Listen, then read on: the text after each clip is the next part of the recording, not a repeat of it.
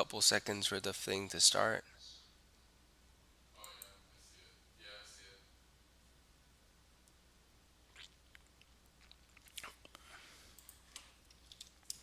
All right, let's test if the.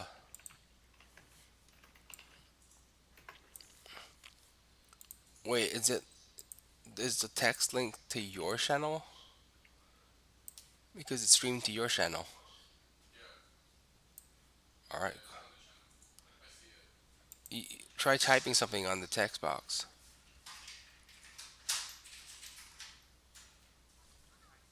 Oh, there we go. That goes up. Wait, what's your channel again then?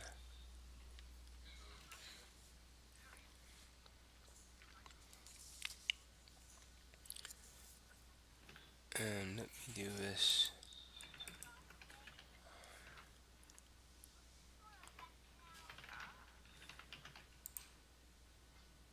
I'm hearing a lot of typing. It's probably James.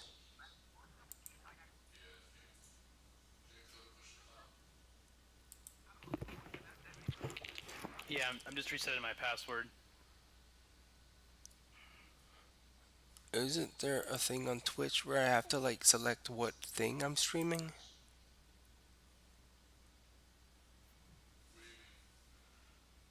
Video producer, maybe that's it, or dashboard.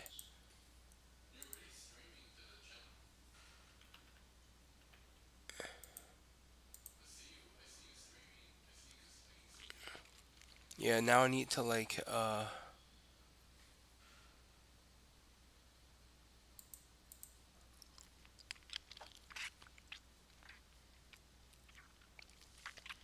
now I need to add the game to the stream. Yeah, because like Twitch needs to select what type of game you're playing, right?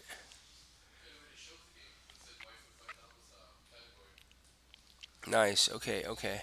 Well, shouldn't it be in the art category for now? Just so we get like people who are looking at this stuff. I'll do this video capture device prop filters.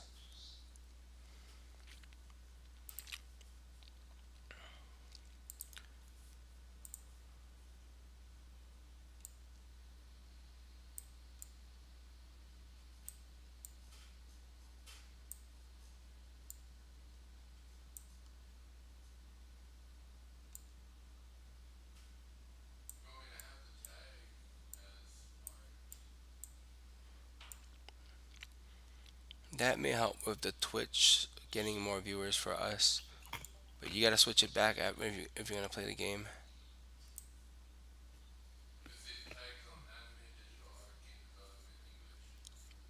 Mm-hmm.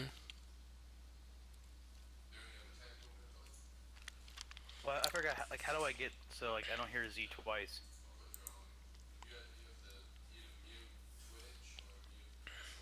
Yeah.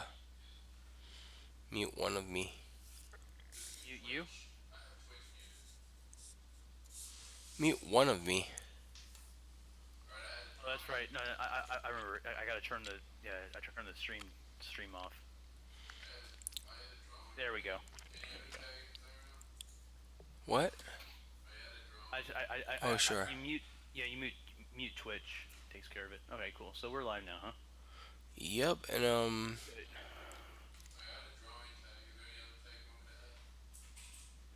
not sure. Wait. Should we like have a small picture of someone playing the game on the left?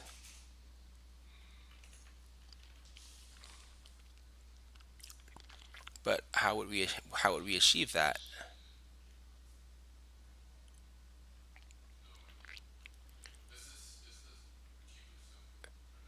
All right.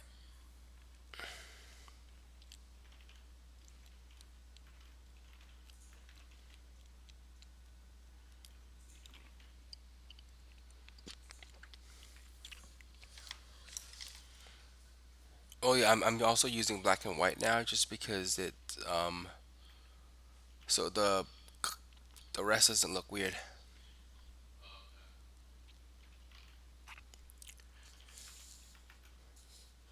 You know what? I need a light here. That's what. That's that's why. Yeah, like no, yeah, because like just so it looks better on screen. You have like a lamp or something? Yeah. No, no, wait, what? Well, then because like the light source isn't here. Don't you have like a desk lamp? A bit better. You know it has desk lamp?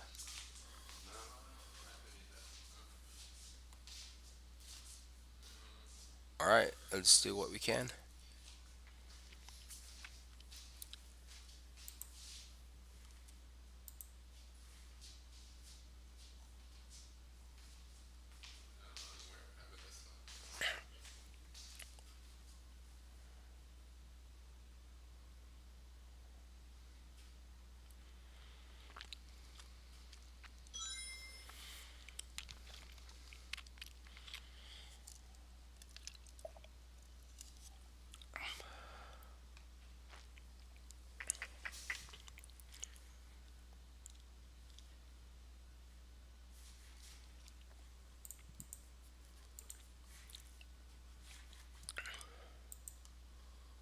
Um, see.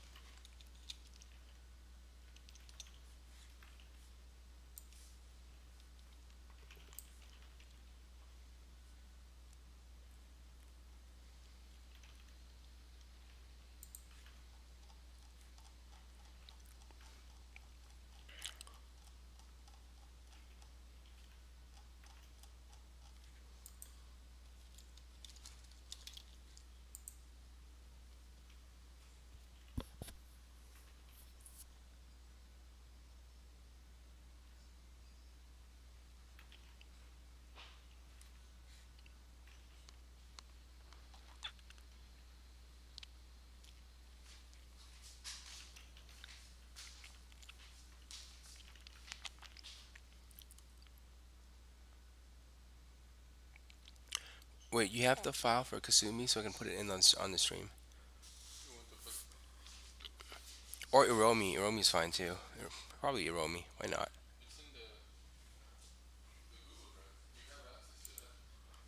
Oh, I'm in the.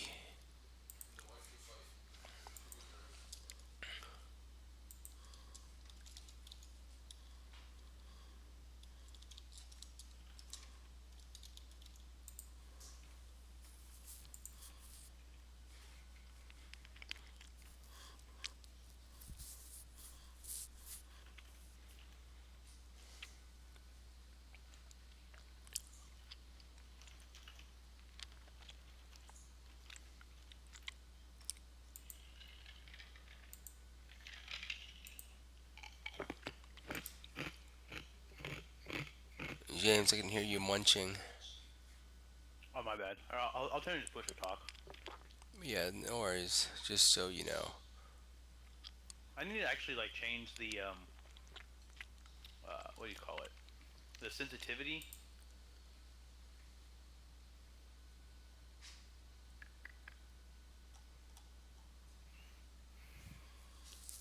It should be so when you automatically determine input sensitivity, if you want it higher, right? Wait, what?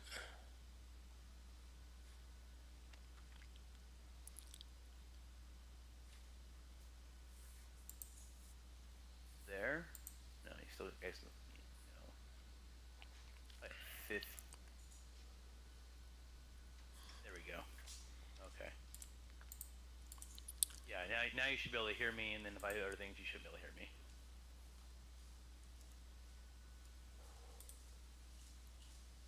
I hate push to talk. What's annoying? Oddly, Kasumi's not on. No, Iromi's not on here.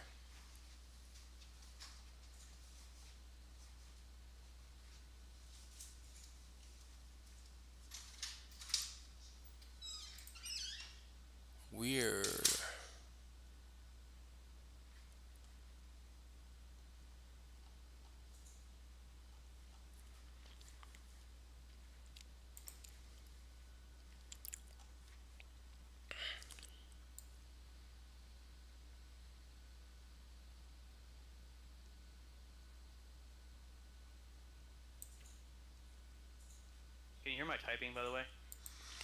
Not now. Okay, cool.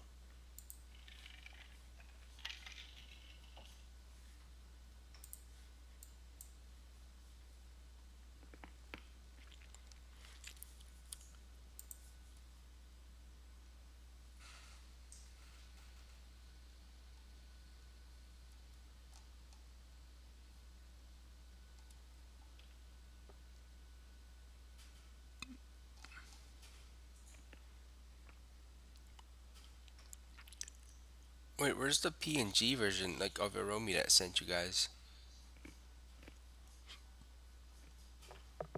Where was what? The PNG version of Aromi with the transparency? Of a Romy? Do we even have one? I don't think I have one. No, you guys used it already, so you definitely have it. Oh, the one that you made, like Yeah, your picture. Oh, I can like shouldn't you just have it in what you sent me?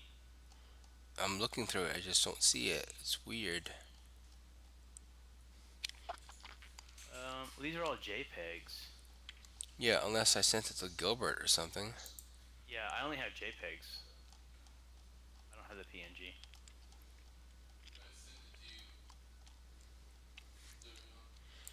All right.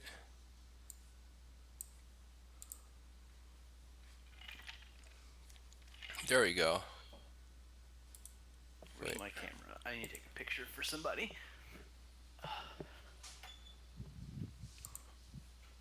Hopefully, she'll be in here shortly.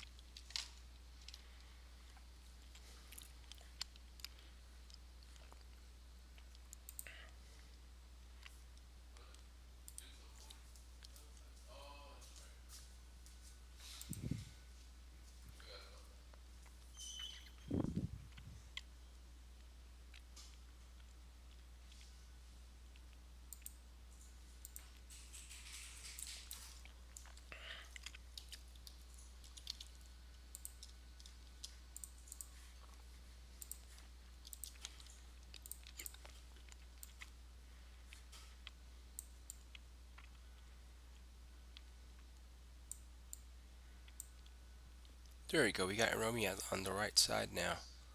Do we want the banner somewhere?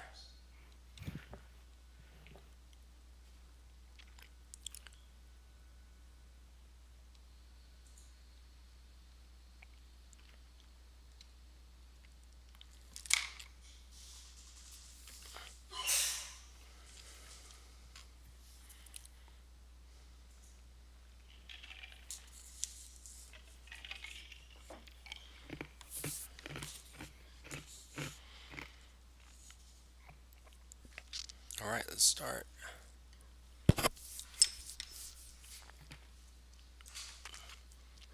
Wait, this is my 1.3. Where's my 0.9? And my 0.5.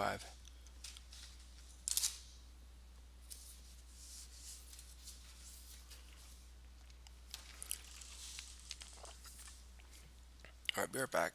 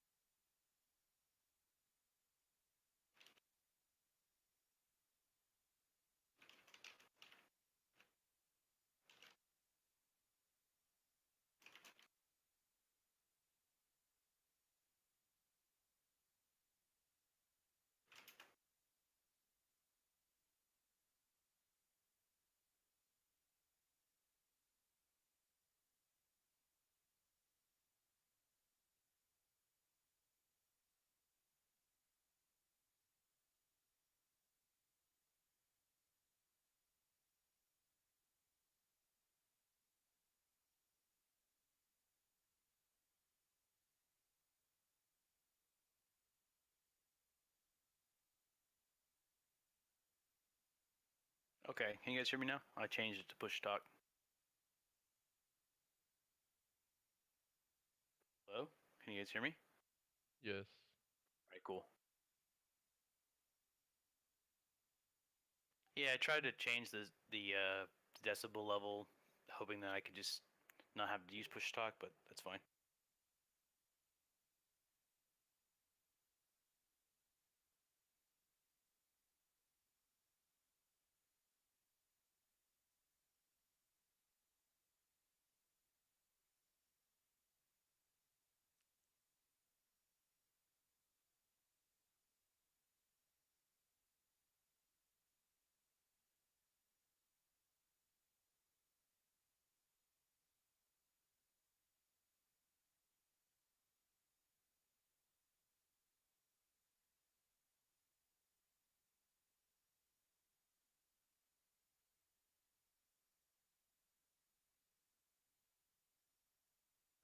So Crystal sent me a she's at the Olive Garden, but she wanted to come join, hang out.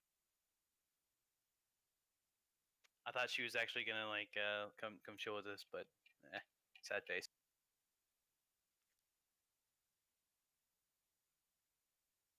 Sorry, James. I was walking around a bit. I'm back now. I was trying to look for my zero point 0.9. But Crystal did say like she thinks this Midori picture is like totally sexy. Oh, cool. Um, If you didn't know, that's the girl who's doing the voice for her. So I assumed that, but yeah, that's cool. Good to know. Like, feel free to tell them to talk to like us about how if the character fits the idea of them that they're having in their heads,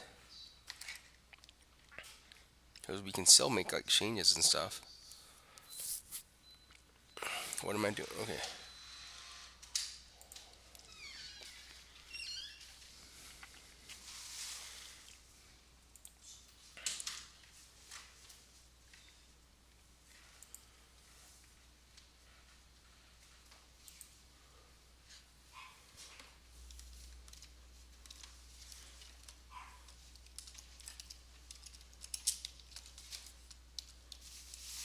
I have to say I really like this picture of Kagami. The more you just keep working on it, the more I really like it. Yeah, and there's only the hair I and the mean, feet left. I mean, I guess what I'm kind of coming from that is when you first, so like when I very first talked to you, and like you had sent me like that kind of Aromi test, her in the bunny outfit kind of thing that you did really quickly for me. Yeah. That was definitely of you trying to stay to Max's kind of like art style, and it was good. I still like it. I mean, when I send it to people just randomly just to see what they think, especially like when I was doing all the VO work to get a Romi's voice this last time, I Hmm. send them pictures of kind of like the one that you just made, obviously the one in the bunny outfit, and then Max's picture, and so they could kind of see kind of like a different side of her, maybe like if their voice would kind of more mellow to your style or theirs. I said it shouldn't really change anything, but I just wanted to let you guys know what the kind of the art looks like from not just one perspective. But Right. when you first did that, like it was very good, and I feel that after San Japan, yeah, I definitely think that maybe that was the poster thing was in your mind, a little rushed, and you were just doing your thing. But after that, I definitely felt from like then to now, you have really picked up this, um, like I guess style or viewpoint where you really kind of connect to all of them, and they all look. I mean, they have that similar feel, so they don't look like we were talking about the other night, like one or two is out in like left field or something, really kind of abstract from the others. They're very uniformed, and that's really cool. Right. That's exactly why I posted all on the wall. I actually have the same setup at home where they're all on my wall, and it's like they're all scaled, and so I can actually look at them all like at once. I can swap them around, and compare them to each other, just to make sure that they fit in the same game. Yeah, like I mean, it just was. It's really cool seeing the progress, or I guess the evolution from your point of view and your standpoint. Um, because I think when you first were trying to do different girls really quickly, like sketches for me, Oh yeah. uh, and you were and like I remember those. I think it was right before you came to San Japan, or no, right after. Yeah, I think right after, because you, me, and Fluff were like on your channel, and I remember you like would have them like different sizes. You're trying to like size them right and get everything kind of like uniformed, and it definitely felt like it was chaotic. Right. And the more time you spend on it, dude, like man, it's amazing like how far you've come to be like spot on. Oh, glad I'm I spot mean, on that's now. why that's why like I really feel like um, I think raffling or probably at some point giving some of these pictures out to people like dude these could be worth something down the road. Like this game takes off, has popularity, rises. These are gonna be like these drawings are just gonna be like cool to have like in someone's collection or something. And Right. even if you didn't really like Waifu Fight per se, um, these are just they're just really good drawings of anime girls. Like seriously, I mean, you did custom work for Brittany, and like she knows she wouldn't have asked you to do anything for her if she didn't know you were that good. So and like I know Crystal's asked. She said she wanted you to do like her like some kind of hand like a personal drawing of Midori for her because she wanted to put it on her website and advertise it. And I said that's fine. I mean you're welcome to commission him. He doesn't care. She's like, oh cool. He won't mind. I said no, he won't mind. Well, if it's like people I know, I don't really like worry about the commission thing. Just like ask Well, me. I mean they're I mean I'm just saying they're cool enough. They're willing to pay you for it. It's not like they think, oh well, can I get it free kind of thing. They don't. Oh yeah. Money to them, they don't care about they don't care about the. I mean, if that's what you're thinking about. Right. Yeah. No, it's all good. It's just like I actually don't do much commissions just because it just freaks me out.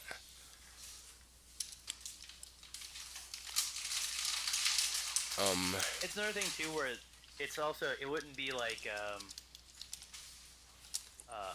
what do you call it? Like infringing or something, or where they would feel like, oh, I'm entitled, or no, it's just more like whenever you'd have some time to do it, there's no clock or it wouldn't be rushed.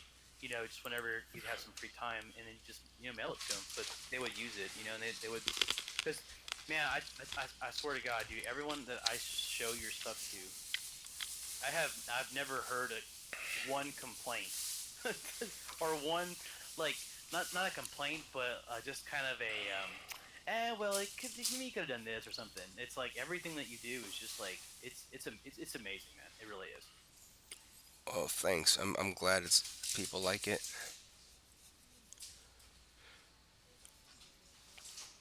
The music's not too bad. I mean, it's low enough. I think. I mean, is that bothering you?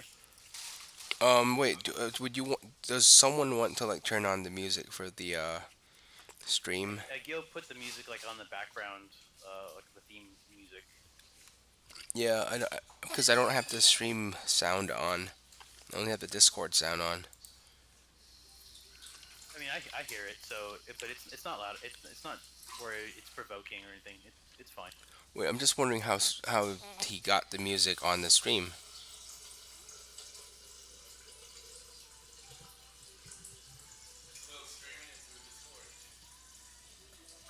But I don't hear you on Discord.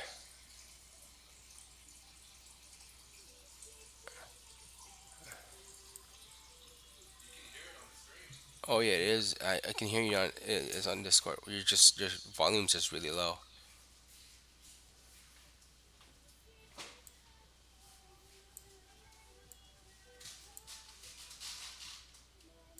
Is the volume correct?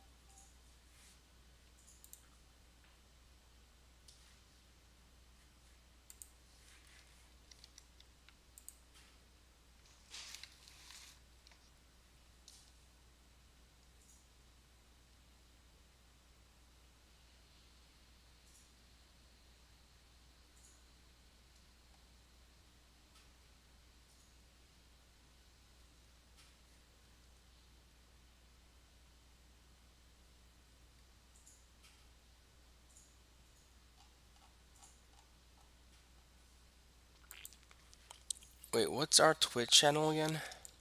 It's probably on Discord, right? I'm just gonna go check the Discord then. There we go.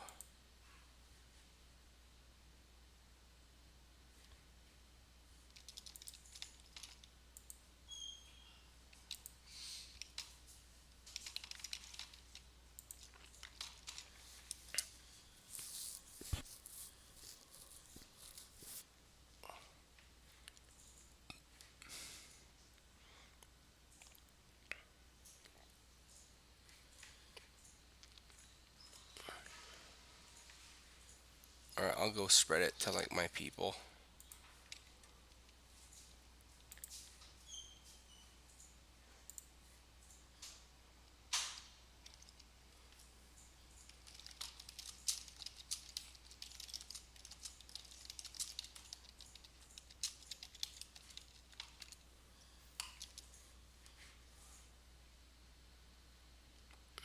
Yeah, I'm just gonna see if my Deviant Art people or Twitch or like no Twitter people are here.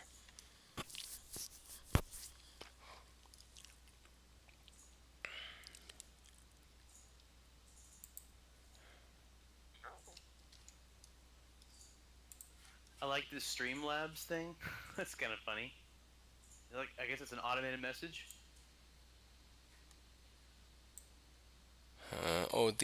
The one that pops up on the sides. Yeah. Yeah, it's actually Gilbert typing all that. I'm kidding.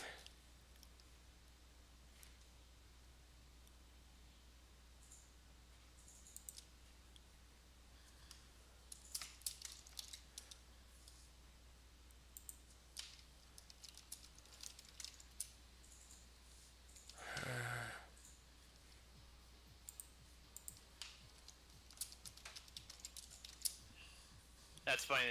The music.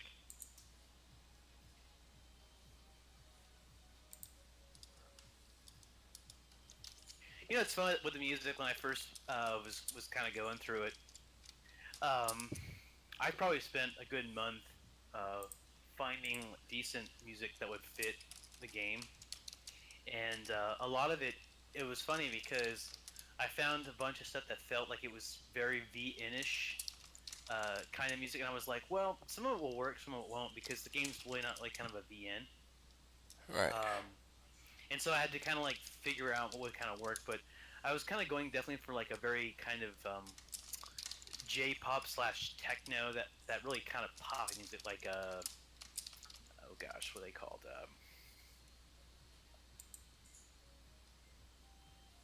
Uh, Nightcore, very Nightcore-ish music.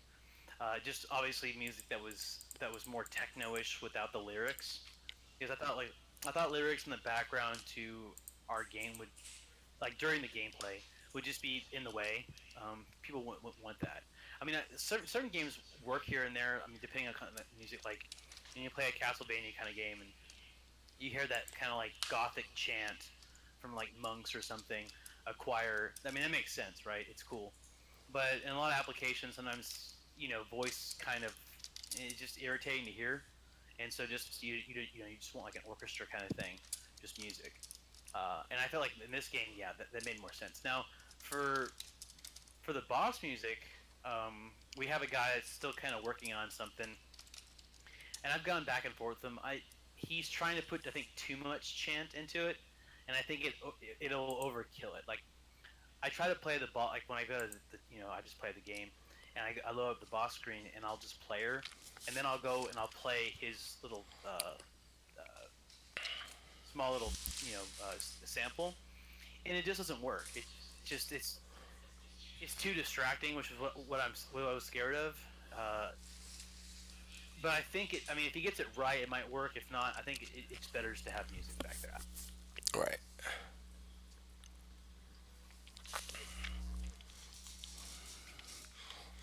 I'm just gonna make a post about the stream so we get more peeps. Yeah, dude, send it away. I'm sending people like, I don't know if also this is kind of a, I hate to say, like a bad day, just because people might be like out of town, vacation, family kind of. Most people probably like obviously take the whole Christmas, New Year's thing off. So, and it's a Friday night. I don't know.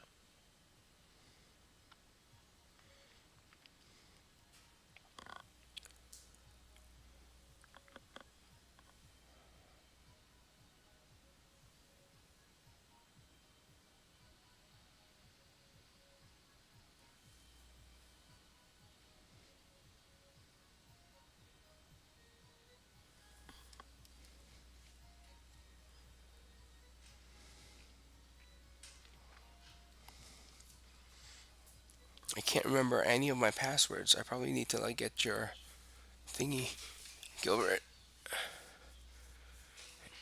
Your like your password program thingy.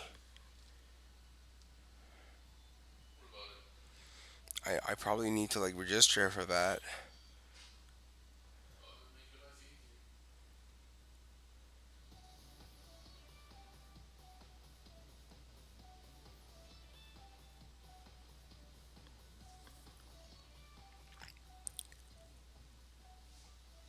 Now I would say that now yeah, that track's a little loud.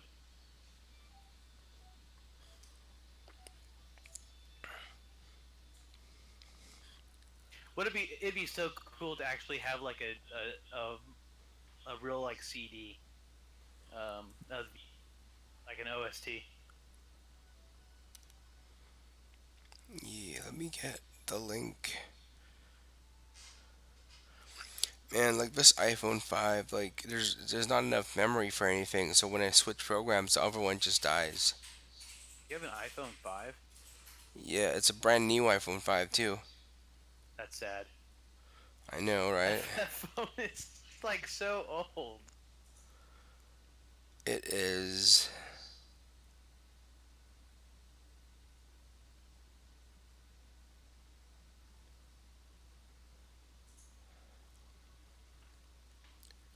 Open link, copy link. I mean, so someone like in your status, I just would figure you'd have like the kind of latest craze phone. No, I'm a PC master race. The rest doesn't really matter to me. It's funny because at Google we fight back and forth. Like half our team has Apple, like iPhones, and half of us have like Androids. So we're always like, yeah, everyone just making fun of each other like nonstop during the day, like in our group chats, just based on their phone. And like yesterday, they were like, oh, like the iPhone users that we play soccer with. A lot of them got like the iWatch for Christmas, and they're like, does your watch do this? And like they were like, like sending themselves like secret messages and like walkie-talkie things like on the soccer field. And I was like, oh my god, seriously? How? It was pretty funny, but Yeah, it's pretty cute. I just don't see. I can't justify paying $400 for a watch, or I mean for that. Yeah.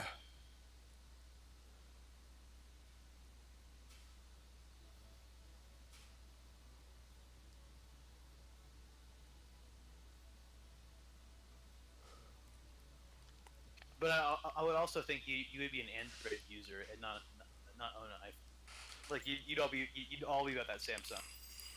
I should really get an Android.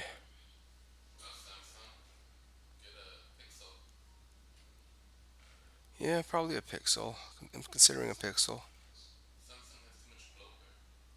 Funny, they asked me like, oh, because they're sad that I don't have a Pixel. Like you get a discount on one. And I was like, really? It's not much though. Oh, So I was like, nah, if I could if I could get a discount and pay it in installments, then sure. Paying it in full, nah.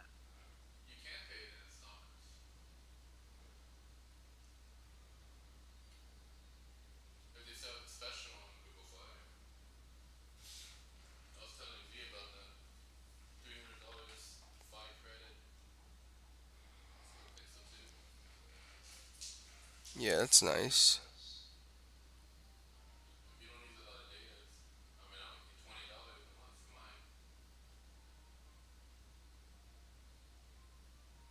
I mean the Galaxy S10 is coming out. I think like in February. So I'm kind of like I'm crossing my fingers to see how cool that is because I might just bite the bullet and pick one up. I mean, I have an S6, so it's. I mean, it's what 3 years old now. Wait, so what's the deal with bloatware? Like, why do you do bloatware? I don't know. That's yeah. That's one of my biggest gripes with Samsung. They definitely put a lot of bloatware on.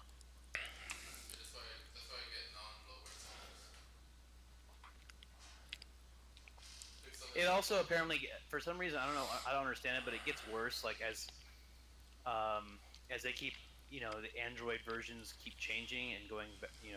Obviously the newer version Android. For some reason, when they introduce a new version, like Samsung puts more bloatware than pre. I'm guessing because maybe the new OS offers more things or whatever, and so it gives them an excuse to put more there. But it's annoying to me because I can't.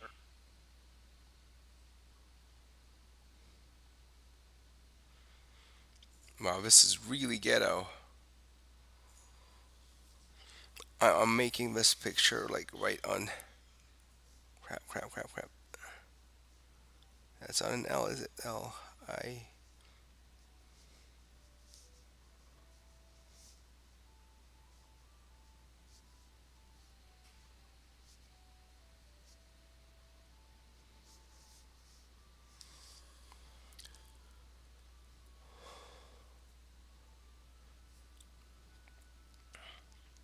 Save the photos. Let's go to DeviantArt. Oh, I submitted it.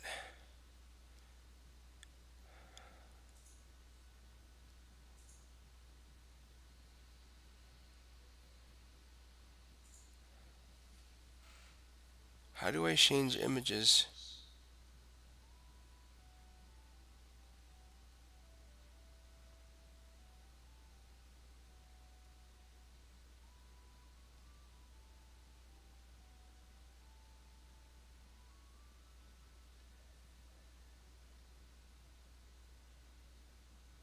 I hate the app. I really hate the app. Let's screw it. I'm just gonna send in another one.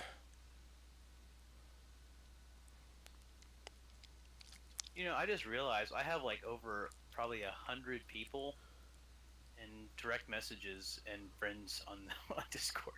Nice. Crazy. Oh, I mean, a lot of them are. I mean, obviously they're probably just they were like interviews or blah blah blah. But yeah, I'm just going through these. I'm like, wow, there's so many people that I apparently talk to.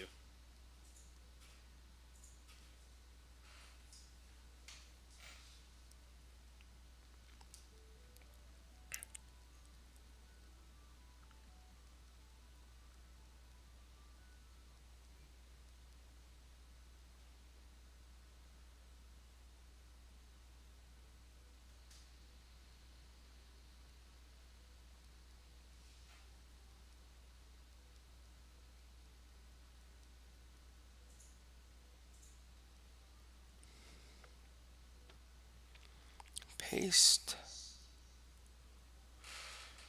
Submit. Oh, category.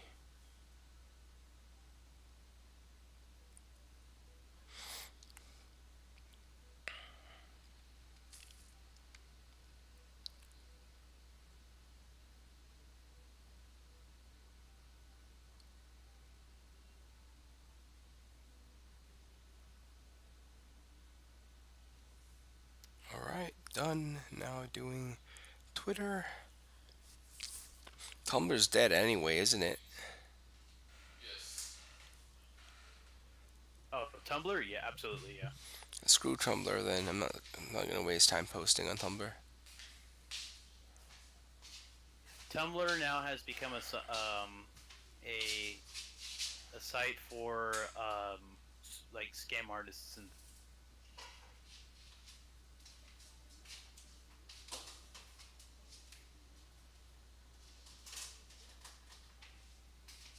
sadly, I think what killed also really killed Tumblr was Google making Blogger, and I don't know why. I don't blog. I'm not into that sort of thing, but I don't see why Blogger is really like I guess hip or cool. They all seem kind of lame in my opinion, but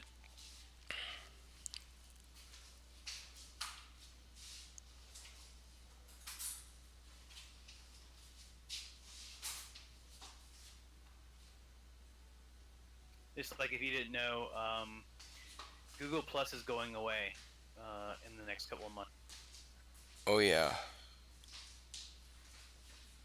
I've heard of that. I thought it went away already.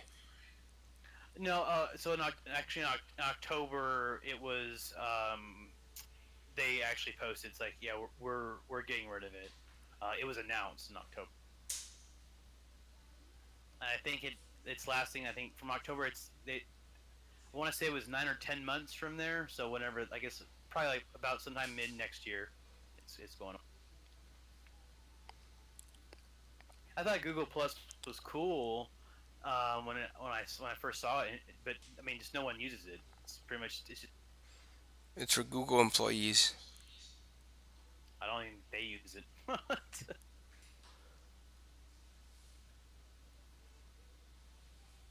I mean, it's sad, and a sad, a sad thing. It's still pretty much Facebook, Twitter, and Instagram. I mean, those three are pretty much what people. All right, I posted it to DA and Twitter. Hope people sees it.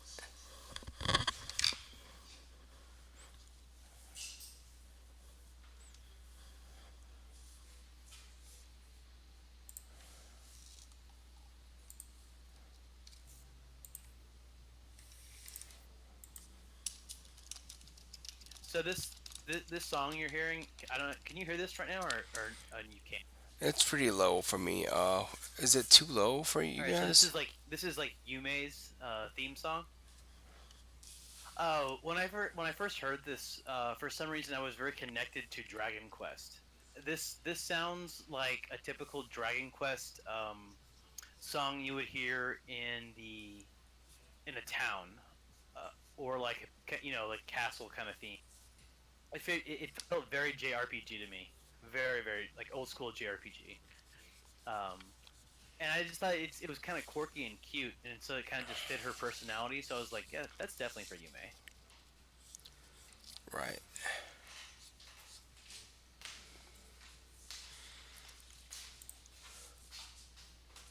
It's one of the things that I have to say that I felt I did I accomplished I accomplished really well. It took, like I said, it was a slow process, but I think picking the music for each of the girls, I really felt like I did it justice, or at least I would say probably 80%.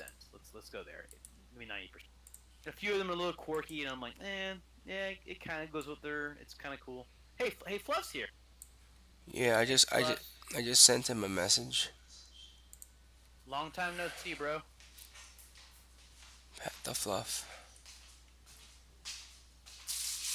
If you're wondering what happened to me in Final Fantasy, like work over kind of took my plate. Oh, that Final Fantasy. That makes sense.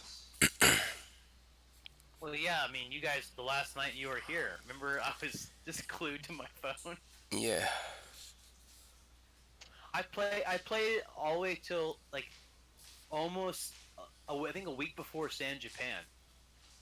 Uh, I mean, I was playing like almost all day long. I couldn't get even at work. I literally at work I was sitting there just glued to my phone playing like nonstop. I couldn't. I just couldn't get off the game.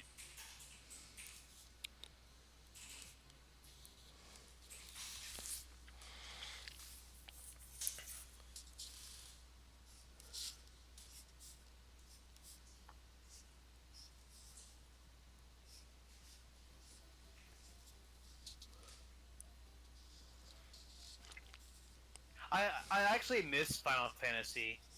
That's the sad part. The game was fantastic. We just somehow get Gilbert to like stream part of the game somehow on the screen.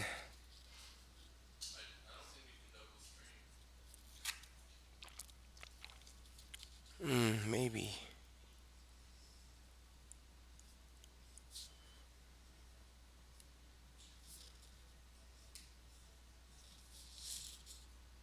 But yeah, Fluff, dude, like your Tara was badass, and I used her a lot to like cheese a lot of content out, and it was cool. I really I want to go back and play it. I just want to load it up. And I'm like, man, I think what kind of also burnt me out was that they added that thing where you could like go and do those challenges where you could like you could get a weapon upgraded or like kind of like added stats or some kind of crap to it, and that was really cool.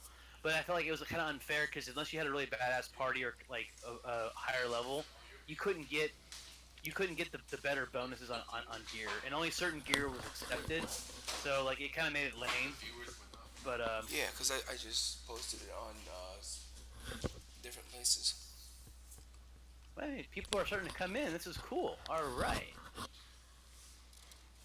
What's cool? What happened? people are starting to kind of actually finally come in the stream. Oh, yeah, I just posted it on Twitch and Even Awesome, Art. possum.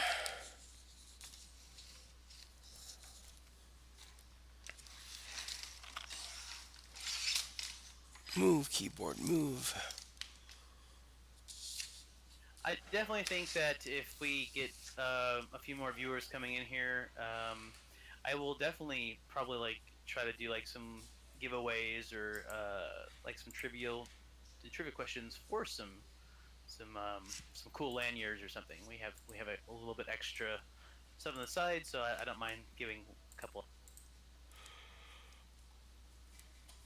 I just wanted to get a little crowd going. I thought like it's kind of lame when people show up and then yeah hey you want a lanyard. Or game keys. Oh yeah, absolutely. We definitely have some beta keys to give out. That's for sure. We actually at this point in time we could actually use a couple of good new testers to really kind of showcase and kind of what's going on currently at the game in the game status. Well, the thing is, when you put in a new UI after we work on it, then we probably need like a new fresh eye bunch of testers. Well, I mean this is going. I mean obviously that's for sure. But prior to that, um, just the last maybe. Mm, 2 or 3 months of some new like last minute kind of ideas and some changes, uh, like basically post San Japan, right? Hmm. Uh, I definitely feel like the game has taken another little curve from what it was at San Japan back in September, and then a few other little additional changes that I came up with. Gilbert added in the game, and that we're still kind of working the kinks out and messing with. They're not Everything's not complete or not, but we would like to get some feedback from players.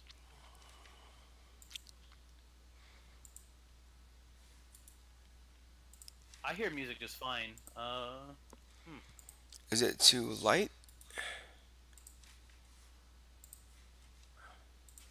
Yeah, I don't know. Yeah, you guys like let us know if it's too. Is it too low or is it too high? Like, what is it at? I mean, I hear it just perfectly, just fine. Are you in the stream? Are you getting from the stream, or are you getting it from the Discord? That's a good point. I don't know.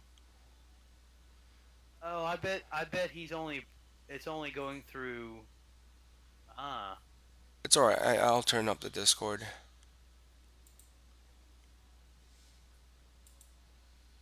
I'm probably hearing it through Discord and not actually. I guess because I mean I have the Twitch stream.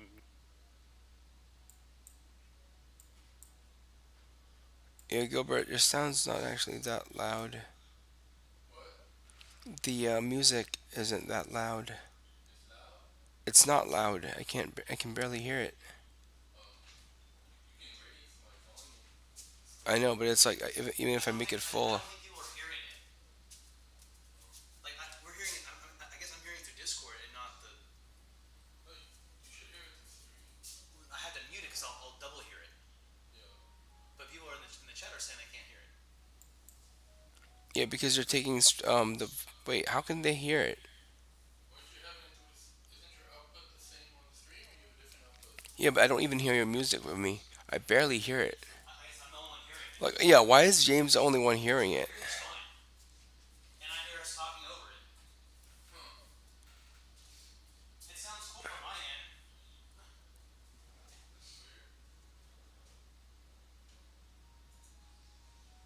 end. Look, yeah, you got a playlist or something?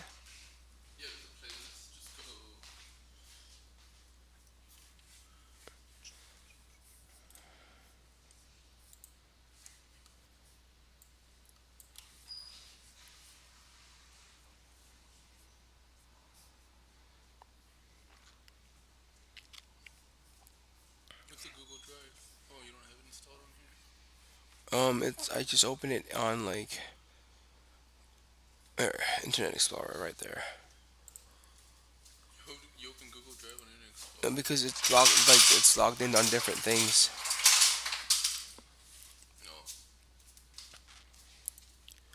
This is logged into my like normal one. The other one's logged into like the Enzo Entertainment one. But I don't see any of the things on the Enzo Entertainment. Wait, here, see.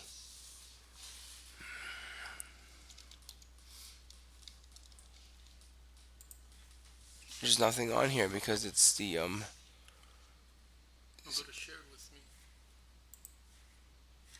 yeah. This is the at Enzo Entertainment.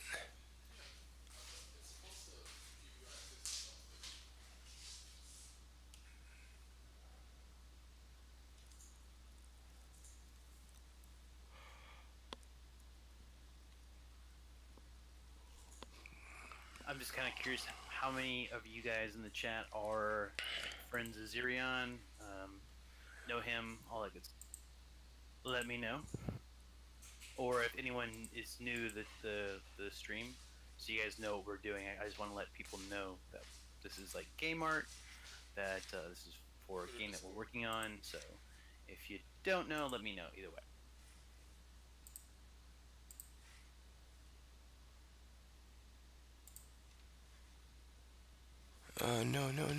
No. Awesome, Gates. All right, cool.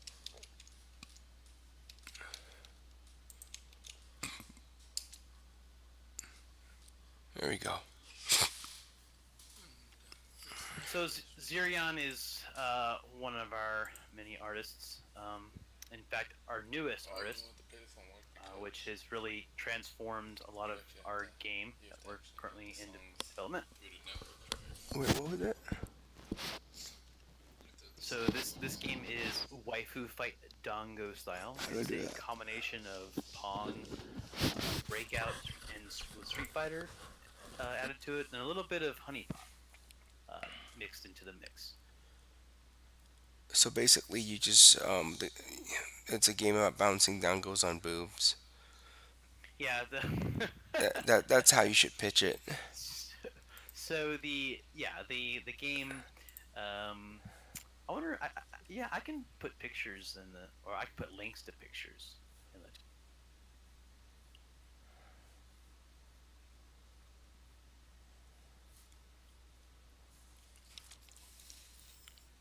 Like especially to my audience, that's exactly how you should pitch it.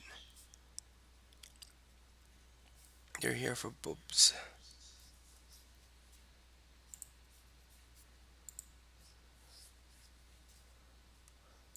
Well, you can always just go to the website right there and check it out.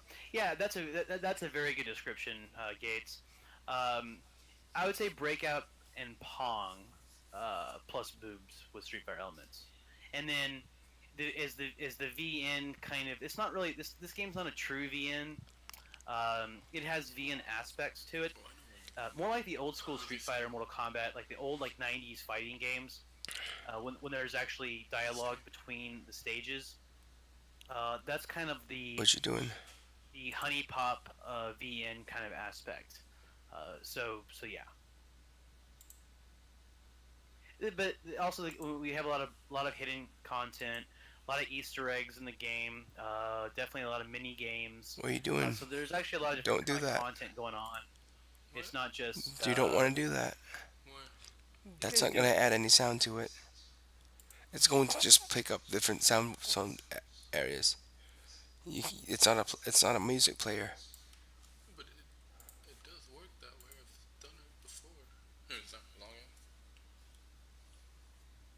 Which one? Uh,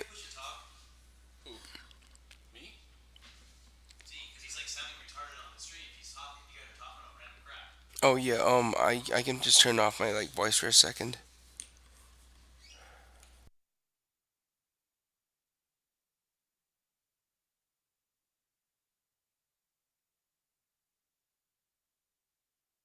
So a little background on people. I guess that if you guys are just like joining in and you don't really know what we're doing is I'm Enzo. I'm sorry. I'm a Zero Lock or Seraphim, as I go by it for Enzo Entertainment.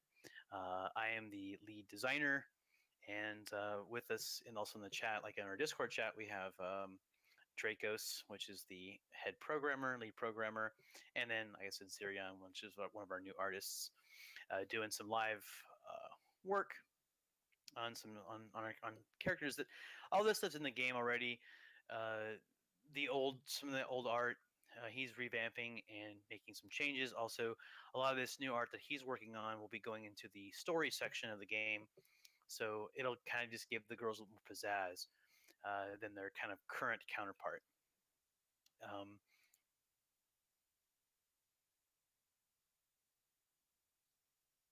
we've been kind of around for a little while. You can check our game out on Steam. Let me put the link.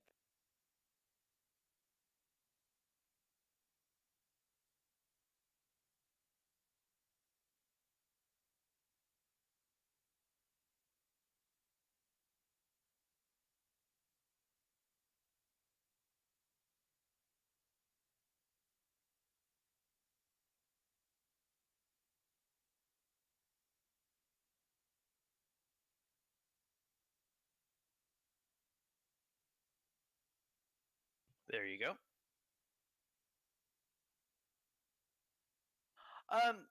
So okay.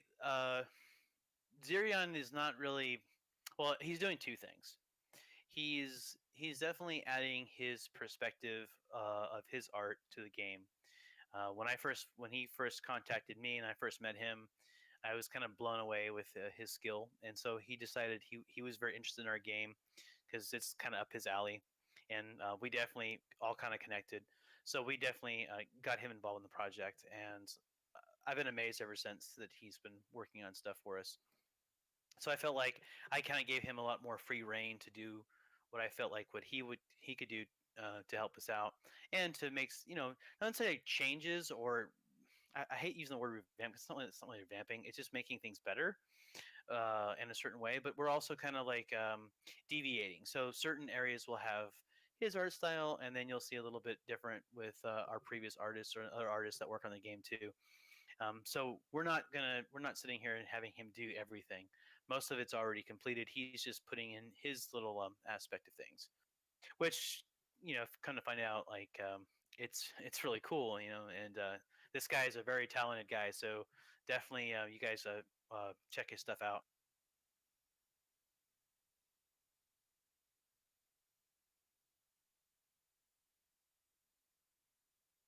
As of now, our VO cast is almost complete. I have one more last part to given mm, some thought, but I'm pretty sure I have it ready to go. So we'll be sending that stuff out soon, and really kind of just waiting on a few more things. But the game itself, as of now, it's come along. and we will be releasing this next year. I'm hopefully wanting to say Q2 should be ready to go. We were originally trying to hit Q1, but I think we're gonna have to like push it to Q2 just because we're a little bit behind. The last like month or two is kind of dampened a few things, but we've definitely caught back up. We're catching back up.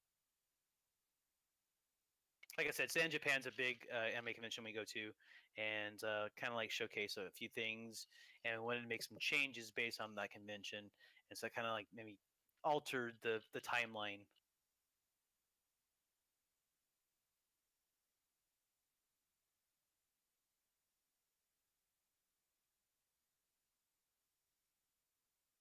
But I mean, I'm open ended to any questions you guys want to throw at in chat. Keep asking away. If you have any questions for Z as he's drawing, be sure to ask them.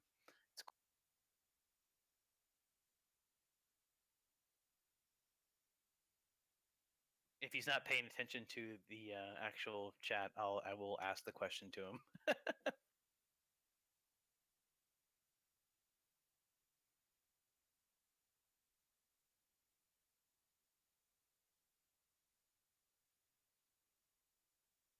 Oh, if you guys also do have a PC and are interested, just put in the chat. Let me know because we'll probably definitely give a couple of beta keys out since the game is on Steam. It's in beta phase. So please let me know. That is if you are interested.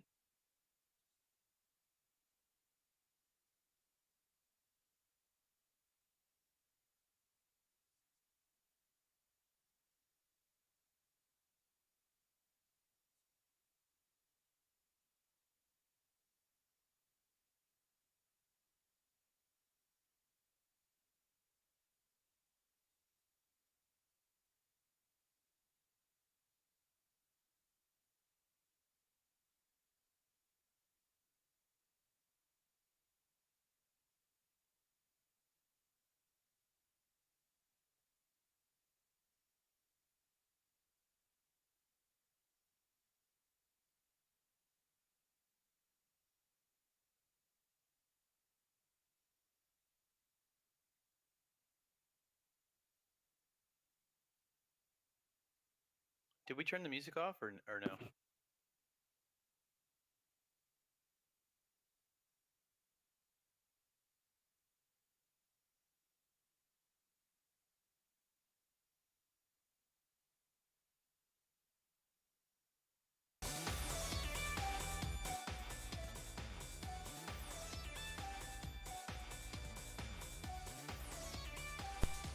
All right, yeah, we solved it.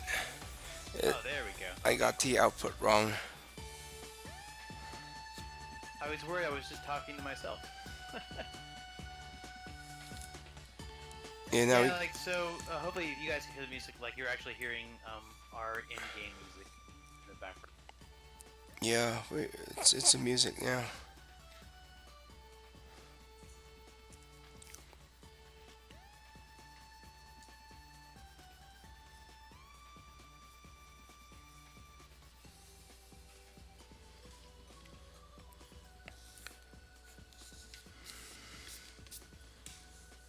Oh, and another little. Uh,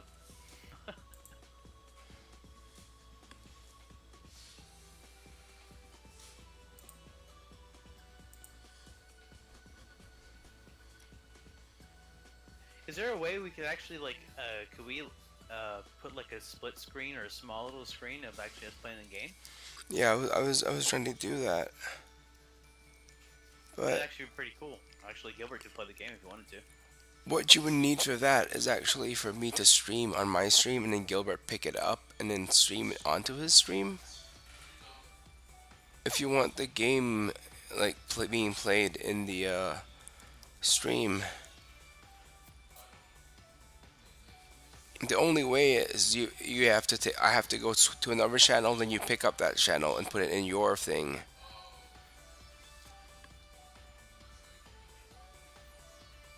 Either that or I have to pick up your game somehow.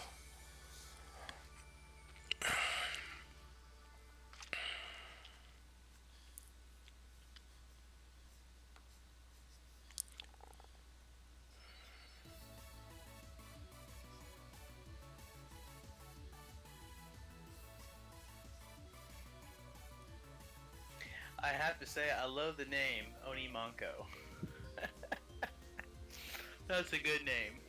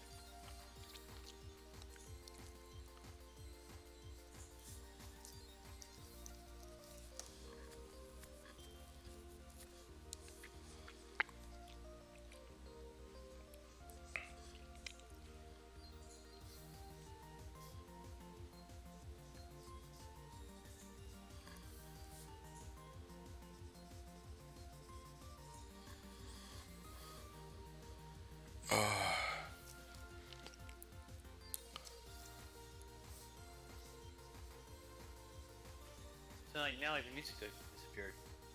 Oh, it should be. It should still be here. I can hear it on stream just fine. Oh, okay, cool then. So since I have muted, then that's fine. I'll just we just turn it on for 1 second here. Oh yeah, it's the music's on stream. Oh yeah, it's working. Cool.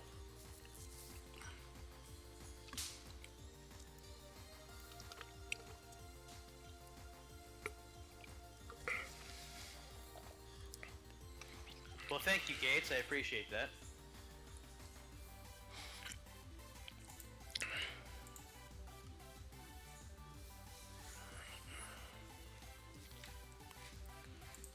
Ooh, I believe it was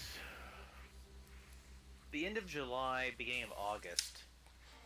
Some people who work at Studio Ghibli approached us and wanted to do a theme song, and so I let them do that, and it's in the game. You might hear it. Like I'm pretty sure all the music's on loop, but it's the only song with lyrics, and it's really good. They asked me kind of what kind of music style I was looking for, and I said, something very kind of J-poppy, kind of Miku Hatsune Miku style. And I gave them a couple of samples, and they were like, "Oh, we exactly, we get it." They kind of played the game a little bit, so they got a feel for the game, and came back with a really, really, in my mind, it was a very catchy tune. I mean, I love it, and so I was totally thrilled to have that, and it's in the game, so it's pretty cool, and most people I think really do enjoy it.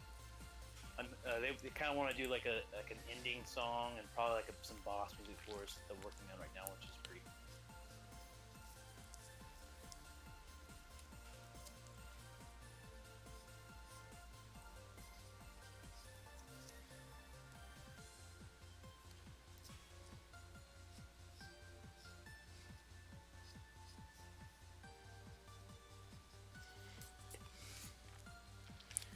One thing is in games, I like music, I really do, but I know that a lot of people think it can be overpowering at times and it's kind of overdone, and you just kind of want it to be more like a background kind of noise.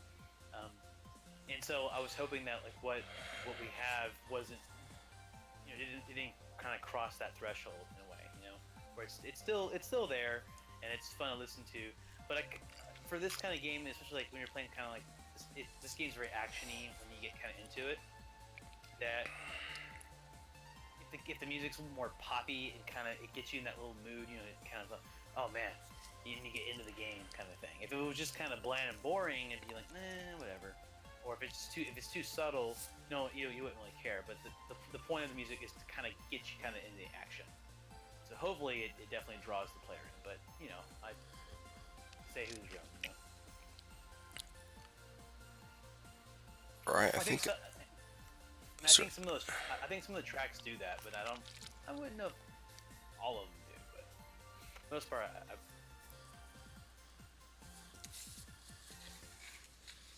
Oh, okay.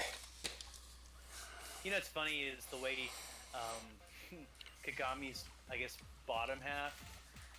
If you didn't know she was a waitress, in a way, it's almost she looks kind of like Looks like a what? a superhero, like a Marvel character in a way. Oh, Yeah, do you see that? Like well, when you see her top and like her bunny outfit and like the collar and the tray, it gives it away. But if you were just like when you had like that part like cut off and you just saw the bottom part, it almost looks like it would be like some kind of like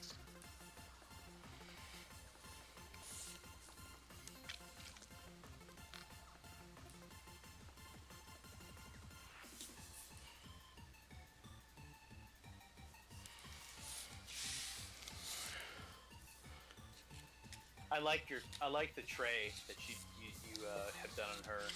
Gilbert was Um, saying it's too small. well, no, yeah, the tray itself, yeah, is probably too small. But I'm saying like the putting the more like alcoholic kind of beverages or the hint of that, it just looks better than the original one. The original one just it was very plain and simple, and I kind of wanted more on it. Um,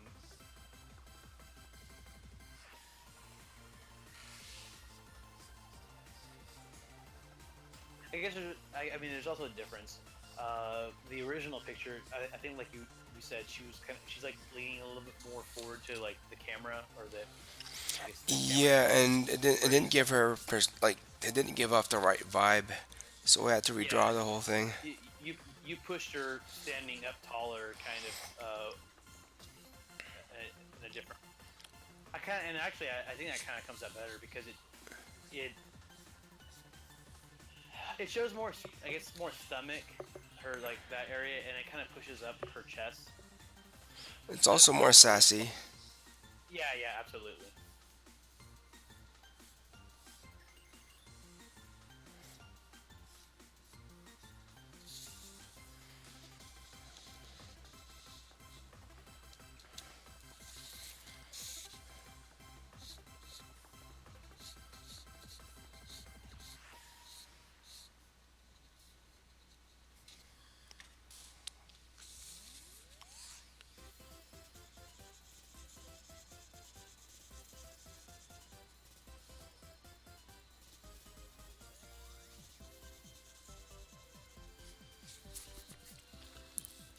So I have to ask one question, Z. I don't know if I really. I think I probably asked this before, but I don't know if I got a definitive answer.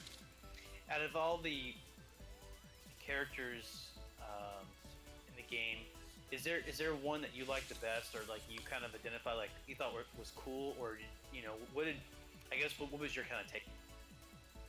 Hmm. I mostly Or like the or like girl with the biggest like boobs. That's usually what I like. okay, set that aside. Um, and that's fine. That's a fair statement to say in your case. I was just gonna say like from your I guess maybe this answers this question. But like from your art style and where you are coming from, and how I've definitely seen your art and your personal stuff where it's like the boobs are the entire focal point and they're like enormous, like gigantic per se. Um, was there like, did you when you first saw our game and you suddenly saw the girls, you're like, oh, that girl's cool. Like it gave me an idea to do something, or was there anything there, or it was just like, it's just there. I want to do something for it. I mean, was there any connections, kind of thing? Well, that's why I sort of fixed Kasumi because your concept was completely different to the design.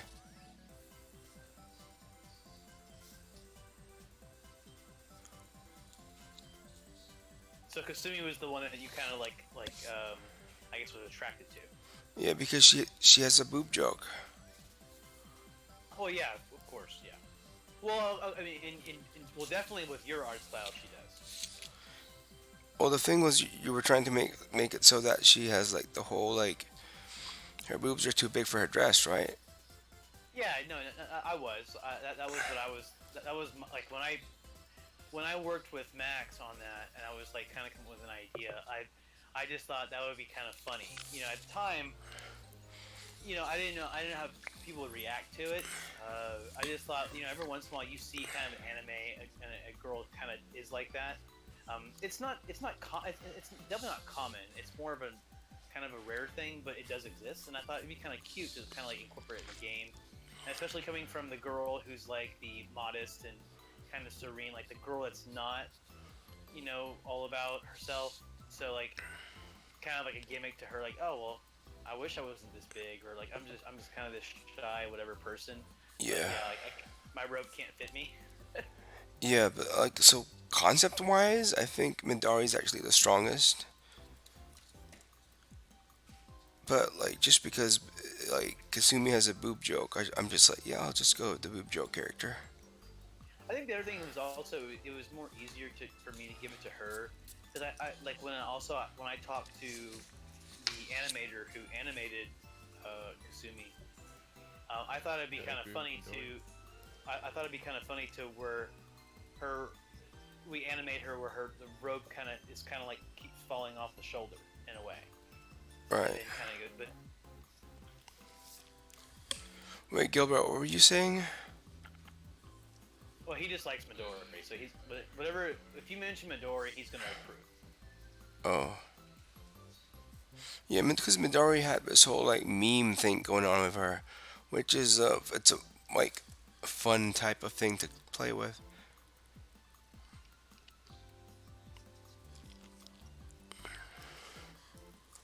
I mean, I totally got her. Like I said, Kanata, in my mind, when I was first trying to come up with different girl attributes and like girls themselves, I had on just paper on my notes, like I had just archetypes of characters of different from different animes, and Kanata was like always one of the top of the list. And I was like, I know I have to have some kind of like gamer girl in the game. That's kind of like the slapstick, like very comedic character. Um, that's also very kind of nerdy out. And then I was like, okay, well, I can't make her boring. So like in this game, obviously we have to make her like extremely sexy in a way. Like it's obviously because it's waifu fight.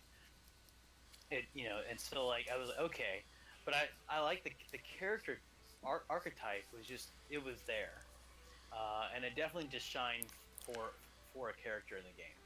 And now as far as me just picking like the whole green theme and whatever, when I first when Max first was doing these characters for me, I had actually no clue of like color content wise. It was kind of like more of a rainbow thing. I was just trying to like cover all different colors of hair and eyes and like kind of skin tone and things.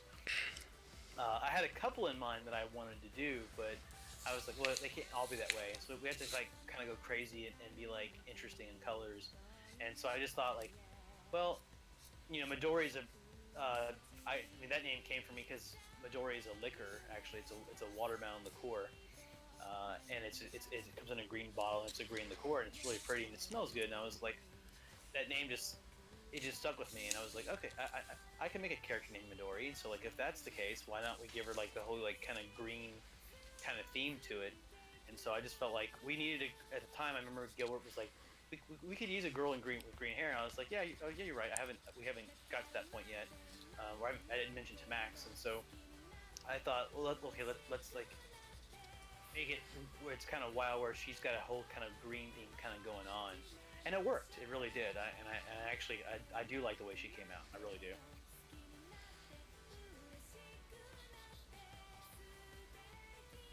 I think Midori is a character that could really be in. We could really pull her in other kind of genres of games, just because I think definitely probably to a larger audience, especially when the audience actually plays the game. Hopefully, they might really identify with her, and I think Midori is one of the characters that could definitely grow over time. I'm not saying I mean all of them technically can, but I definitely think that's one of them that like if this was a pure fighting game, right? Like an old like a total heart like Melty Gear, Melty Blood, um, Arcana Heart. I think if you just saw the character select screen and you went through each character really fast, and you saw the picture of them, I definitely think Midori would be selected a lot. Besides, I don't know if she'd be probably more selected than Haruka. I think Haruka would actually be better. Just because, well, I learned in the last year that people have a thing for foxes or for the furries. So yeah, definitely grow over time. I get that joke. Yeah, no pun intended there. This is my audience. That's the first thing they'll think of. Oh no, I mean it for sure. I'm proud of you guys. Like if any time some kind of like thing comes out where you want to say that's what she said, by all means. Um,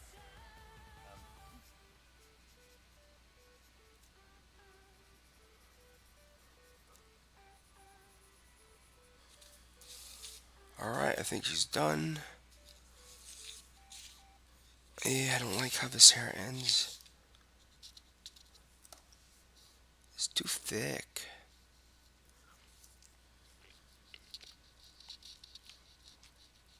People like thick though. Well, it becomes too thin in the middle and thick at the end. So what happens is it's a weird effect where it's like where's all that hair coming from? There we go. Much better. Oh, not much better, but a bit better.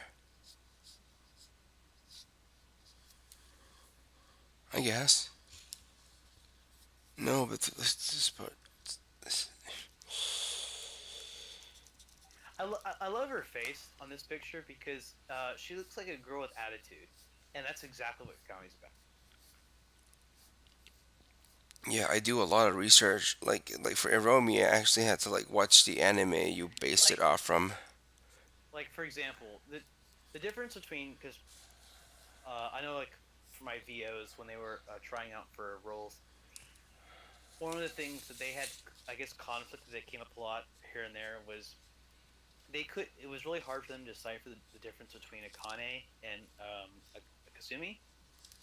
And I was like, well, Kasumi is I mean, I'm sorry, Kasumi, Kagami is way more ladylike, right? She's a woman, and she has like this more. They're both really energetic. They're both arrogant and kind of bitchy, but Akane comes from more of like the whole tomboy aspect, where Kagami is more sexy and she knows she's sexy, and she has that kind of like physique and that demeanor. So there's definitely a difference between the two. It was kind of I guess hard describing sometimes to people, and it's like this picture or this pose what you're doing definitely showcases the true Kagami in my opinion because she has that like kind of pissed off like in your face like kind of look like I know I'm hot and I know you want me but here's your drink sir kind of thing. So yeah, it definitely portrays the story of her. Why did the music stop? Oh, it's there you go. It's back on.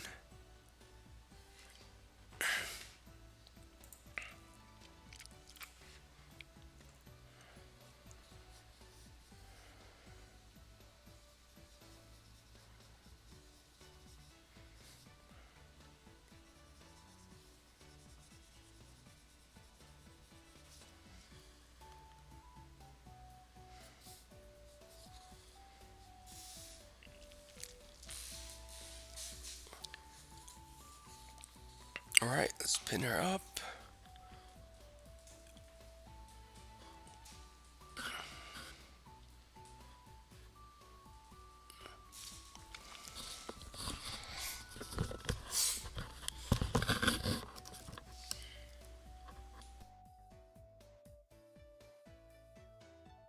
Which girl are you going to be working on next?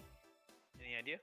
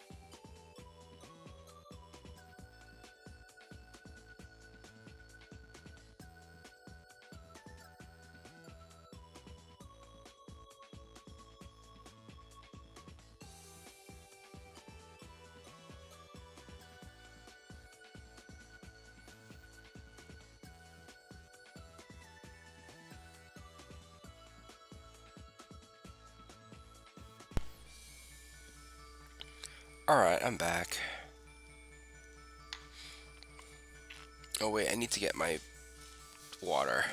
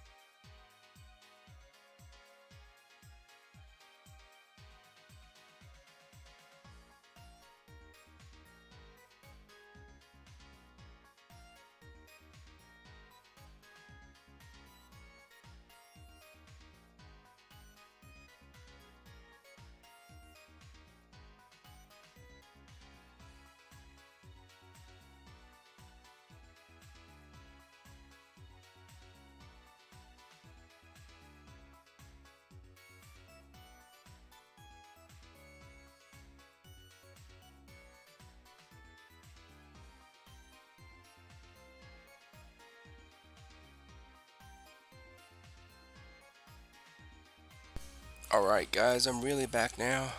I was just getting some tea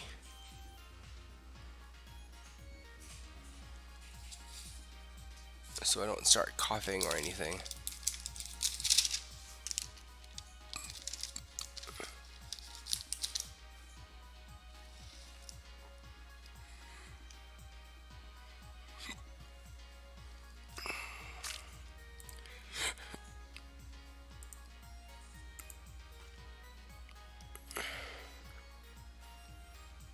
Wait, how do I turn this Discord, like, not Discord, how do I turn this chat black? What's up, James? Where you go?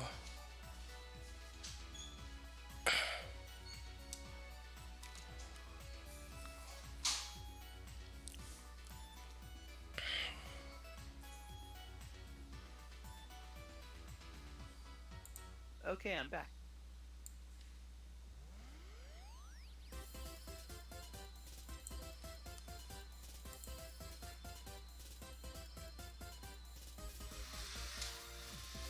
Welcome all new people that weren't here when I was here a minute ago.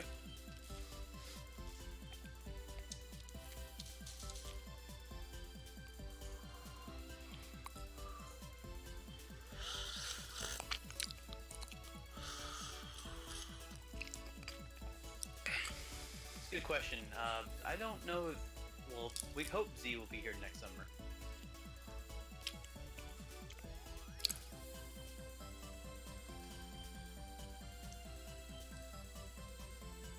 Oh, I actually don't know. I don't think so. I might be at Fanime, but not AX. I might be at Fanime just because I have cause yeah, I gotta go back to Thailand just cause my Okay. Here's the thing that goes with that. If there's a chance that you're back in Thailand, maybe if you go, maybe I'll fly to LA and I'll join. hmm. Um. So, uh, I thought about actually maybe trying to get a booth for AX. Oh, it's super expensive. Not with my connections. I get it free. Really? For AX? Absolutely. Damn. Yeah, that's really cool. You have to understand the expense for me is the plane ticket and the hotel. I don't get those for free. I have to pay for that. Right? The actual booth there, no, that's so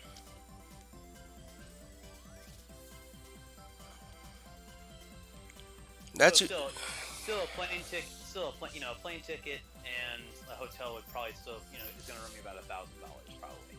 I'm just guessing. it'll be a bit less than that probably, but what's If I can set it up earlier, um, and book it and all that sort of thing, absolutely. It won't be that maybe $600-700. If I wait till the last minute, yeah, it'll probably be a good thousand. well, if you Airbnb it, it'll be not that much. It's like But $200 for the hotel if you find a person to share it with. well, yeah, I mean that's what I would ask. If you were in Thailand and you wanted to come to that, we could just like share a room or something, and we could just both meet up and I'll bring some stuff and we'll just have a booth. Hmm. It's stuff that because I don't really know what's going to happen, obviously, with you. So that was kind of a thing that I've already kind of been looking into because I was kind of interested in doing that. Just like we're still pretty much I think good to have a booth at PAX South, which is the third week of January. So it's a little less than a month away from here. Oh shit, Um, really? I'm yeah, I'm still planning on doing that. I'm in the final stages of making sure that we're good or not. This past year, we were gonna do this year, but things kind of got really hectic right at the very end, and we couldn't go. And then it was sad because then like 2 days right before the event, we had the actual um, green light to go. At that point, I had already canceled it because I thought it was a no go, and since I had just moved to Austin, like I wasn't really kind of prepared for it, so I had to kind of turn it down. So I'm trying to avoid that this year to make sure that we're good to go. But if we are, yeah, I'm gonna be going to PAX South. I'm debating on AX because if I can get a table, then it will help offset like a lot of my costs. And Well, I again, that's not a problem. Like I said, I can get the table for you. really, because if that, then I can probably like offset part of my cost, which would be like, yeah, the rest would be like, yeah, I guess I could afford it then, because I still don't want to like get my parents' money too much.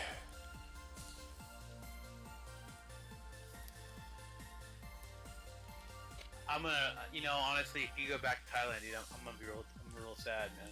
I don't want to see you go. Oh,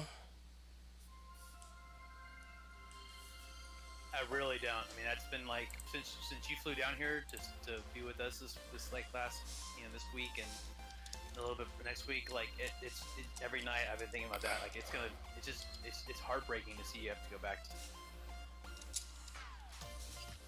well, it's basically what I have to do for my well, that's when my student Yeah, visa runs out. I get you. Wait, where is that?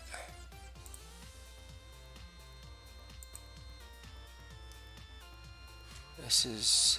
Like we were talking about earlier, I was just saying with the artwork in the game so far, where I feel like you've come a long way of kind of connecting to what I wanted. Uh, yeah, it's just it sucks because I feel like, man, now you finally caught on and you're in tune with the game, and then you have to, like, now you have to come back. It's Oh like, well, it's. I think it's what any game artist needs to do.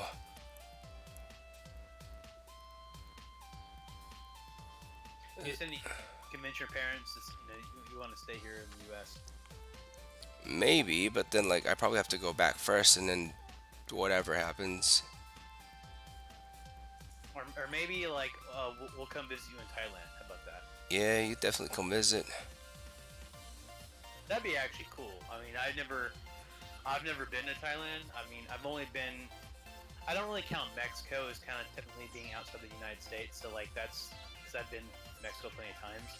So really, outside the actual United States, I've only ever in my entire life been out twice, and that was I went to Germany for 2.5 weeks for the World Cup in 2006, and then in 2007, late 2007, or late summer to fall, I was in Japan for about almost 7 weeks. And that's it. I've never, and that it's been now, that was it 2018, so it's been almost 11 years since I've been outside the country. So I haven't really gotten to like world travel a lot, but those 2 trips were fantastic. So getting out to go somewhere else again would be really cool, and a nice little vacation and kind of break. Man, one day I'm gonna get a table at Comic Cat. It's funny you mentioned that because so back in February this year, a lot of Japanese players of the game and people interested, they kept communicating with emails to me, and they actually got us a table for Comic Con this year. Really? And it's this month. It's in December. Oh shit. There's 2 Comic Cons actually, technically. There's 2. And there's one in the winter. And they wanted us. They had a schedule that they were going to pay for us to go for the winter one. My problem was we didn't have the finances to go, or at least I didn't at the time, make that kind of commitment.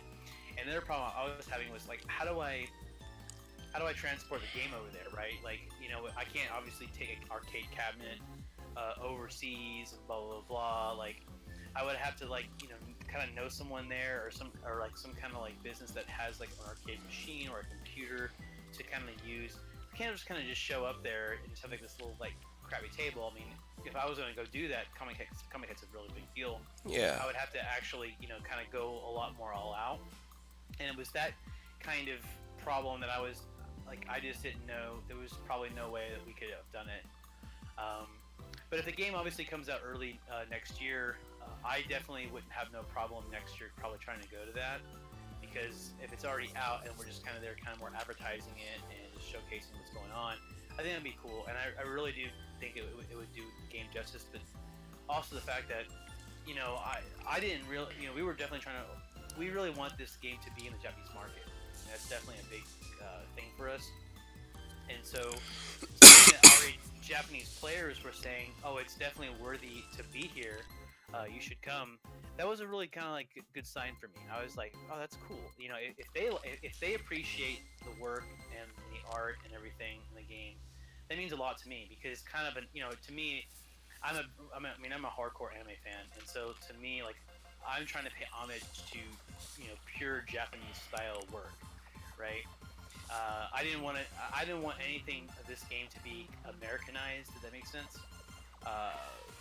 Maybe I guess the game flow or the gameplay could be that, because really kind of that's more of a shared thing. It's not really true how different countries play their games. It's kind of the same thing. I mean, a shooter is a shooter, an RPG is an RPG. Yeah, I mean, some games definitely have their differences. I mean, American RPGs to Japanese RPGs are definitely different. Don't get me wrong. But a lot of games have a lot of similarities. So in that regards, I wasn't really too like picky. It was more the art style that I was trying to pay homage to because I feel that Japanese or Asian, at least because even like Korea and like Southeast Asia, a lot of artists really pay homage to Japanese style anime, and it really has its unique features, and I really like that. I mean, I grew up on it, and I got really attuned to it, so that was what I was trying to go for. That I wanted it to be in Waifu Fight. I didn't want this Americanized style kind of crap. I mean, here and there it's cool. Don't get me wrong, but in a lot of like in certain things, I just don't think it's just not my thing. I mean, I don't know, like I think we were talking about the other day, like Avatar. You know, Avatar is definitely. I mean, you can definitely see it. It's an Americanized version, right? Yeah, I got pretty offended when my character design class was like, "Oh, we're studying anime this week. This is the two animes we're studying are like Sailor Moon and Avatar." I'm like, "Wait, wait, wait, wait, wait. Out of all the animes, you Well, picked Avatar?" did you say Sailor Moon Avatar? Yeah. Sailor Moon is like is that. I mean, that's like Japanese. That's good. Yeah, but it's a bit outdated. But yeah, it's Oh no. acceptable as Okay. a Okay. style. Well, okay. See, Sailor Moon was a time. So when I was in high school, uh, Sailor Moon, Ramen One Half, and Dragon Ball. Not Z yet. On Dragon Ball Z. It was just Dragon Ball. Was the thing. Uh, in Japan, those were the three biggest commercialized series of anime at the time. Right. And right after, maybe this is in the early '90s. So in the mid '90s, or like around '93 or '93, '94, '95, probably closer to '94. That's when Dragon Ball Z started to show up, and so then, of course, Dragon Ball Z, like you can tell it. Akira Toriyama, like his art got more aggressive from Dragon Ball to Dragon Ball Z, and Mhm. then that's when he hit his niche. Everyone loved that style, so that's from then on he was like, okay, I found it. He like fine tuned it, and so Dragon Ball Z, Sailor Moon, and Roman One Half are were pretty much the most popular series of anime at the time. Right. And I grew up on that crap. And that was the stuff that like I got. That's what got me into it. Like anime. I think one of the first like series I went actually to a store and I bought the VHS cassettes was Ramen One Half. And the only reason why I got it was because it said martial arts sex comedy on the back of the box, and I was like, oh, it's got nudity in it. That's cool. Like I want to see that.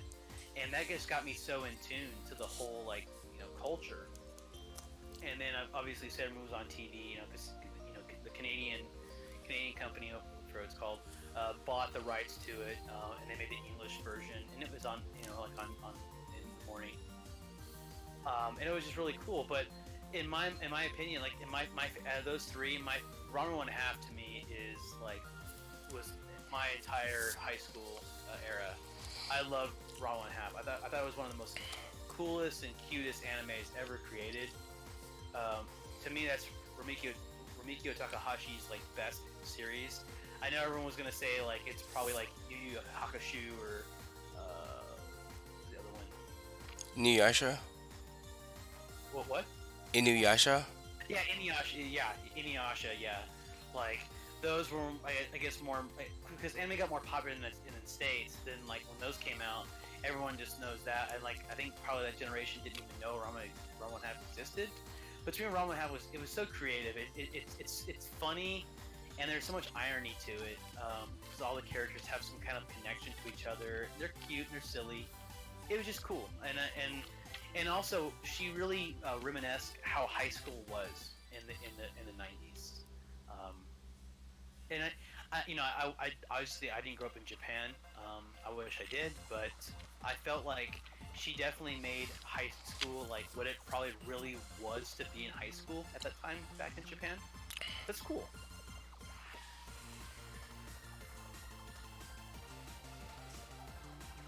But I mean, anime's obviously definitely changed.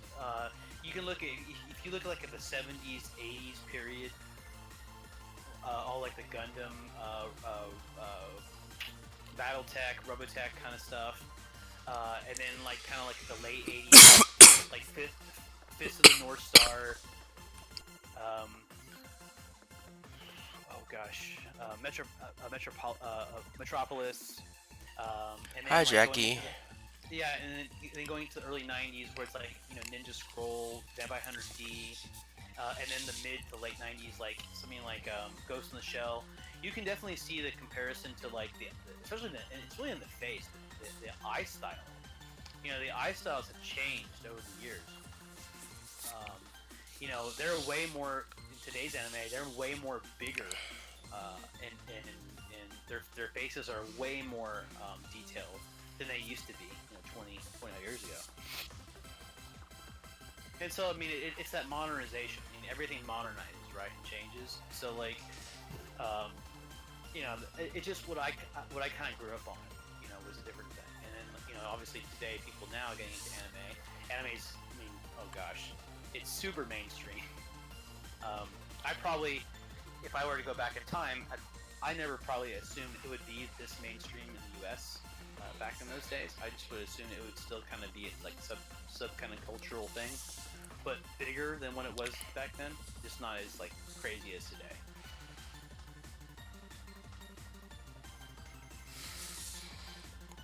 I think the internet. I mean, probably the internet has changed how we live.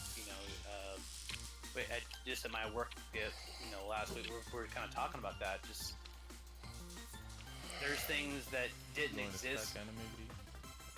Oh, What? What? What's stack anime? Oh yeah, yeah, yeah. It's the one I'm flying back to. Oh yeah, so yeah, he's gonna be at that for sure.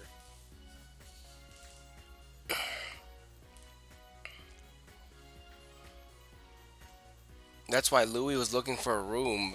Well, I'm rooming with my friend, so like that's why Louis was like trying to get Jackie with like yeah, find a room and stuff.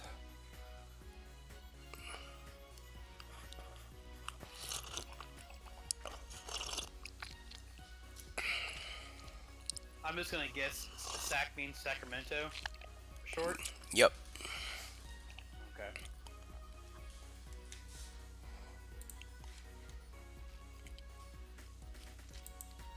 Yeah, it's the art contest. It's the worst tables. A14 is it's is aren't we in the same row? Cause I'm wall, so like A should be next to wall.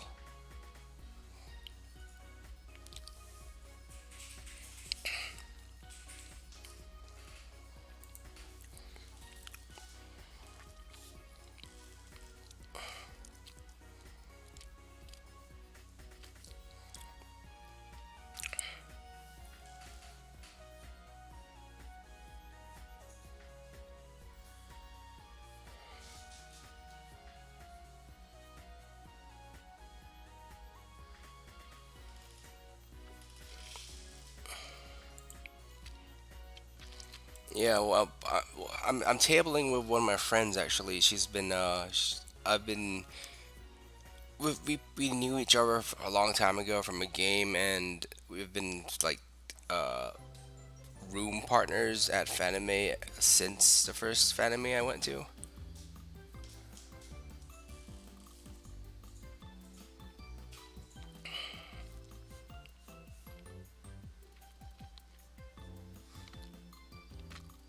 And now she's like tabling, so I'm just like, yeah, you can share a table with me because she didn't get one.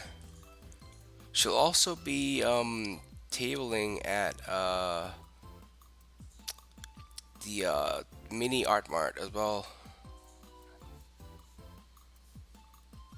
Next one.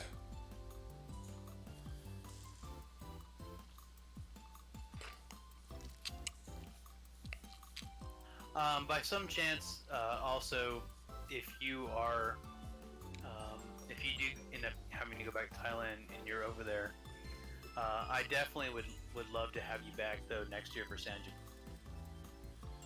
Like, I mean, that should be like an auto, like just an auto thing. We should already be like planning for. I think I can, I guess. That's just, I mean, that's a real big. I mean, it's a real big anime convention, and we really do well at it. We like going there. It's fun. Um, I guess the nice also thing because of it being in San Antonio, since we have Sentai Filmworks in Houston, and then obviously Funimation in Dallas, and then all those people that are working with us that are also kind of interconnected, they show up and they're part of it, and it just there's no reason for us not to do that. Um, and yeah, like I would love to have you back, and I mean this time around, we could definitely plan to have like instead of we had the other problems with I guess the art booth, we could already have that like set up ready to go. Right. Even though in a kind of in a funny way, I think that if probably we would have had it set up, I don't. I mean, it might. I guess it wouldn't have mattered. You got a really good location. Luckily, yeah. The guy was That just like, location, yeah, the location you got was, I mean, kick ass. yeah. The guy was just like, I'm not using this table. I'm like, oh, okay. I think if you were like in the like the middle, like one of those little aisles or something, it wouldn't have done as good. Being on the edge of a corner and like the kind of facing the wall, like everyone's just traveling through there, to what just to kind of go through or use the restrooms. Yeah. Like it was golden for. Yeah, maybe I should try. Like, this is the opposite of like SAC anime because like the San Germain tables they give the best tables to the winners. SAC anime they give the worst tables to the winner. All the conventions that I've been through here, they they don't. There's no first come first serve thing. They actually just there's a date obviously. And there's a late registration. They actually just randomized it. We were fortunate last year when we went to Alamo City Comic Con. We got an aisle space right of the corner that was the exit where you would leave to go like into the lobby area or use the restrooms, Right. and then it was close to the entrance. So when you walk in, you could like just do this little quick circle and you would go out. And so we had an amazing amount of traffic there. Like I couldn't believe the amount of like people that came by our booth. And obviously we didn't ask for it. We just got lucky and we got it. Um, so yeah. I mean, but talking to especially like when we were like talking with AT&T and with the conventions and stuff like that, they told us no, they actually kind of almost like in a way, it's like a lottery system. They kind of pull them out and just based on the size booth that you kind of need are requiring and kind of business. They do kind of make some kind of small groupings esque areas, but normally no. It's like it just kind of random is that how you get it. Right. So I feel like for you as an artist for that, yeah, I mean you just totally won. Yeah, the table was good.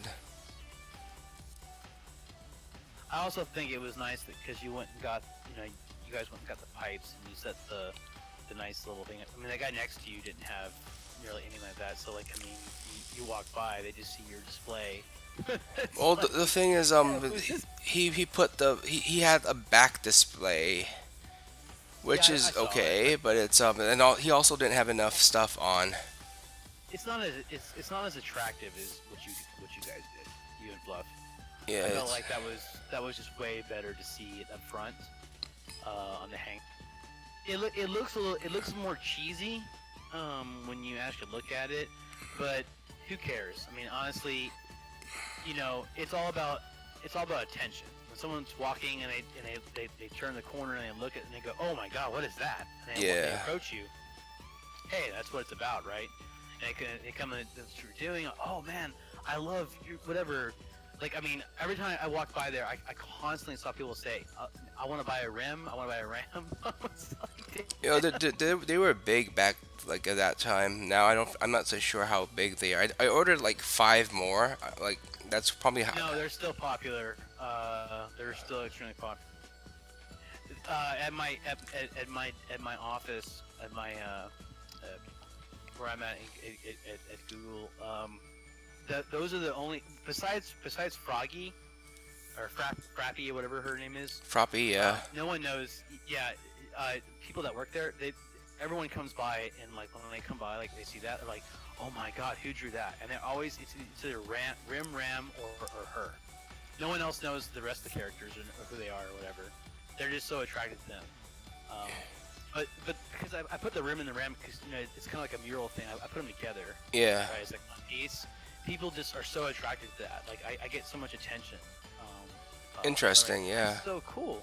They love them. Yeah. But and of course the Frappy, like everyone just loves her because they're. It's funny because some of the people get it. They're like, is that like that's like Chrono Trigger? Yeah. Well, not. I mean, so far no girl has told me that. It's only dudes. Because it's got guys that play the game, and I'm like, yep, that's what it's from. That's what it's from. It's Frog Heroes. Sadly it sucks. I had someone. I had the first week when I worked there. I put a lot of your art up, and then I had someone complain saying it was too sexual, and I had to take some of it down. Oh. And so it sucks when I took because the Froppy picture it was very thin paper that you printed it on. Right. It kind of tore a corner. Oh, I could get you. So yeah, if you can get a better one, like please send it to me because I want a replacement. Because it sucks when I pulled it off because I use like tape to put it up on my wall. Right. And when I pulled it off, it was stuck to it. So it kind of tore a corner and it looks shitty now because I had to move it. So. Yeah. Shit. Did I even order more of that? I think I did. I'm not even sure now. Yeah, I would love that same picture like in a much thicker paper. But it was cool. I mean, it was neat to see people like, and then, I don't think people really when I first got my job there, I don't think people kind of like took me that serious like on what I was doing. And then when in the Twitch in our group channel, our chats, I actually posted our links to more like our Twitter, our website, and things. And I said, hey, this is what we're really doing, blah blah. And then I just got tons of feedback. They just were like ultimately overnight respected. Like, oh my god, this guy's really wow. Like this is cool. Like, we didn't know we have this.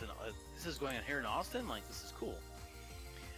And then I got just a lot more respect. Like, I mean, I was a lot higher respect, but you know what I mean, right? They people just like were like, I guess more interested, and then didn't care. I think when they first saw the art, I think they just assumed it was just random like anime art that I had put on my desk. And I was like, no, this is like tied to a guy that's worked on a game, blah blah blah. And then they kind of like, okay, cool. And so I kind of got a little permission to put some of it back. I couldn't put it all that you had, but I have some of it displayed. Cool. We're moving, I think, in a month or two, or soon.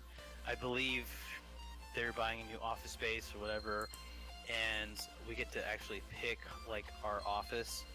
And so I already asked, hey, when that happens, I'm gonna put all my shit up.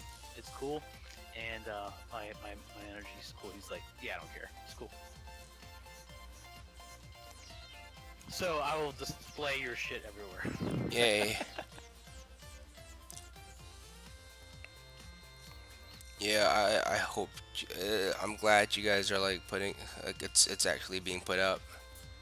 Like I mean, a lot of this stuff right here that we have, that you're drawing now, I'll probably end up putting some of this up in my office for sure. The stuff I'm drawing now, I was thinking that it would really help you guys if you guys put it in your like displays, and when you like you show off the game and then you have some like pencil art next to it. It really is going to like make people go like, whoa, it's a hand drawn and shit like that, and they're gonna be like, okay, it gives like some that like legit ish thing to it. Well, here, to the guys, to everyone in the audience, like you guys are watching, but I'm just kind of curious. I thought about like kind of like raffling some of Z's art to like Waifu Fight fans. What do you guys think about that? Would you guys like? Would you guys actually, if I held like a contest on Twitter or on Steam? Or some kind of like output where you would just like go. I'll put a link, and you'll just go to it. If I like some Google like Doc or something like that, where you just register, and then I'll just raffle it off, and then you guys can pick what you want, and I'll just mail it to you. Would you guys like that, or was that bad? If you guys heard me in the chat, type 1 for yes and 2 for no. Kind of, or 3 for don't know. No, actually, I don't want that. I want a yes or no.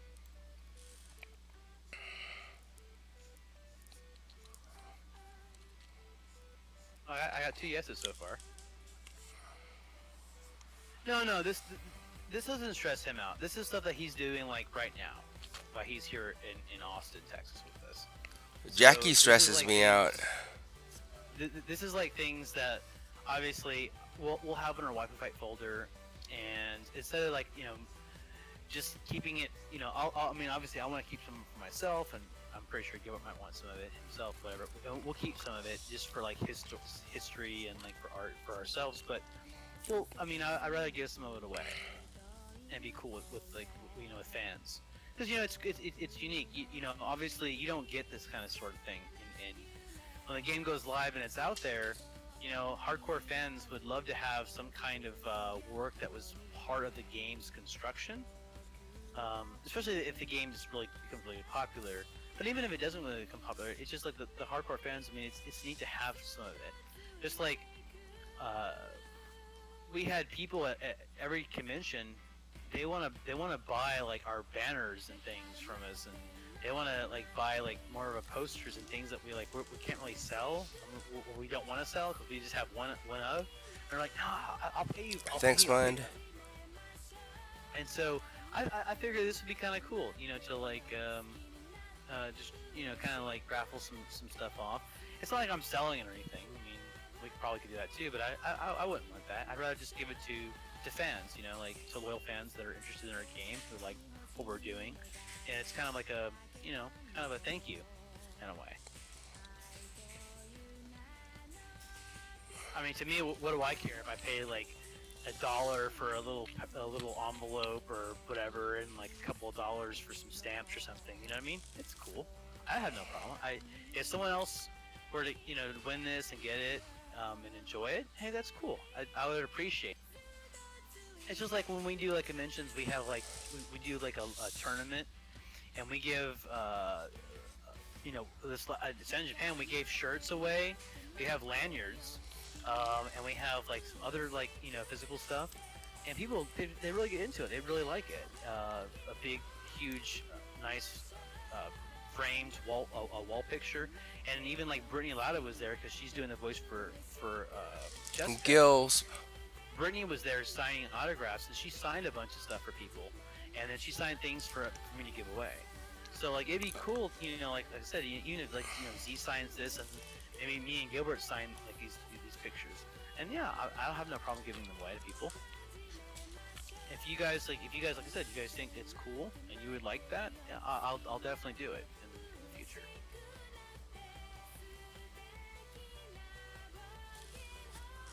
I just already know that Gilbert's not gonna give any picture of Midori away. It'll be hard for me to kind of steal that from him, because I know he's gonna want to keep it for himself. And sadly, I'm kind of in the same way with Jessica, so those two you guys might not be able to get. Most of everybody else will probably be cool. Well, actually, Gilbert might have to fight Crystal Laporte, because she's doing the voice for Midori, and she wants Midori artwork as well. So, they might have a face-off. On the other hand, Brittany will be cool if I take my Jessica artwork.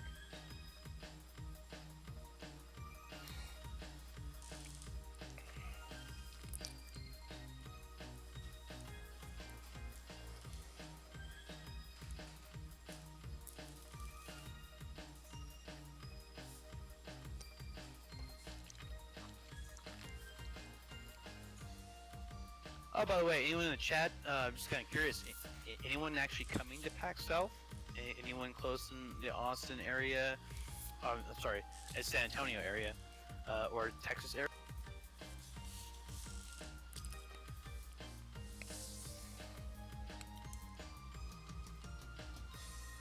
no one already kind of is, we are based in Austin, Texas, so San Antonio is right there. Not a big trip, but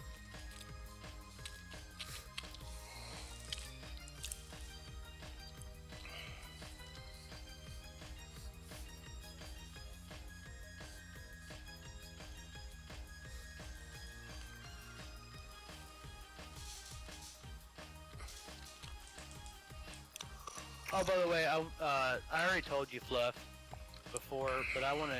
It's been a while since I talked to you. I really want to thank you again for helping us out at San Japan. It was really cool.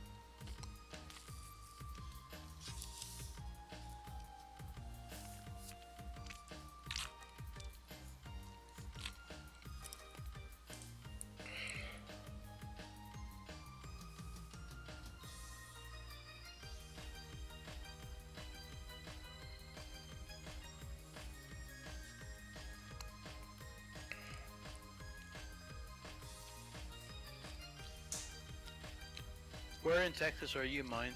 I'm kind of curious.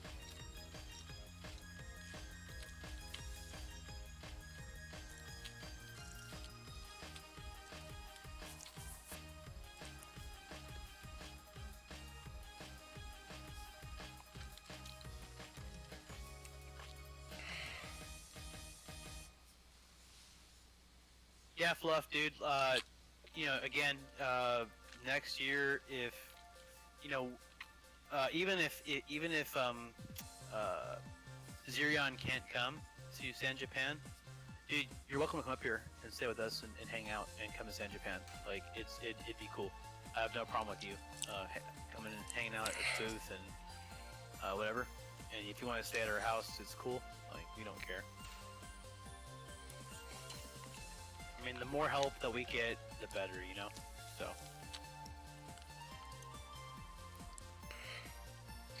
Oh, damn, mine's in San Antonio. There you go. See, okay, you can go to San Japan and meet us.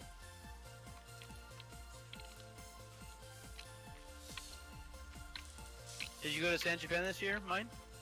Were you there? Did you actually come by the booth? I have actually, Penny, it's kind of funny. I actually have a lot of, like, it's funny when I met Z, he happens to be in San Francisco, but I actually have a lot of cousins who live in Concord. So, I've been bad. I haven't gone to San Francisco in, I think it's been now almost 8 years. But I used to go almost twice a year, summer and Christmas. I have a lot of family in there. Which, you know, Concord is right outside of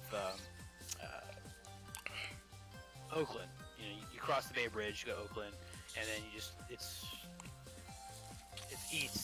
east of Oakland, like 10, 15 minutes, 20 minutes out of Oakland. But I love going to San Francisco. That's probably like my most like funnest town outside of Texas. It's cool there. So, oh, cool! You're in Oakland. Nice, awesome. Yeah, It's funny. I've actually never hung out in Oakland. Like whenever we would go there, like we would just go to restaurants and stuff. Because it's always like going back and forth, right? Like Oakland's like you just drive through it, kind of thing. yeah. Jackie's the she's actually like one of our she's in the same drawing group as I am. We meet every weekend. You know the group I go to every weekend. Yeah, she's one of them. She's basically the boss of the group. What do you mean by gentrified? What do you mean? Am I screwing that up? I don't know. Oh, mine. You have to come to San Japan. You have to come to San. Oh my God. If you like anime, next year, San Japan. It's like the most coolest. It's one of the. It's pretty much the now biggest anime convention in Texas. Besides Akon, Akon and San Japan are the biggest ones in Texas. You'll have the most grandest time of your life for like 3 days. It's down on right there at the convention center. So yeah, come hang out with us.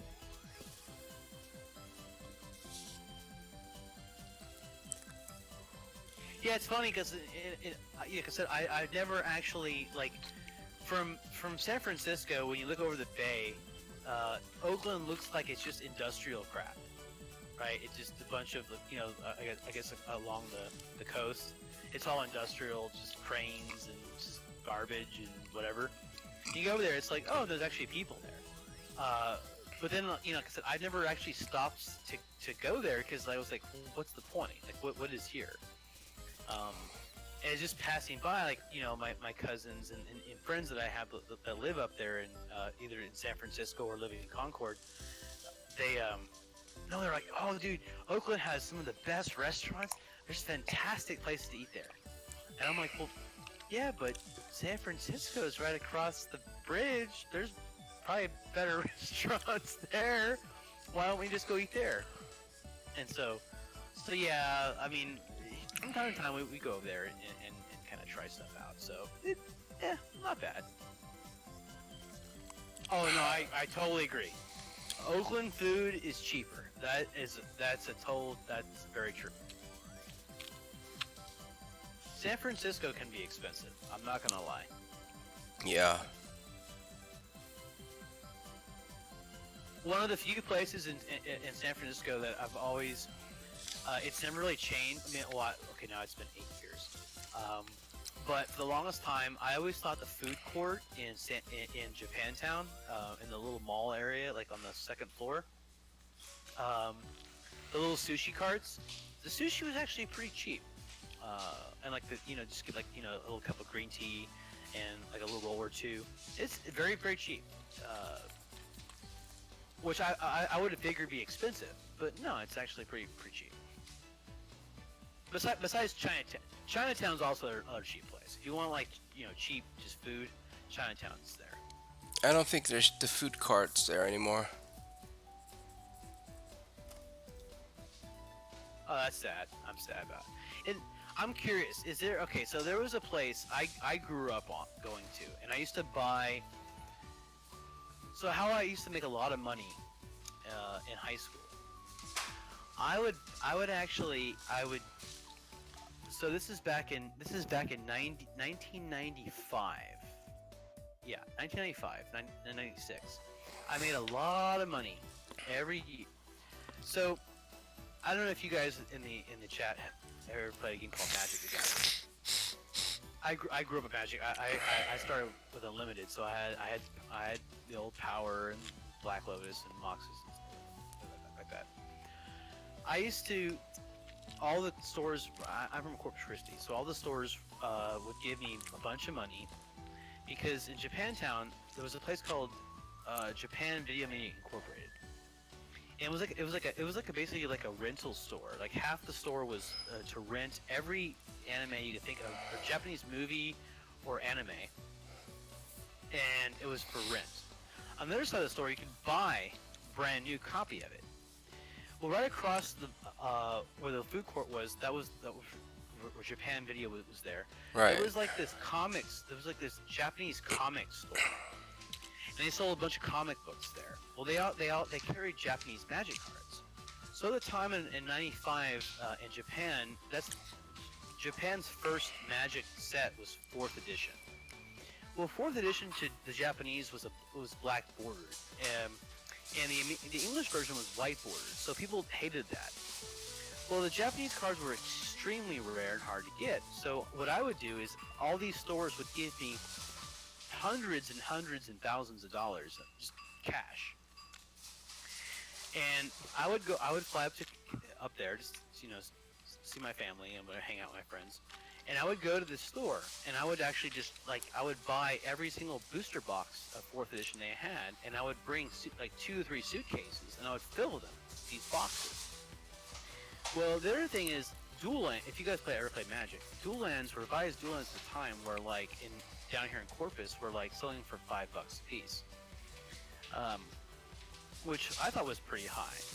Well, in San Francisco at the time, dual lands up there were selling for $11 a piece, or I'm sorry, $17 a piece. They were paying $11, so I could buy every dual land I could think of, and I would basically almost double my money. So like so all these stores would give me all their dual lands. I would have stacks of them, and I would just trade them for boxes.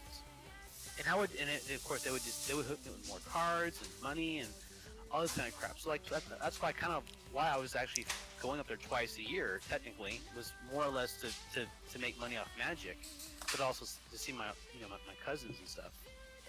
But that store was really cool, and I love Japantown. Japantown was a fun place to hang out. It's really, I mean, it's relatively very small to Chinatown, but it was cool. It's a cool place to hang out. But Japan Video Media Incorporated was the first like place that I actually thought was really cool because they had, I mean, every anime you could think of was there for rent, and then every anime that you could think of was there to buy.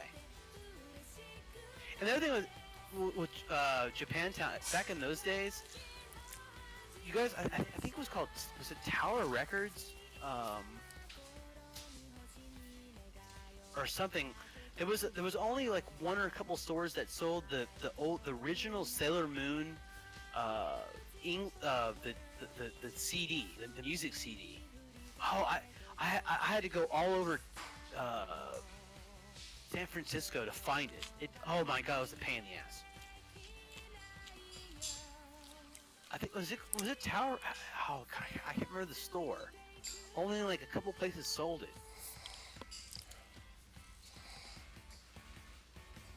I want to say like back in those days, like Chinatown was like 8 or 9 city blocks. I think Japantown's like 1.5 or two blocks. Pretty much Japantown's like a mall. I mean that it has the the big is the big pagoda still like on top of like the roof. Yep. And there's the tea gardens are there. That's I wouldn't imagine in 8 years they would have changed that, but I mean, it's been. I mean, I feel like it's been a long time since I've been there. The other place that I would always go to was Pier 39. Pier 39 to me was like fun. And there's a really good Chinese restaurant there, on the water on Pier 39. I think probably the best Peking duck I've ever eaten in my entire life, from that restaurant. Oh, the Chinese restaurant's still there? I don't remember the name of it.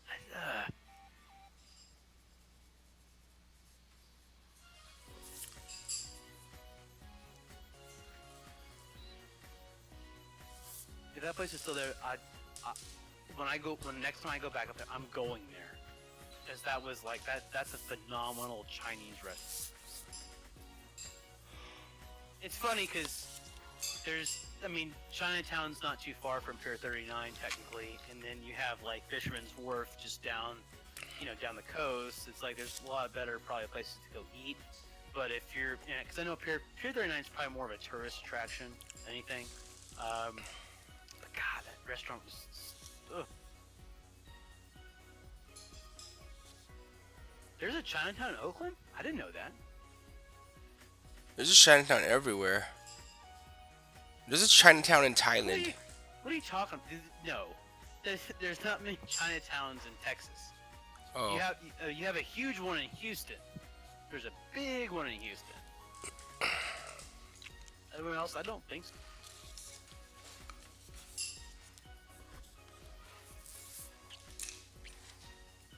Yeah, Houston has a big. It's the only Chinatown in Texas I know of. Like, that's actually like considered a Chinatown.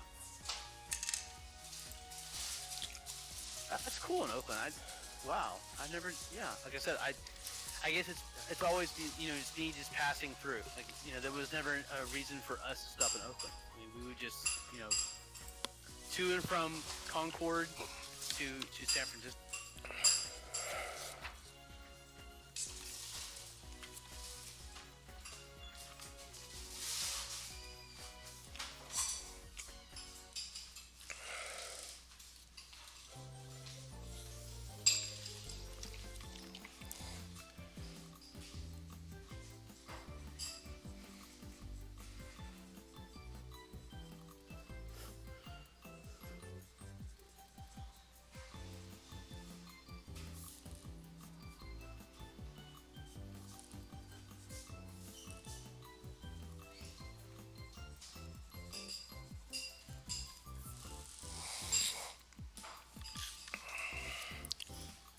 I really miss going to Concord. It, I mean, Concord's kind of small. It wasn't. I mean, what, 80,000, 100,000 people, or not even that. I think it's less than that. But it was nice and quiet. Like it was an escape, from because the city's just very busy and crazy and whatever. Uh, but one of one of my cousin's best friends, who I became close to, her name was Sarah, and it was hilarious because we all called her Serena because she looks just like Sailor Moon. She's real thin, blonde, blue eyes, um, and she has like her long hair down past her ass, and so she used to always put her hair in little buns in the long tails. And so like she'd always dress as Sailor Moon. It was just funny. I just would always like just tease her and everything, and it was just cool. Like I mean, back in those days, like gosh, it's so long ago. I'm getting old. Damn, it was like 20 years ago.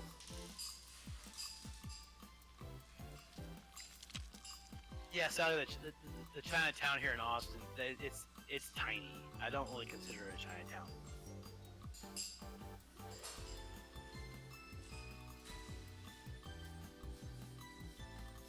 Let me put it this way: the Chinatown in Austin is smaller than Japantown in San Francisco. And really, like honestly, I don't. I think it was more why they called it Japantown to be more of as a touristy thing. I don't really think Japantown is really like a Japantown. Does that make sense? It's like I said, it's really like a mall. It's so Yeah. small. It's not very like Chinatown makes sense, right? Because almost 100 years ago, uh, people from China migrated to San Francisco and they worked on the railroads. Like that's the whole point. That's why it exists there, right? There's a history behind it. The Japanese, it was just. I mean, well, I hate to bring up the war, but it's more like internment camps and things that existed after the war, and so like there's a small little section of the city for that. But it's not really I would call like like a place. It's more like I said, it's the tourist thing.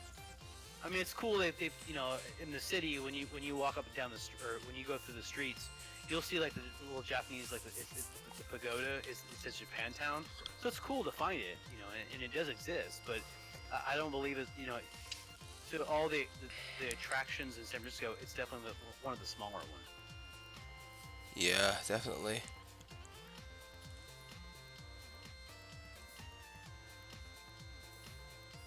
But by far, I think Japantown's one of the most funnest places I've been to. Uh, I think it's definitely cool.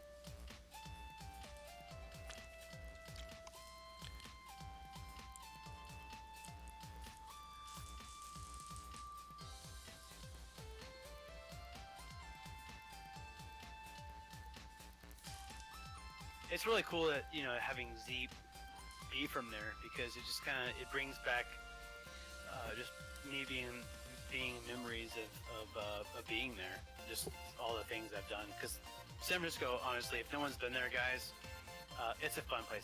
It's a really cool place to go and see. There's a lot of fun things.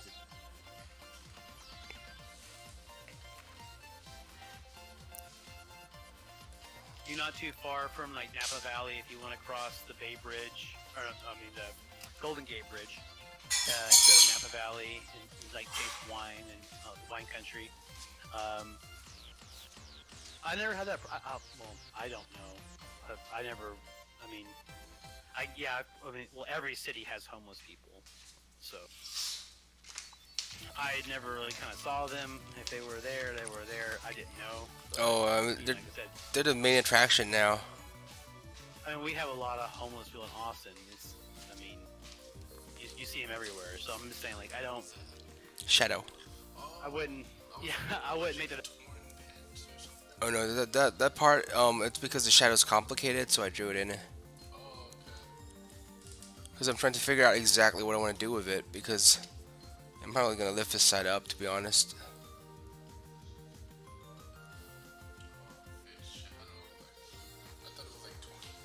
Oh no, this is why this is this shit is difficult because I shouldn't swear on stream, but yeah, like this stuff is difficult because you have to make things read as they are. Like when you see it as torn pants, and yeah, that's a I'm just problem. kind of curious as you're drawing Yume here. Um, when you work on a drawing, right? Uh huh. Um,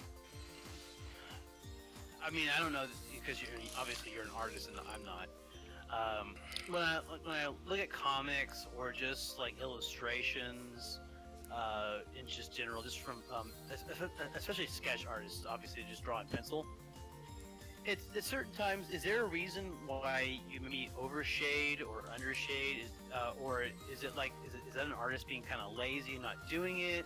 Like, is there a reason for it? Like, I mean, because I feel like from since you just finished Kagami to Yume, it looks like Yume is getting a lot more kind of detail shading than Kagami did. Is there a reason for that? I didn't shade her at all. I only shade her at one point is like the shadow because the shadow bit behind her below her skirt because I'm trying to make sure it reads as the shadow. That's pretty much it. That's what, okay. So that's what I'm saying. So like, so the picture kind of determines on how much shadowing effect you need to have. Is that what you're saying? Well, yes and no, but I'm just trying it out now so I don't have to like worry about it too much in terms of like when I start lining it.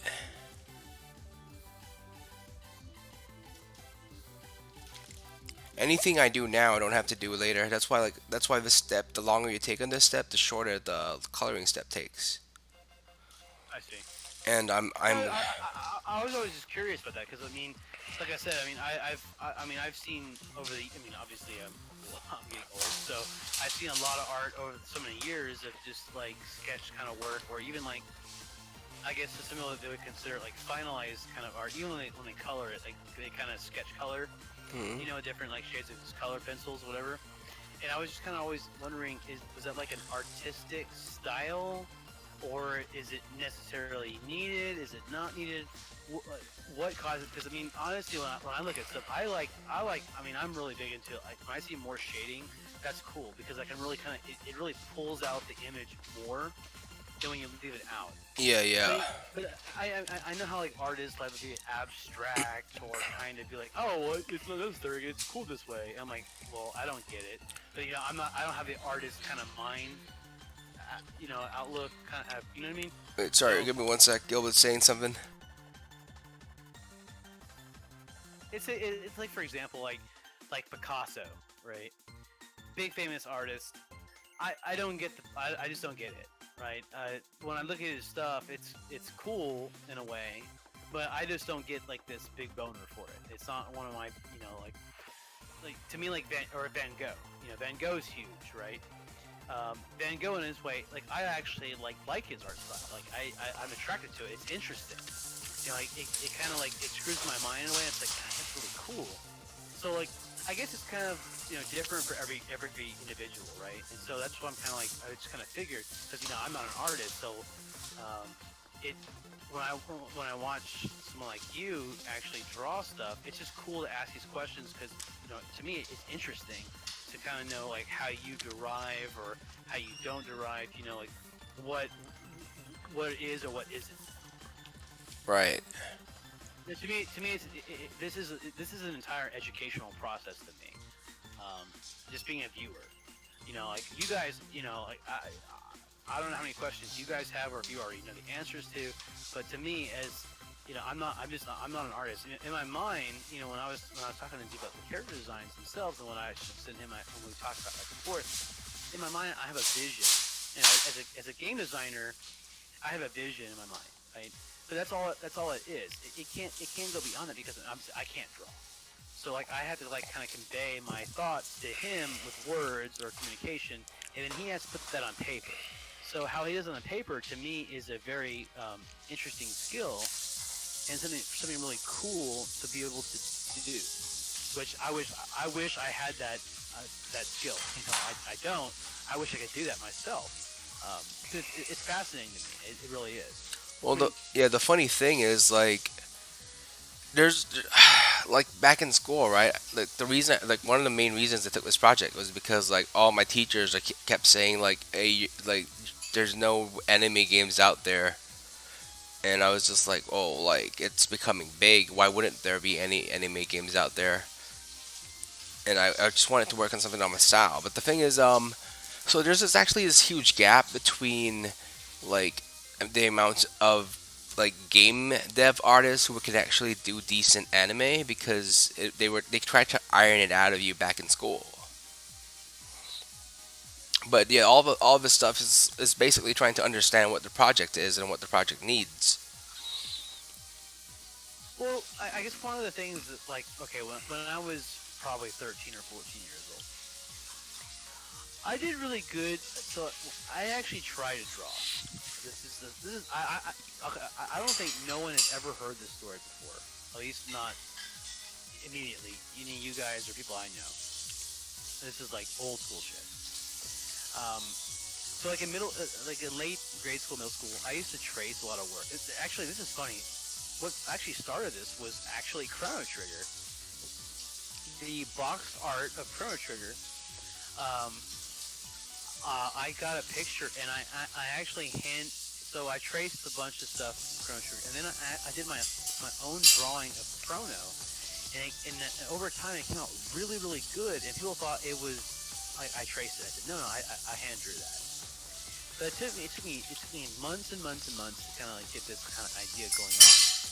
But what I gave up was like, man, this is too long because I would in my mind have a vision how the character looks, but when I put it on paper, it would come out like crap. And so I had to erase, and retrace, and like even I guess the dimensions. And it's funny because I mean I became an architect and I did like architectural plans. So doing a house was very easy, but the natural curves of a body, and especially like I don't know if this is true or not, but I felt like when I tried to kind of draw a male is harder because a male has a lot more muscular features than a female. A female is more soft and easier to draw. But I don't know if that's true or not. I mean, I suck at art, so like this is kind of like this is back when I was 13 years old. So I was just kind of starting out, and eventually I just said, screw it. I gave it up. I was like, this is not. I can't do this. Um, but I wish I could. This is like in my life, if I could pick one like hobbyist like skill that I was really good at, or a skill that I could actually just make money off of, it definitely would be like drawing or art. Cause I think it's cool.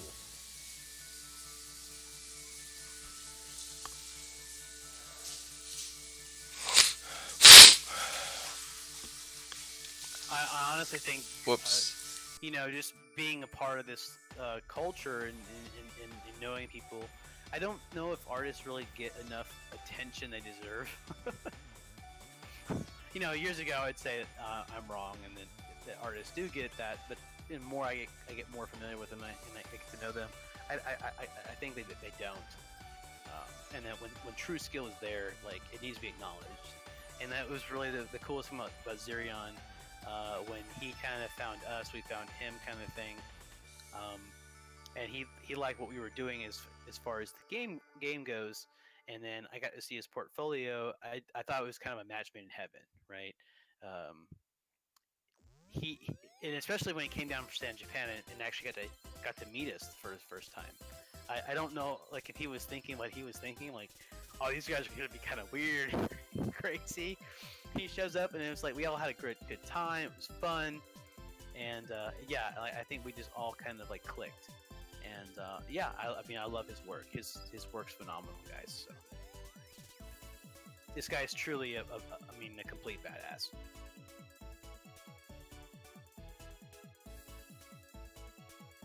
Glad to hear. I mean, it's funny because I'm supposed to critique things. What everyone sends me as part of like the project goes, for like every. It's like building a house, right? It's like, I'm the architect, so I look at like every phase of construction. And I can critique or like, or there's certain things with code that needs to be like that has to be and it doesn't be. But his work, like I really, it's so hard for me to get any critique out of him. He just hits it almost spot on every time. Or if the critique is anything, it's more of just a suggestion, like a little change, like hey, we'll add a little cosmetic, like a little bracelet or a little thing, a scarf or something, bow or whatever. You know what I mean? Really minor work that's not like saying, oh, I hate it, let's change it. No, he just hits it spot on. And I'm like, wow, I'm just amazed with the talent. It's crazy.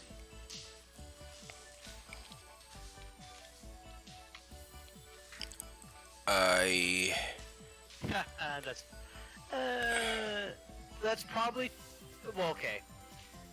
I'm not saying that's not always 100% true, Penny, but that's probably somewhat true. actually yes. I think Like Penny has been helping me with the designs as well, cause she was like I would discuss it with like I like know Aromi was not shown to me until nearly done, and I was like I almost fainted. I was so happy with it. yeah, like I was at work. I was at work when you sent that picture, and I just wanted to get up out of my chair and like just jump around. Like I was like, oh my god, this is so good. Like yeah, I had to watch that anime of yours for like just to get like the idea that you got. it This is basically what. she she felt so like in a way, she feels really like close to like a Nagisa from Clannad. She really does. And mixed with Megumi from Boring girlfriend. yeah, Boy and Girlfriend, exactly. I mean, Yeah, you really merged. I really felt you merged the two characters into one, and you really you brought that alive. And I was just like, oh my god, it's it's doing. so freaking good. Yeah, it's just doing your research. That's why like I actually had to watch the whole like the start of the anime, just to get like Did you like the series? it's decent, but I still haven't finished watching it. I still have like a lot of stuff backed up. But yeah, I just had to figure out like okay, so what was the thing that you were going for? Then this is the stuff that we have to do in school as well. Like you have to like what they say is take from the source. So you like when you say oh you looked at this and you came up with that, I'm like I have to go and look at it then.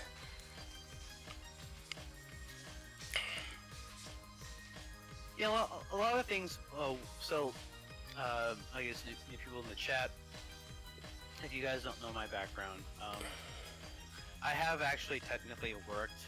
Well, well, not technically. I have worked on uh, three, three games out there. One is just kind of some suggestions and some minor help. I don't count it. But two of these games that I'll mention, I have done work on. One of them I've done a tremendous amount of work on, and that's Dota, League of Legends, and Heroes of New Earth, HON.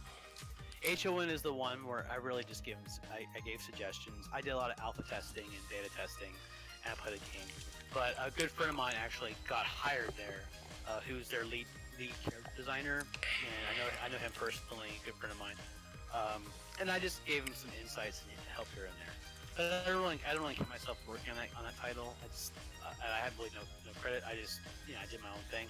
They gave me free unlimited money, and they kind of just kind of like helped me out, but I didn't give a shit because well, H1's it was cool at one point in time, but it's nothing like Dota and League of Legends. Dota's the biggest one that not Dota 2, Dota 1, the original Dota, back in 2005. 2000, a little halfway through 2009, about 4.5 years working with them. I still work with the Dota 2 team, some of them, and I actually, just if you guys play Dota, just at the patch 7.2 release, like 2 months, a month and a half ago, I've been helping out with them, making some minor changements. I've been helping them out. But other than that, yeah, like I'm big in that community. League of Legends, well, that was part of the original Dota community, so like split and went there and I helped them out a little while. But yeah, like that's kind of where my game design came from, working with some big teams of people. And this is more of like an independent project, obviously. It's different, but at the same time, it takes a lot of work. It's not as any different. But yeah.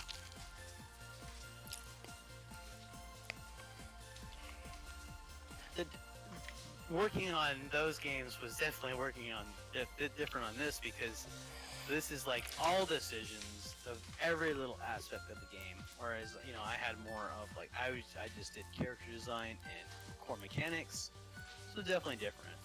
Uh, but yeah, like most people actually, when they hear that I worked on Dota, people want to just ask Dota questions. They don't care about Waifu fight. They just want to know about Dota, which is fine. I don't. I'm not. I always, don't care about answering those questions. Oh, the current beta is huge to the demo on Steam. That it's night and day thing.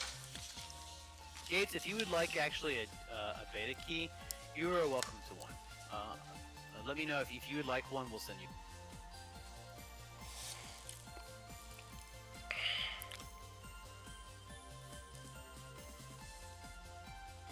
The demo is pretty much, it's kind of antiquated. I think a little outdated. We keep the beta going. Last year we had a lot. Oh God, I think over 1,500 alpha players, because it was closed alpha, then open alpha. December 31st of actually last year, we actually shut down the servers.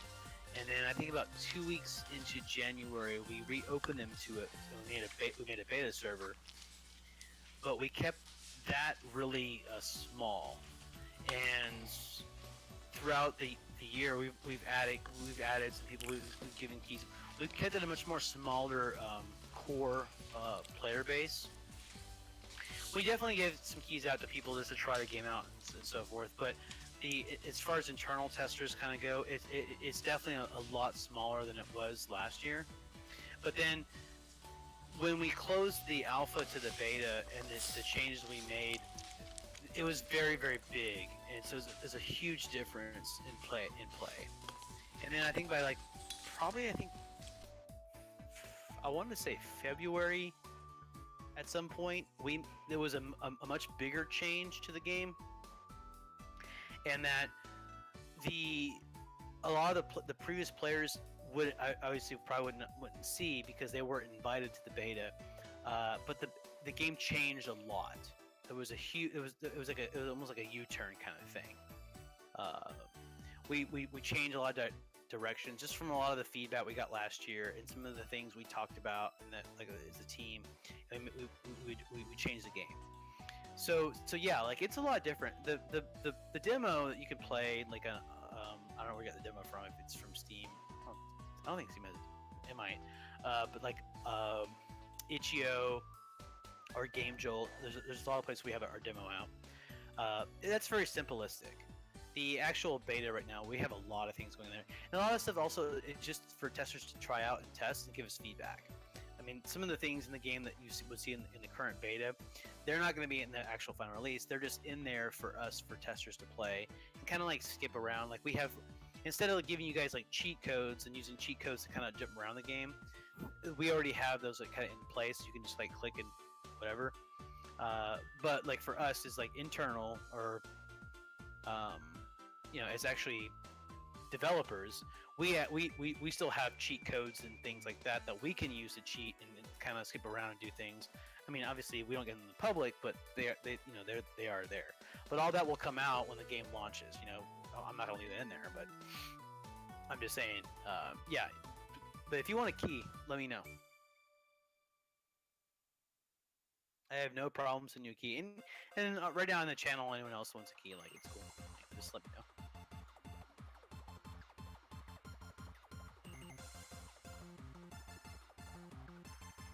We're really looking for testers that will actually play the game. I mean, I don't mind, if you play it once, twice, and hey, you don't like the game, no big deal. I mean, it's not gonna hurt my feelings, or it's not gonna be like, oh well, I gave you a key, you owe me your time.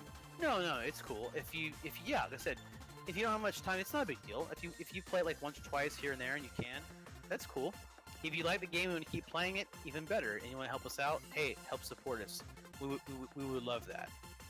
If you can't, or you don't have the time, or it's just the game wasn't to your liking, hey, it's okay too. Like, don't think that that's gonna like upset us. We don't care. We're fine. I would rather just get more people playing.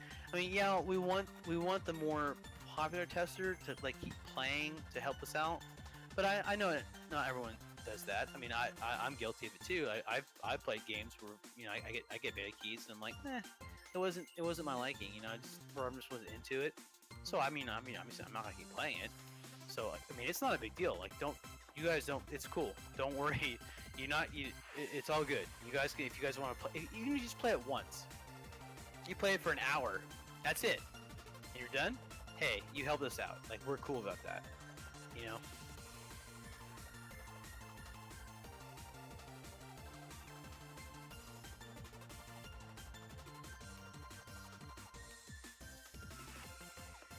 Yeah, I mean, anything that people provide us and help us out, like, we are very grateful for. So we kind of welcome all open arms, in a way. Does that make sense?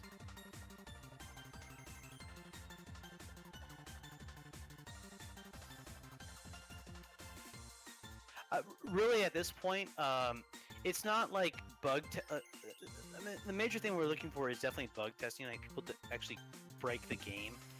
I mean, as far as like a game designer, for me, all the incremental stages, I look forward to the testers breaking something, because one of the things that I've learned over so many years is when a coder fixes something, there's a good chance they break something. And it's not the coder's fault, it's just the way the code works. We just we overlook it, and then it just happens. And so it's one of those things. It's kind of like, it's kind of a pain in the ass for a tester, right? Because it's like, you don't think that. You're like, oh well, they added this in the game, so I'm just gonna go play that. But you might go back to something that was added, say, 6 months ago, and then that's broken because of the thing that was added 6 months later. Does that make sense? So it's like, it's weird kind of thing. You never know what you're gonna discover and find, and that takes time. But there's also, like, all the curiosity of players like to try to break the game and have fun with it. And so that's kind of the things that we would like. But if you can't do that and you just wanted to play like the new stuff and just give us like even just feedback and saying, you know what, I don't like this feature, or this part's really cool, or maybe you could do this or add this to this. I love that. I love personal feedback of what players think of like different things. So even that, I mean, yes, that's part of the testing thing, which I still want. We're still trying to actually find the hardcore crazy testers that want to break the game. So if you can't break the game and you just want to play it, like, give us some personal feedback, by all means, that's totally cool, and I welcome that. Gilbert welcomes that, and he would love any feedback. You want to send to him or me. It's perfectly cool. Especially also like he just said, like the demo, things that maybe like we could maybe upgrade the demo to like the current build.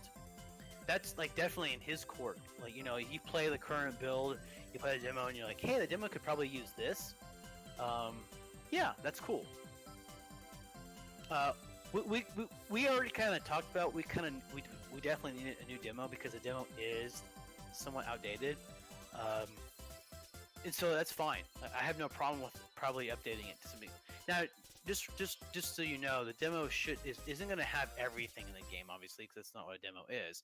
A demo should be, good, in my mind, anywhere from 5 to 30 minutes of someone playing it, right?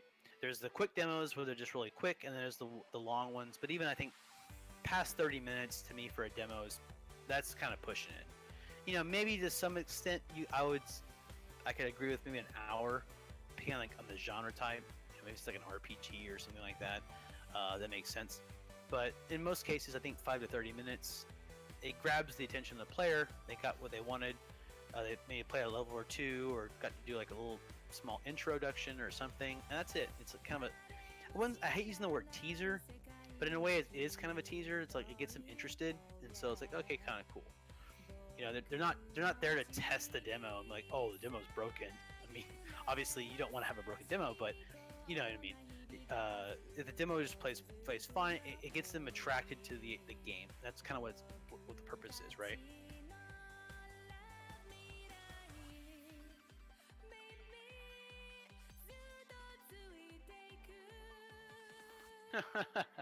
Be funny if there was a game that purposely had bugs that people can do that doesn't crash the game but resets you back to the state. Yeah.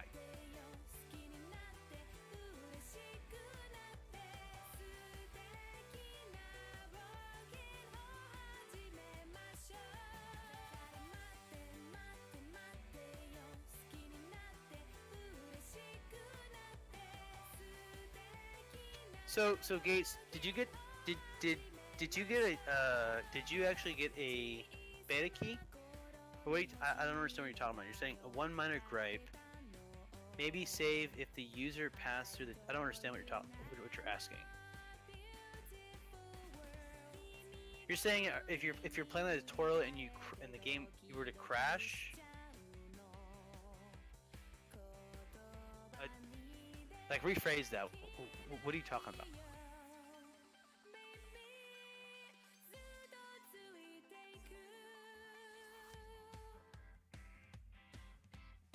Oh, the Steam demo.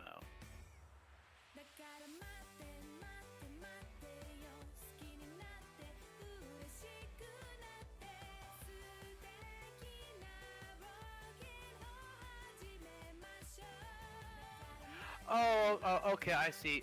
Yeah, okay, I get what you're saying. Like, you want to have it where if the player plays the demo or the tutorial once, it auto saves it, so you don't have to go through it again. Is that what you're talking?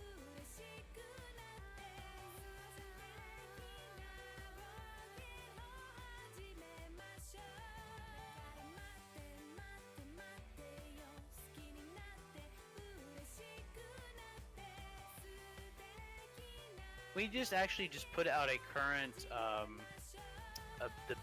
the beta just got changed like last week. The newest beta, which added that's the enrage mechanics that like I posted on Twitter. If you guys are followers or on our Twitter, I put like some screenshots of that. Like that's kind of the big aspect of that was kind of going, and a bunch of other bugs, but mainly that. Okay, no, that's a valid point. Like I said, Gates, what you said. So the tutorial was made so with that aspect.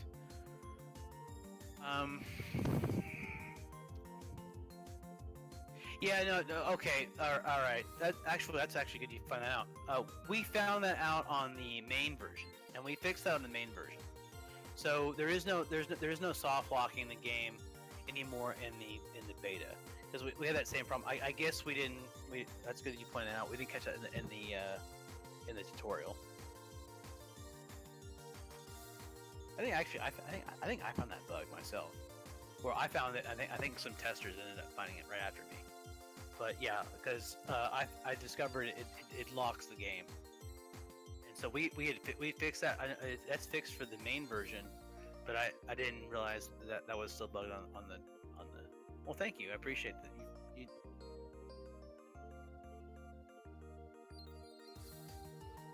Yeah, see, guys, this is awesome information. This is stuff that like is really invaluable to us when testers like let us know, because like I said. Here's the funny thing. That might work. Let's say for example the game's in 2.24, right? 2.24, and then that works. Then in 2.25 we add like, oh, here's this other dynamic graphic, blah blah blah thing. Well, maybe now what you just asked doesn't work in 2.25. Like it actually breaks it for some reason. It's one of those things. It's so easily overlooked because people don't assume.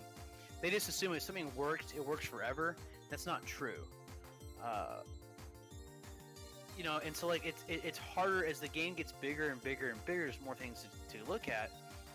You have to go back to what you already looked at and look at it again. And most testers just overlook that. They just assume, oh, I can just test the new stuff out. And in most cases, that's true and that works. But sometimes, you add something, it breaks something. It, like I said, coders overlook things just like testers do, or just even as me as a designer. I mean, I when I test things, I overlook it all the time. It just, your brain just assumes, oh, it's good, and you just don't even think about it. Oh, I totally agree. I wish the real world. Yeah, Gates said it before I could say it. Yeah, I wish the real world would work that way. I 100% agree. Sadly,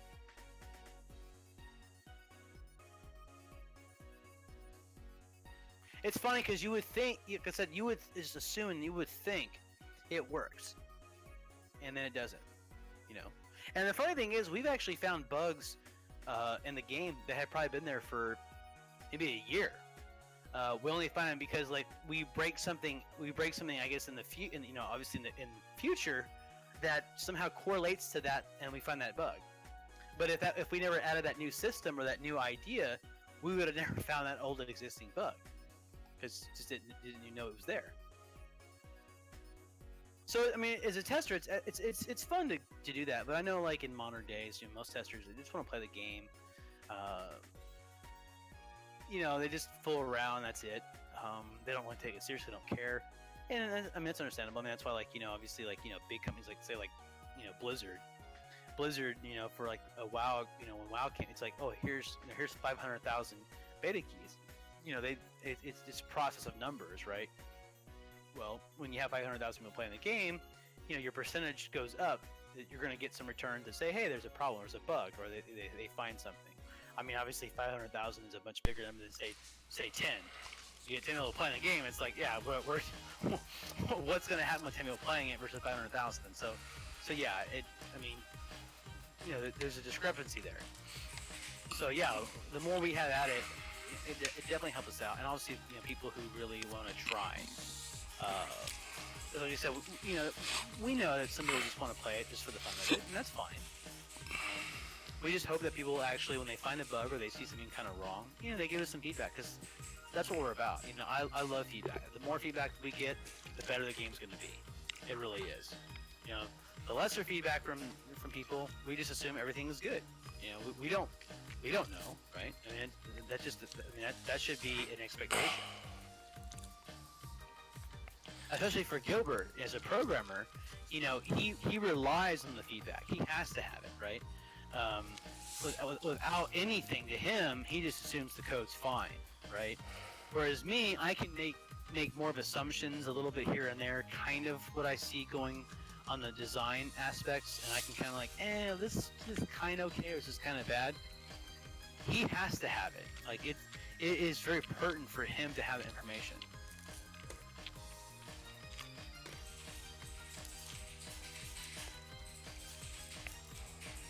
I mean, a broken game is a broken game, right? It's either it's a pass or fail, yes or no kind of thing.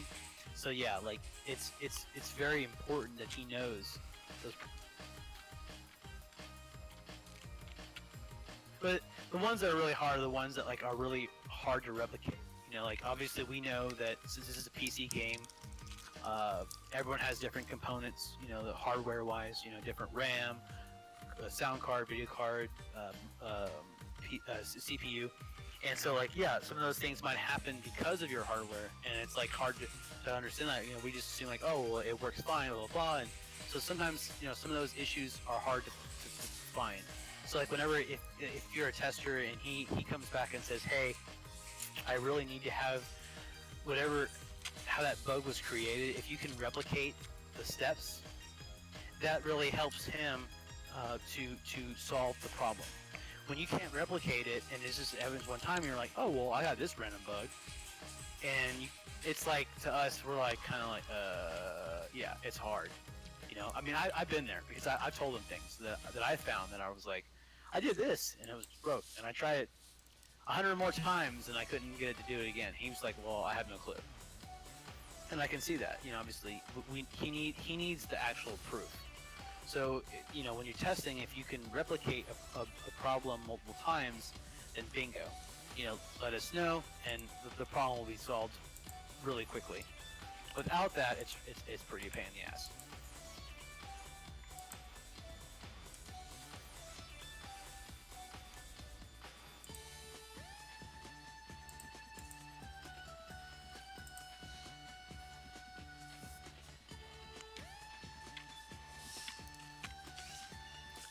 But yeah, so this character, Yuri, I actually had to watch Devil Wears Prada. I based it somewhat off the other secretary. That's not the main character. Well, I got the vibe from her, and it's just the makeover scene and stuff like that.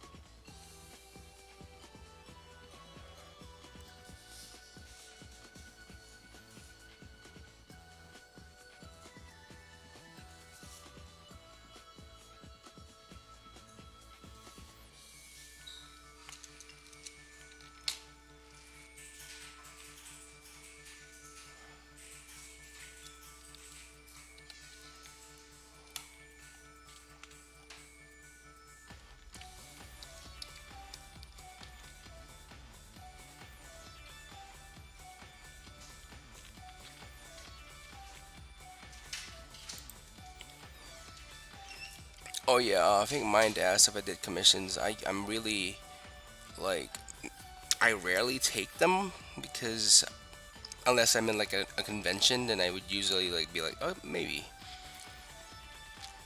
because yeah, I just have anxiety problems, not really any other reason. Let's get the references up here.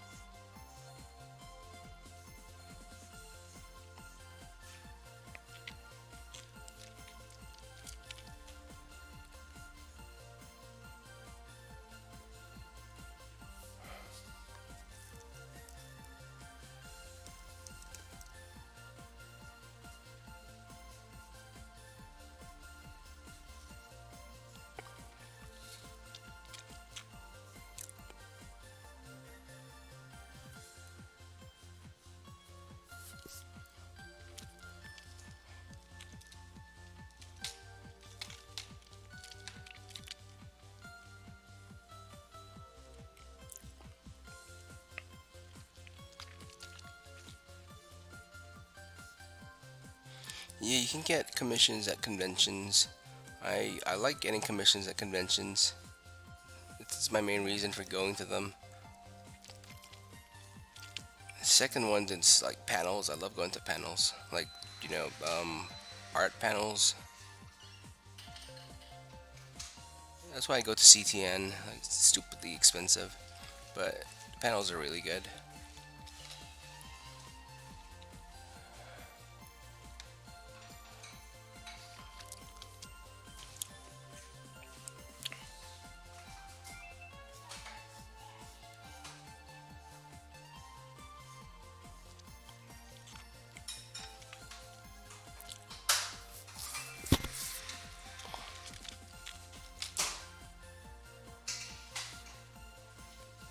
Oh yeah, I hope I get to meet you someday.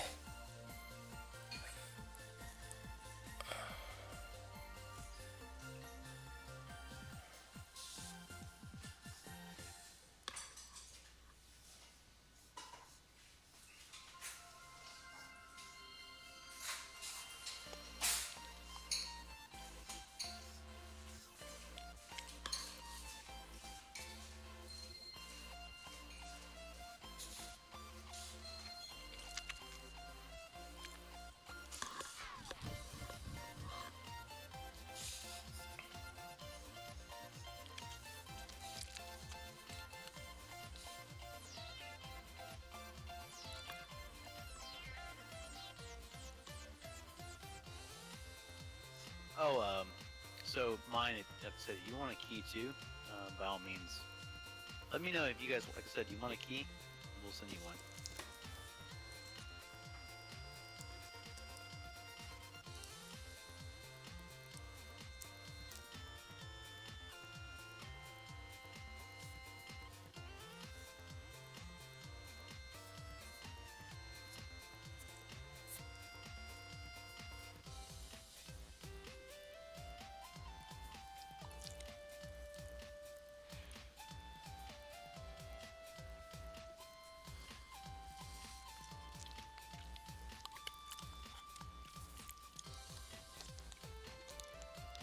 Just just send me a private message on Twitch, and I'll send you a key.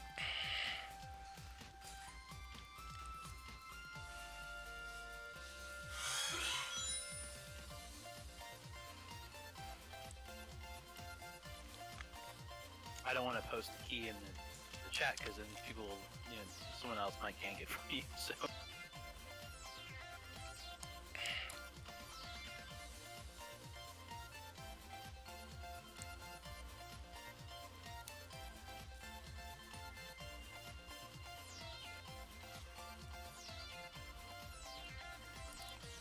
Hmm.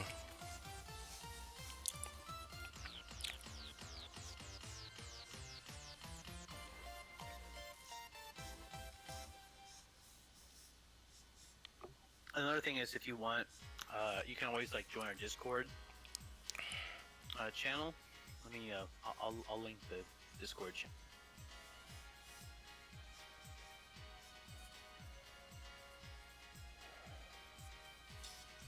Yeah. Can't do that.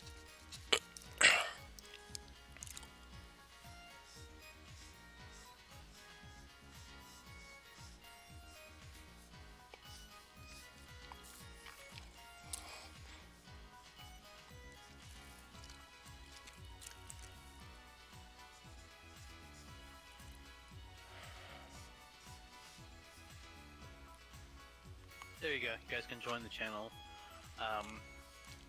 Just if you want to send me a private message that way, I'll send you a key that way.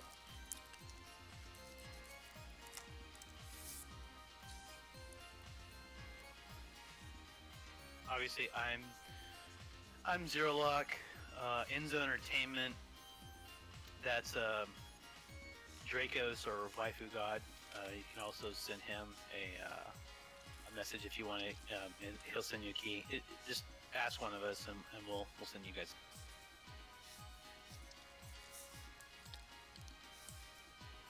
Just as soon as you get one, though, when you use it on Steam, just please let us know to make sure that we can kind of confirm it, because since we went to Steam, we're kind of limited on the keys we have, and we can ask for more, but it's kind of a pain in the ass. So we're just trying to make sure that people use them, so we don't just like throw them out there, and then people don't claim them.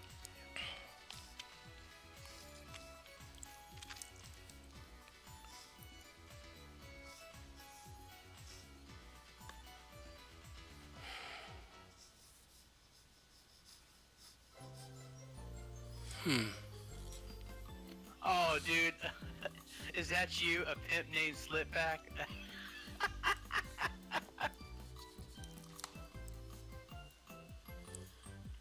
Is that you, Mind? Are you a pimp named Slipback? If that's you, that's an awesome name, dude. I love that name.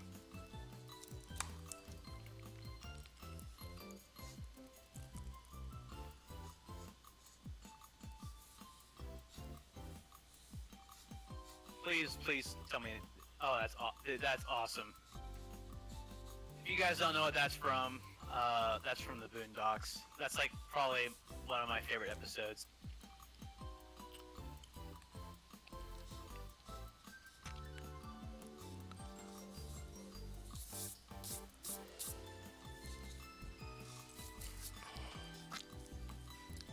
My all-time favorite episode of that is I can't remember. Is it the same? I think it is. But the introduction is they were making fun of To Catch a Predator, and it's like it's that famous guy who's in prison. But he's like, I liked you and I want you. I didn't come here for no milk and cookies. I came here for man's butt. Like that episode is like to me the most funniest episode of Boondocks ever created.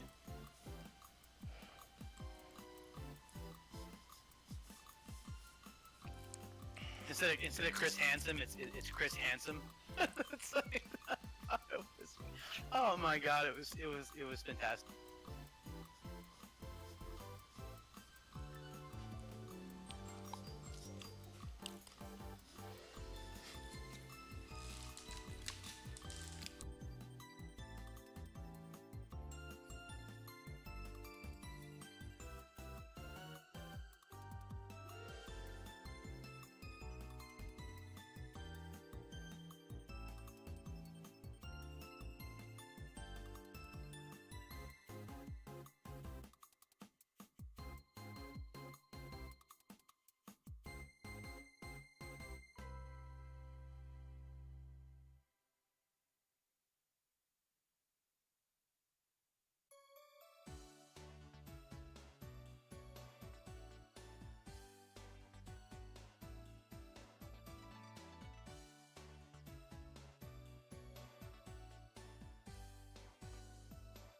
All right, so I sent you a key.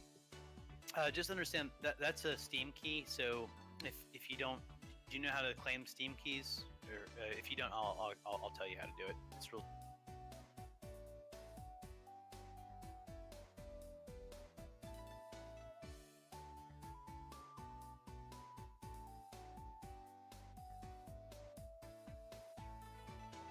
I'll share you the. If you guys haven't seen the Boondocks episode of the Pimp Named Slipback, you guys should go just like Google that. It's pretty damn.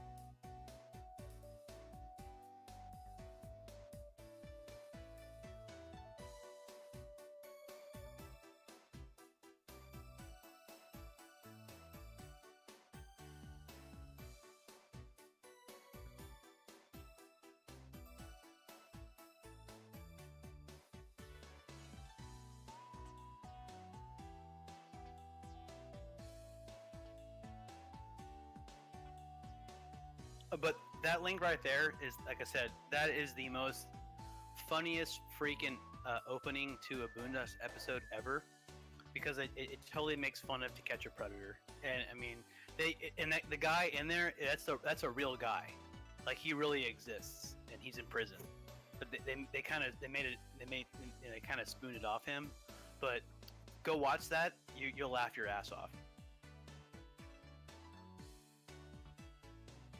Yeah, Gates has it right. You go to like to add. I think it's games. Yeah, there's a little thing you click on. It says activate a product to Steam, and you put the code there.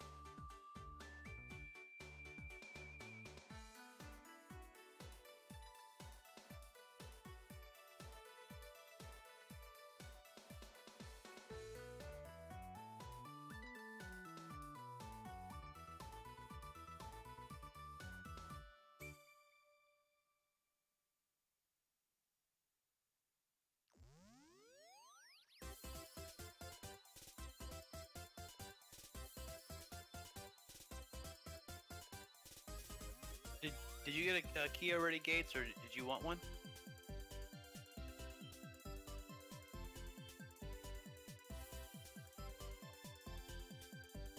Hell yeah, dude! I came looking for a man's, but the first time I saw that, I could not stop laughing. I didn't come for no milk or cookies.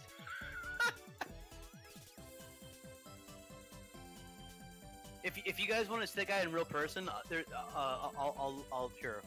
put the YouTube video, because they actually interview that.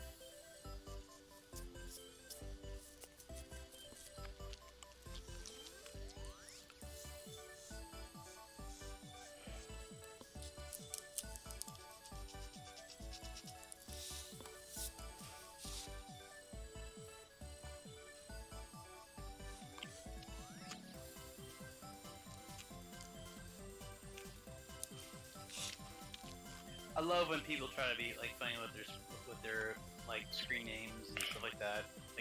Like to me, it's cool. I know some people might get offensive, take offensive, but yeah.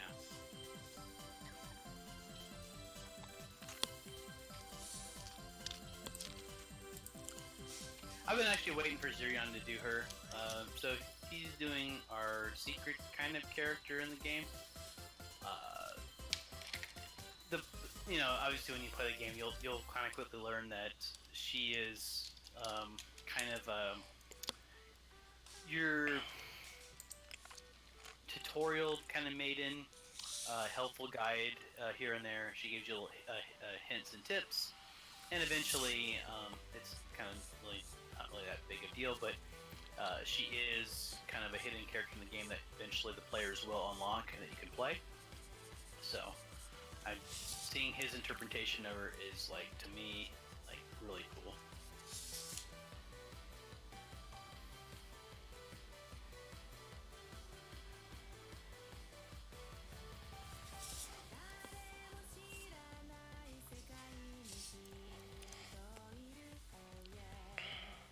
Oh, so good. So mine. Did you actually take the key and accept it? Did it work?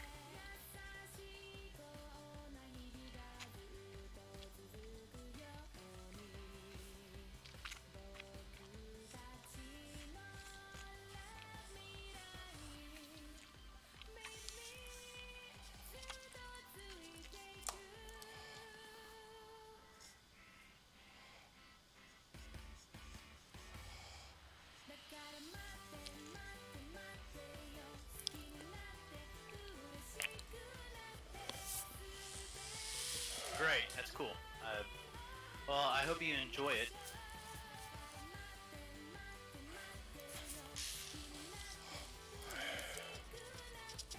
Like I said, just send us any feedback that you think of.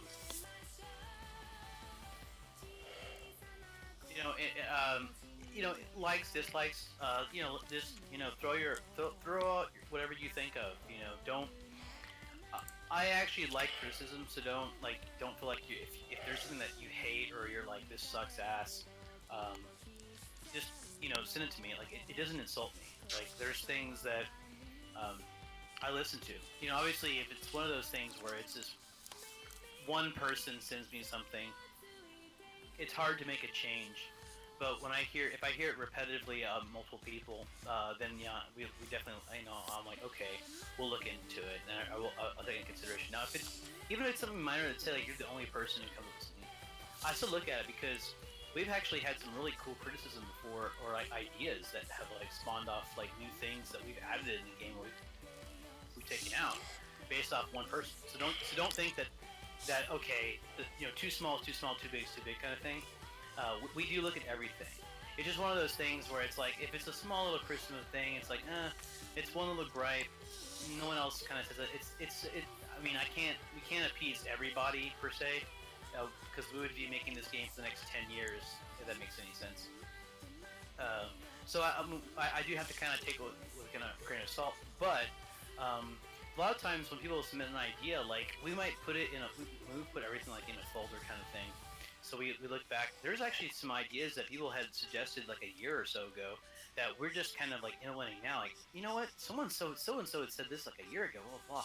We could do this finally now here with this part of the game, and so we actually do incorporate. So like, I mean, please, like be honest and whenever you have an idea of, like, send it to me. I'm always interested. You know, I take everything very seriously. So. I know some game designers I guess kind of like butthurt, or they get kind of like crazy. I mean, there's a couple times where, I won't lie, I got a little offensive to certain comments, but I had to kind of justify it. But that's the utmost extreme rare things, and usually I don't do that. I really just more like working on like something like Dota, there's butts and gripes every time. You piss some people off, you make some people happy. That's how game design works.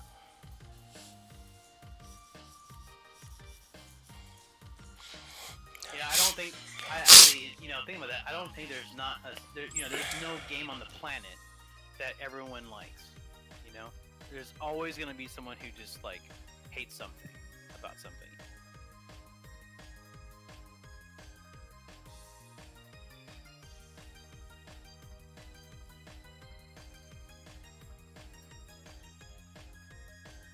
We're just trying to make the overall best game that we can come up with, and for people to have fun with and enjoy, and get a good laugh at. I mean, that's kind of the point of the game, right? It's to have some funny humor, to get people's attention for a little while, and give them something to kind of enjoy at the end. You can, so since you actually have there's there's a beta channel. I don't know, Gilbert. You might have to. I don't know. Did you need access to that? I'm not sure. Internal tester. Actually, no. I think yeah. So there's a Google a Docs. I think. Gilbert, you need to like talk in the channel about that if you can. For if you want to do that, but if you want to, you can always just talk like in our Discord channel in general, or you can just DM me personally. And that's fine. I mean, I'll look at it. Probably the best way right now, if you want to, is just DM me. That's cool. But I know that we do have like an internal tester channel, where like other testers you can talk with in our Discord channel. That's there. But I think you need access.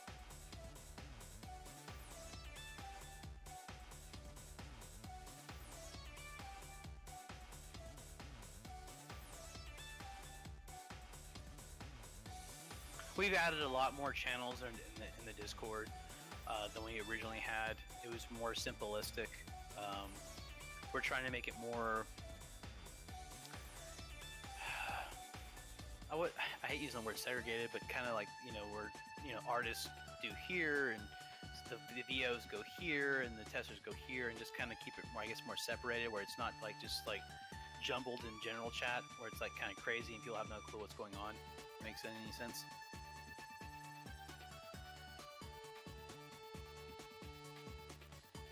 Like, oh, I know that like we have like the internal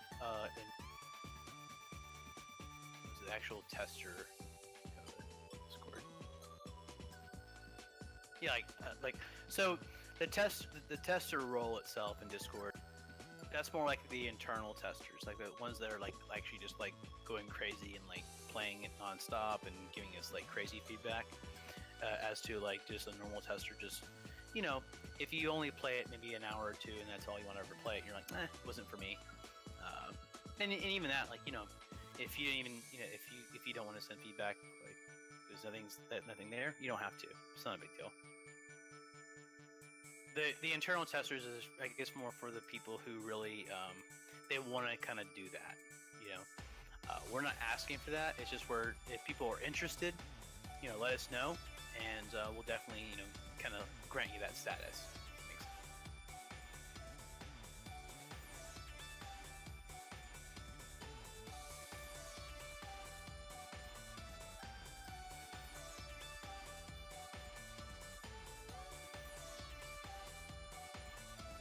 I've only played, I think,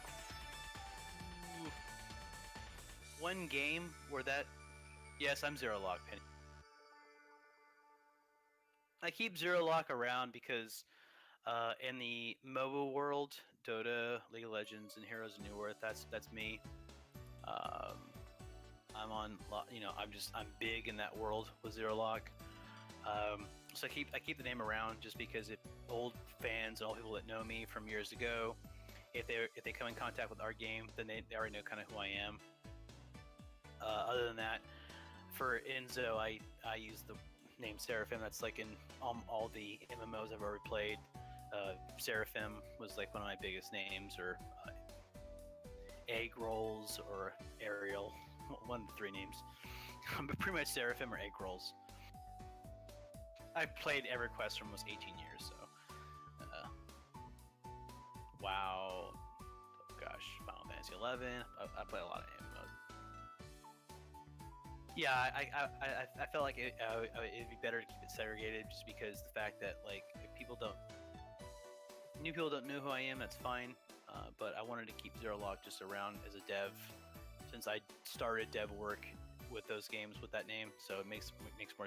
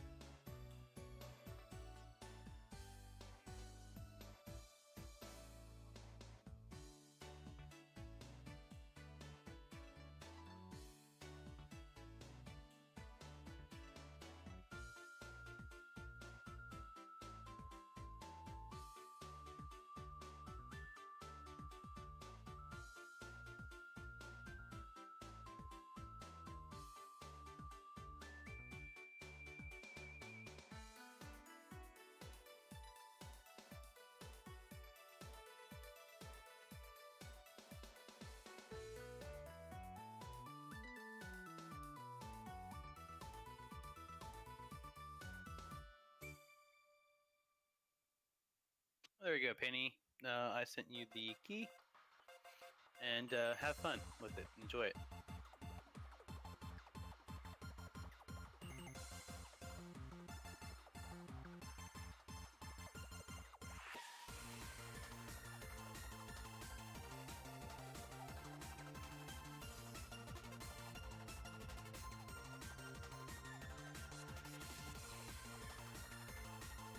I gotta say, if any Dota fans in the house, please, by all means, ask Dota questions, because um, when I do game design panels or people ask me questions, that's the first thing that ever always comes up, and it's cool. So I have no problem answering that. I'm a walking dictionary, or dictionary, Wikipedia, I guess, of Dota knowledge. Because I've been part of the community for 13 years. So, or yeah, 13 years now. It's crazy. Time flies. Biggest community in my life, hands down. Nothing bigger than that. That I've been a partake, or all that good stuff.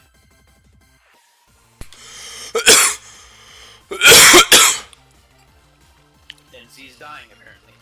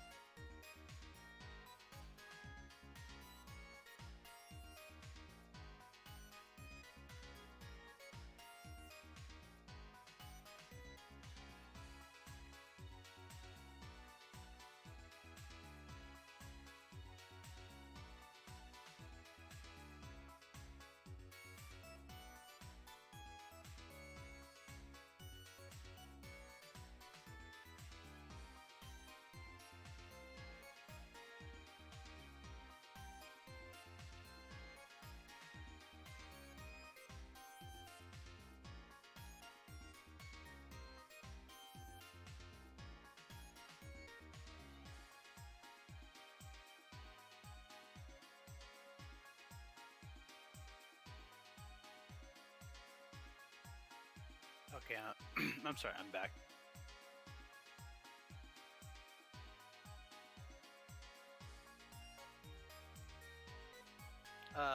Fluff, to answer your question, I actually haven't played anything. Um, After Final Fantasy, I I just actually been working. Well, the last 2 months, I've been playing. I got playing. I got kind of back playing Dota 2 again with friends, but then I was asked by the some of the developers of Dota to help out with the game. So like I've been actually like play testing certain materials and certain things for them and giving kind of a little feedback here and there when I can. They don't expect too much because I kind of told them I'm kind of busy, so it's been a little hard. But I have been working with him again here and there. I'm trying to get them now. Actually, honestly, the reason why I was doing it too is because I'm hoping that they'll help us with Waifu Fight in return. So it's kind of like kind of, I wouldn't say kissing up, but in a little way I am. But then again, they saw me log back in and play because my friend wanted me to play again, and because of that, it kind of led to a lot of other things. So I'm hoping that they'll help us out, like hopefully sometime soon. But otherwise, besides Dota, no, I haven't played anything.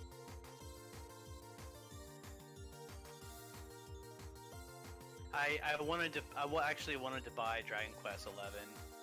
Sadly, my computer is bad, so like I can't really do that. Uh, Gilbert bought it, and I got to kind of watch a little here and there, and it looks fantastic. So at some point, I will pick that up.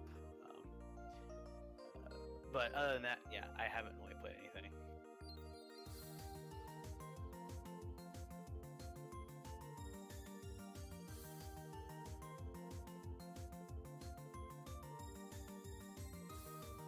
Sadly to say, my day job's pretty.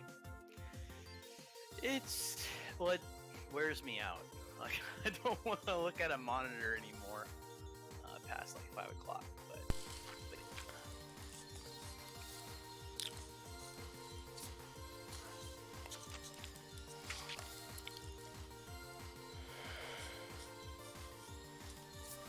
well, actually, you know what? It's cool you asked that. I had a great Christmas Eve this year, so we got to spend Christmas. So Yay.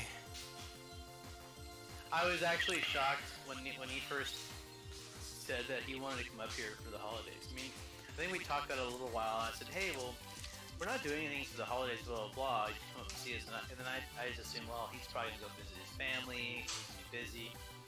And that was going to happen, and then somehow he's like, no, I want to come up, I want to spend time with you guys and work on the game, and it was cool. And when we heard kind of a late minute that I don't think he was going to probably make it up here, and then I found out from that he was, and I was just really excited. I was like, oh, that's awesome, he's coming up here, and so yeah, like it's cool to have him here at the house. Yeah, I was looking at the plane ticket prices. I was like, holy shit, it's expensive. And I was like, fuck it, it's just whatever. Come and finish the game. I feel a little bad because during the day, like I have a lot of work to do with my job, and so it's a little rough.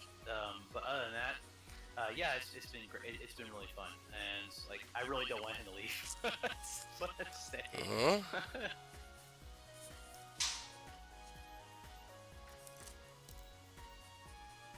I wish I had the opportunity where I could just be like off for 2, 3, 4 weeks, whatever. But I can't. So.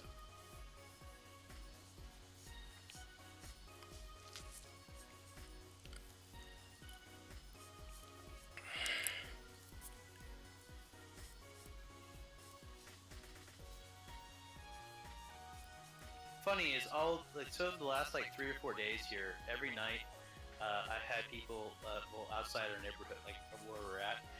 Everyone's shooting fireworks, and I'm like, it's not New Year's yet. What do you guys do?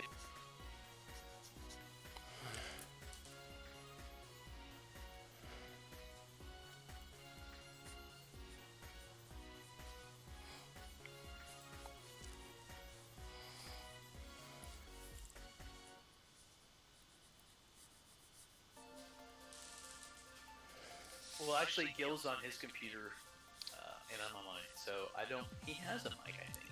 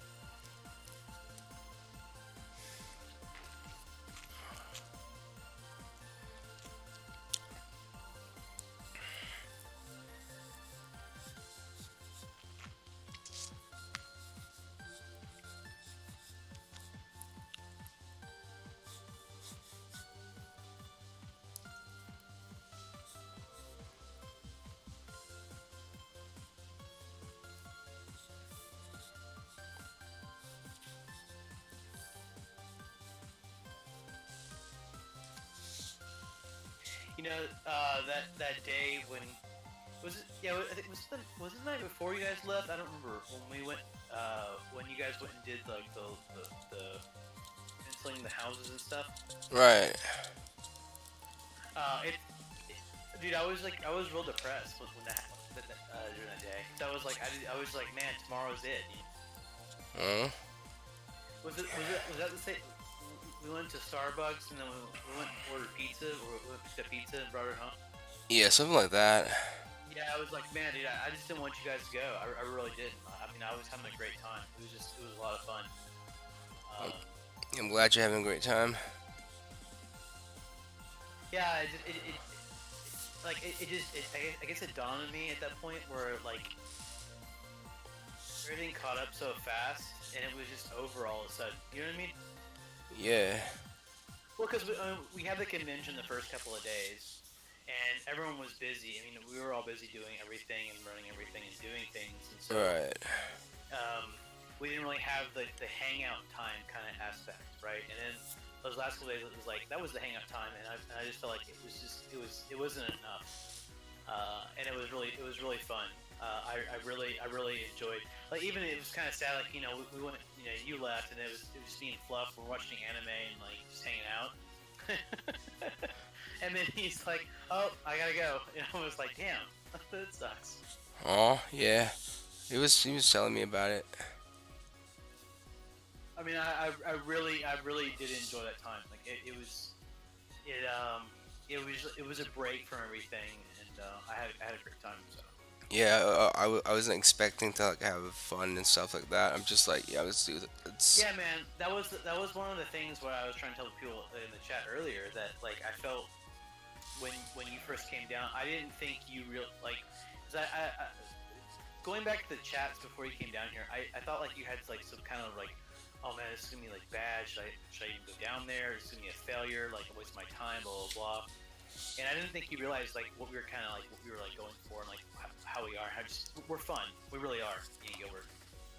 And I think when you came down here, I think you really did enjoy yourself. yeah. Thanks for having me here. Yeah, and like, that's why that's why you're back now. It's like because I think you did have a good time, and dude, we're fun. We really are, and like it's cool now that you see it because you can tell people like, yeah, dude, these guys are cool. Like, but that's what we are. Yes, we work and we're hard at what we work, but at the same time, we have a good time. This is.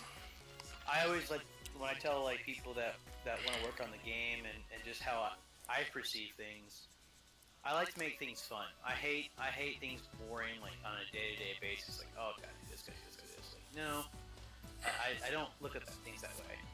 Right. I want to make it where people actually enjoy what they're doing, and just we laugh and we just chit chat and talk and all that good stuff. Right. So I took Z for Christmas Eve. I took Z to Texas Roadhouse, and I think he enjoyed himself. Yeah, I'm just not used to like throwing peanuts on the floor. Yeah, he wasn't used to the throwing the peanuts on the floor thing. And then he also ordered a 16-ounce ribeye, and he couldn't even finish it. And I think he thought he could. Yeah, it was bread. Also, the I think the price blew him away. Like he was like, "Dude, I get this much food for like this cheap." Yeah, like, cause San Francisco doesn't do that. No, we haven't gotten back to blacks, but I think we'll do blacks before he goes back.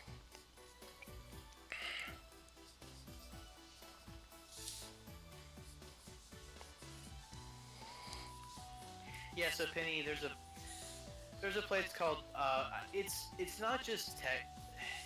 It started in Texas, but I think there's a couple like southern states now that have them. It's called Texas Roadhouse. I guess technically you can call it a chain. Uh, the biggest thing there is like when you walk in, you can sit around, and then there's all these like peanuts in these big buckets everywhere, and you can just eat peanuts, and you just throw the shells on the floor. Um, there's no waste basket. You just throw everything on the floor, and so like to a lot of people that's like crazy. So you kind of get dirty with it.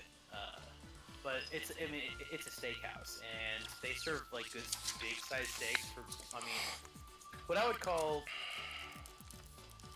well, as far as Texas prices go, I would call it in the middle of the road. Yeah, see, there you go. Mine, he loves. Yeah, dude, Texas Roadhouse is badass. Like, I always get like a roadkill, with like a potato and a salad or something like that. Dude, it's $12 total. Unless I get beer with it, but like, it's cheap and oh god, it's like filling. Oh yeah, see, so funny you mention that. So they bring the rolls right at the table, and Zeke's like, "What is this?" And I go, "It's apple cinnamon butter." And then as soon as he did the first roll, he's like, "Dude, this is so good." You like that butter, didn't you, Z? Yeah, well, it was more the bread, really. The bread was really good. Oh, that's why. Yeah, it's this apple cinnamon butter, so it has this like sweet cinnamony taste to the butter. Uh, and then the rolls are they have natural butter on them and some salt, so that salty butterness, like, and they're fresh out of the oven, so they're real soft. It's melt in your mouth, dude. It's oh my god, it's delicious.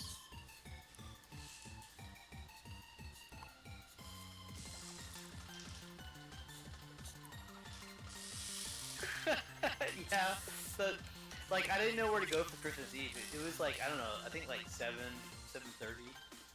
I had to go do a little last minute things, and I just assumed most places were being closed down.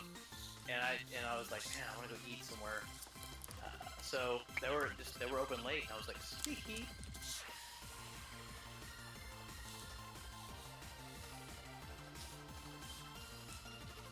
The Salt Lick is well, I don't know what that is. The Salt Lick is another very famous, popular barbecue restaurant here in Austin, Texas.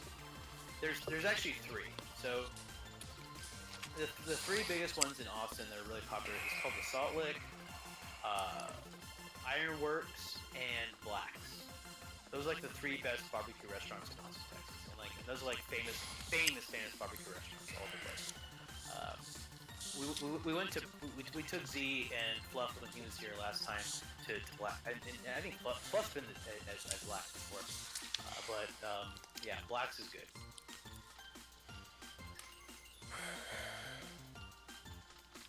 Oh, if you want a bottle from the Salt Lake, I can take him there. If you want him to bring you back a bottle.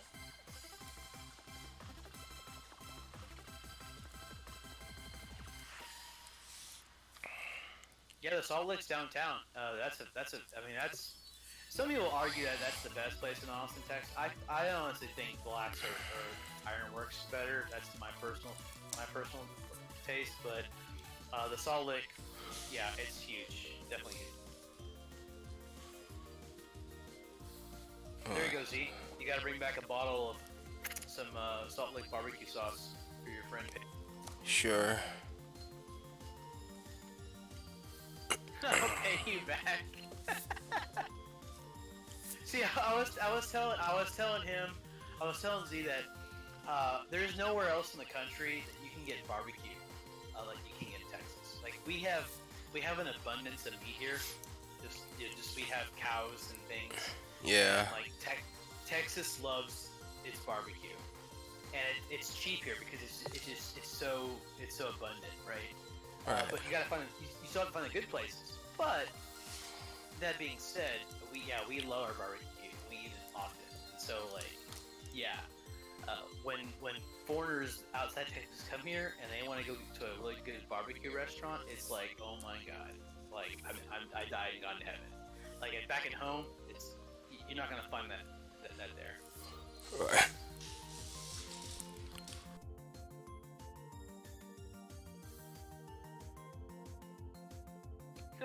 There you go, Penny. See? Yeah, dude. In Texas, we know how to eat. We have, yeah. Nice. Yeah, she was actually the one of the people who originally convinced me to like pop up to Texas. Yeah, there's a restaurant that, well, actually, Z just ordered from lunch today. It's called Ho Ho's here in Austin. I think it's actually one of the best Chinese restaurants I've ever actually eaten in my life for Chinese food. It's freaking fantastic. Um, and I have a really hardcore say on Chinese food because I've had so much Chinese in my life. But this place is freaking crazy good. I mean, they advertise themselves as actually Chinese barbecue, which is kind of cool. But like, I don't really eat the barbecue stuff like the ribs or the duck and all that kind of stuff. I mean, the picking is pretty good. I just their chicken and beef dishes are just like oh my god, or like the tofu dishes. Oh dude, yeah, like so fluff. See that? So Z like sends me this message on because I'm working at I'm working at home today. He's like, hey, I want to order ho-hos for lunch. You want anything? I just wasn't hungry, and I was like, damn it, I want some orange chicken, but I'm just not hungry, and like I just felt like it would be kind of lame to order it, and then we just sit around all day until I want to eat. So I decided not to, but man, I so wanted orange chicken because the chicken is delicious.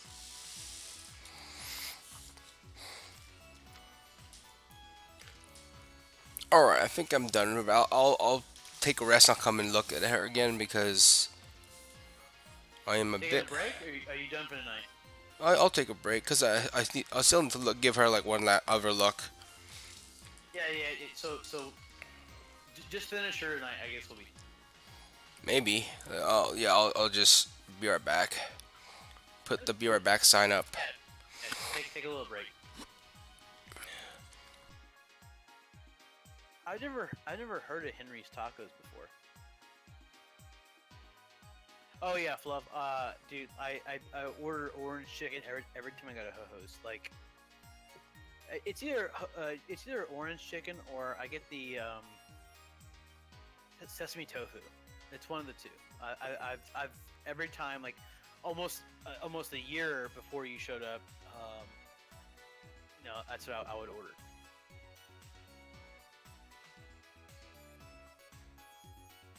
But the orange chicken, oh my god, dude! Even the General Tso's chicken is really good. Like they're just that restaurant is fantastic.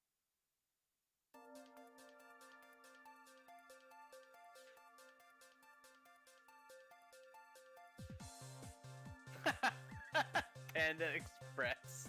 Oh my god. That's Panda Express is like the Chinese Taco Bell. Sadly better, but worse for you. If that makes any sense. Like it tastes better than Taco Bell, but as far as like nutritional content goes, it's worse than Taco Bell. Well, I guess it depends on what you order, but and when you walk into a Panda Express, it smells so good. But see, so like most Chinese restaurants, I always make fun of it. I call it sweetmeat because That's pretty much the American palate. American palate just pretty much always orders like some kind of sweet, tasty meat on rice, right? It's not really actually Chinese food. No, no. There was no fried biscuits. It was dumplings. Fluff.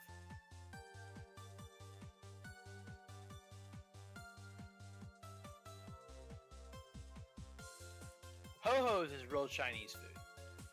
Panda Express is not.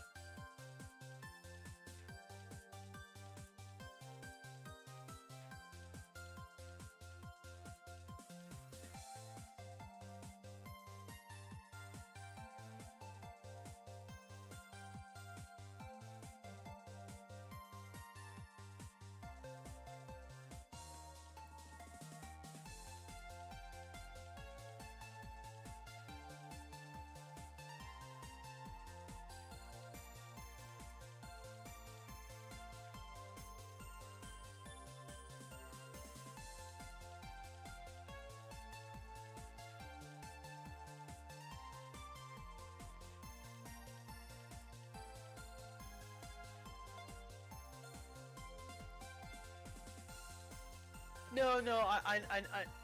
You're right, Penny. I'm not. Orange chicken technically is not traditional Chinese cuisine. It actually has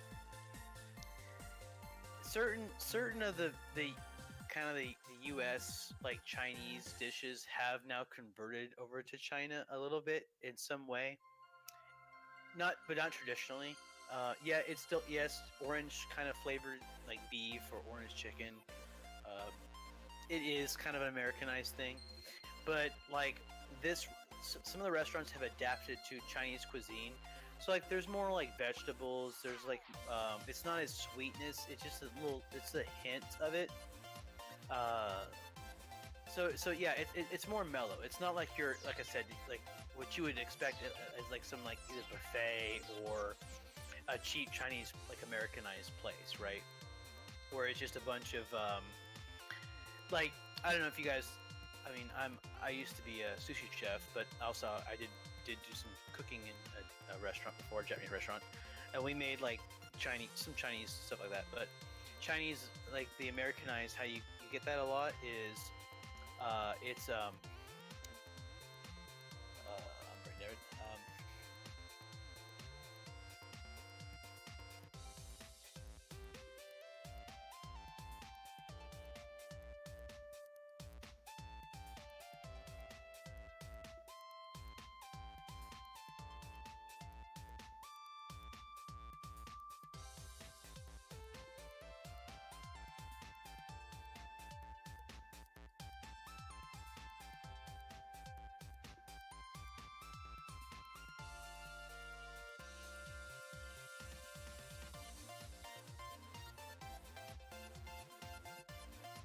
It's like so in it, you add a little bit of oh gosh what is it baking oh gosh so water a little bit of baking soda or baking powder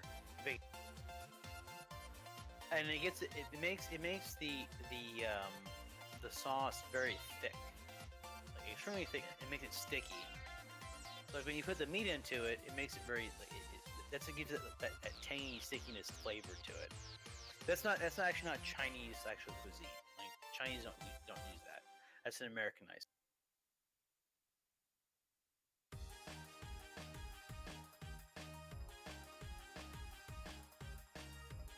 Sadly Americanized. Yeah, that's it.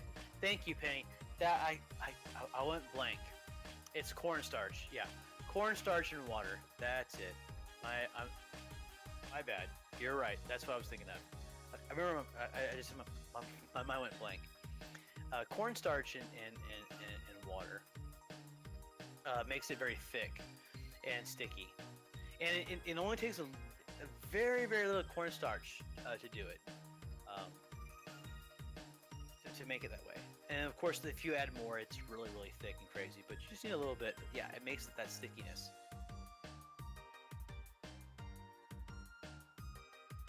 We did a lot of in our Japanese restaurant on the side for some of the Chinese infusion dishes. It was a lot of like Szechuan style, so very more spice, open walk, just this giant, 2 foot, 3 foot walk, and we would just throw stuff in there. It was cool. I mean, I actually love Chinese food. I really do, like authentic Chinese food. Sadly, it's hard to find it. Well, at least in Texas, it is. Unless you ask for it at certain restaurants, then they'll cook it for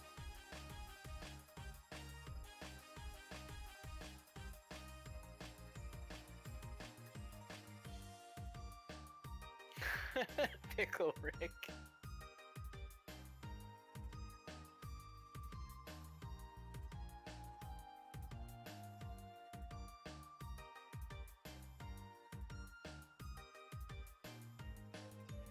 It's funny. It's like so if you're Chinese, and I mean, if you know Cantonese cooking, I'm just curious, but I guess, are you Cantonese? Because most of like my close friends that I grew up with that are Chinese, actually from China, or they were born here, but their parents are from China.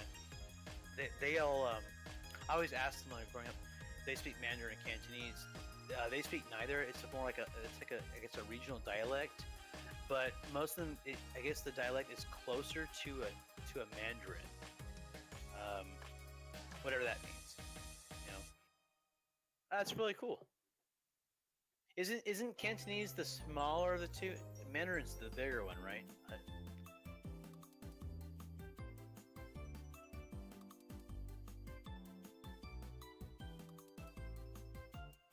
Vinegar and salmon actually sounds good, dude. Well, I mean, first of all, I love fish and chips. I'm very English, and I love my fish and chips. So I know that, like, when I go to in San Antonio, there's an English pub on the Riverwalk that has the best fish and chips. Yeah, that's what I thought. So yeah, so Mandarin is bigger. That's what I thought.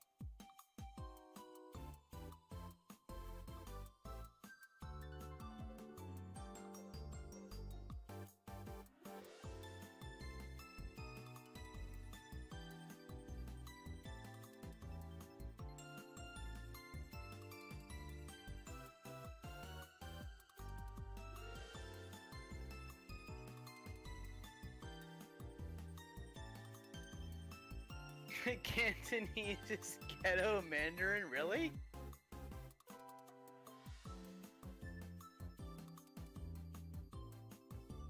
That's probably the funniest Chinese comment I've ever heard in my life. I swear to God, that's funny.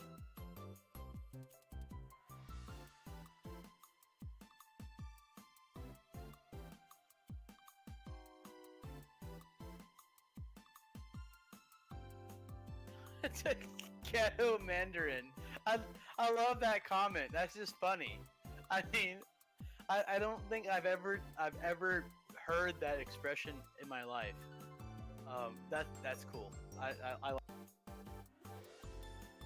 like ghetto Mandarin. Well, I'm not saying you're right or wrong. I just think that's funny.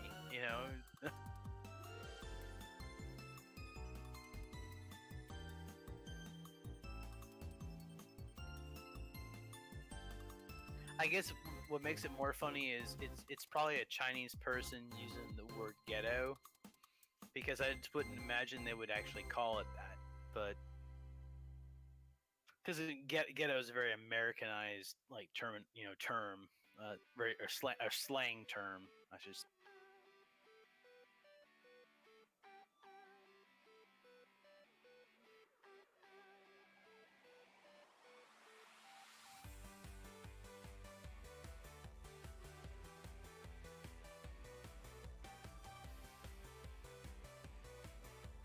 What I hate, you guys, for talking about all this Chinese, whatever. Now, I hate. I just want to say it, but I'm sad because it's like 1 o'clock in the morning. I want ho-hos now. I want. I want to go there and get some Chinese.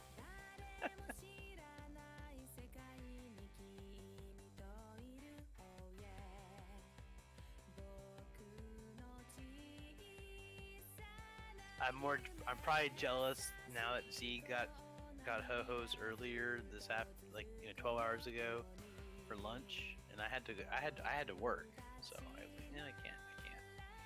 And now I'm like, oh, that'd be good. So damn you guys.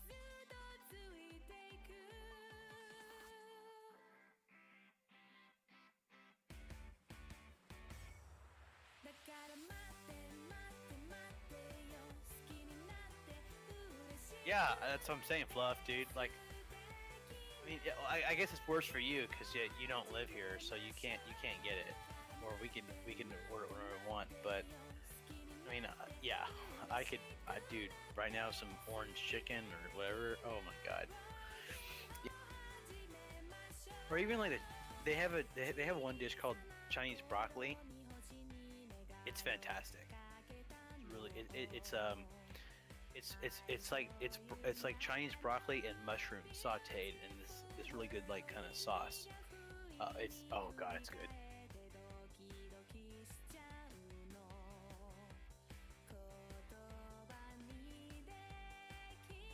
We actually ordered for Christmas we actually ordered Indian food, and the Indian food that Gilbert found whatever actually was really good. They were kind of cheap on the meat amount, but the flavor was actually pretty damn good. At least I thought it was. And the bread that they served was good.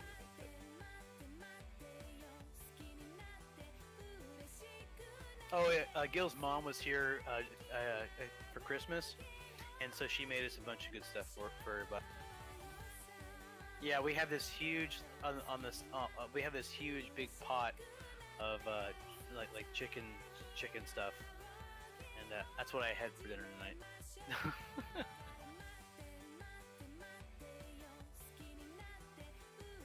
Oh, I love hot pot. Hot pot is fantastic.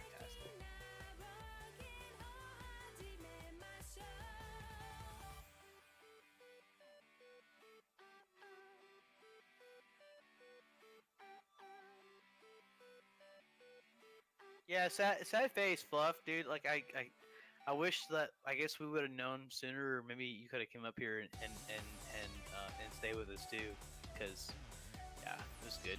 We don't know if she'll be back for New Year's. I'm hoping because like yeah, I love Gil's mom's cooking. Like it's delicious. And this soup she made, this chicken soup she made for us before she left this time.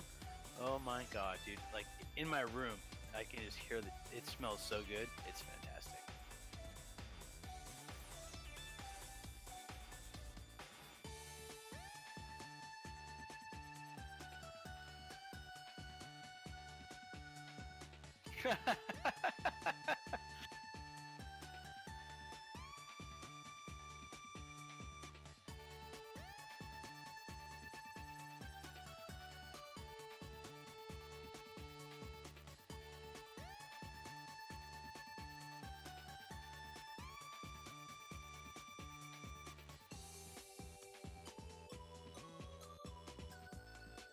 Yeah, Penny.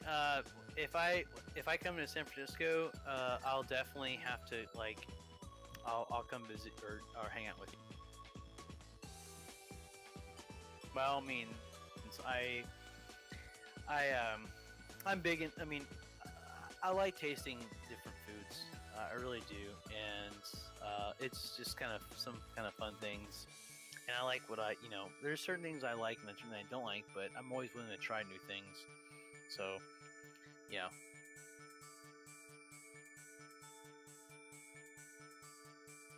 And I actually like I like Asian food, but I'll tell you, Keith, for me, I actually like extremely. I mean, we're talking crazy hot. I have a big thing for um, scorpion peppers, Carolina Reapers, like the most hottest foods you could think of. I really enjoy like spice. Like most people when I go to restaurants, oh, our like level 5 is this, and I just taste it. I'm like, whatever, it's nothing.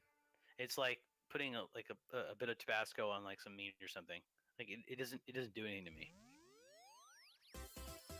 So if you have any spicy recipes, by all means, like I'm all.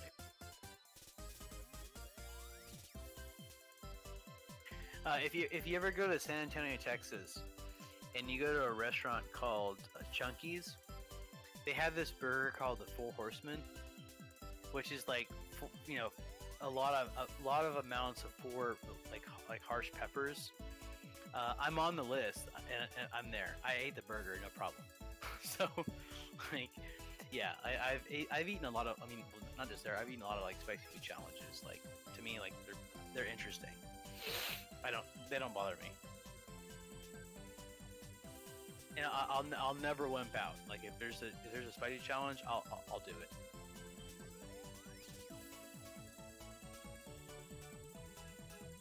I will say there's a funny story to that. So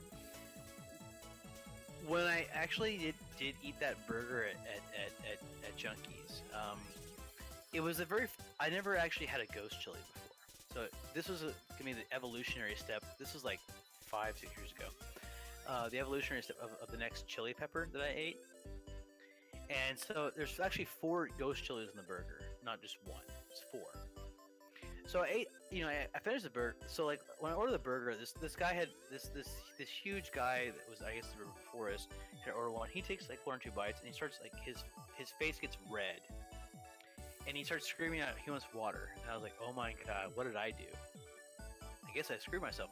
And when I bought the burger, check this out. The burger is $20, which is a total ripoff for a hamburger. And you have to sign a waiver that you won't, I guess, sue them or whatever, right? I didn't care.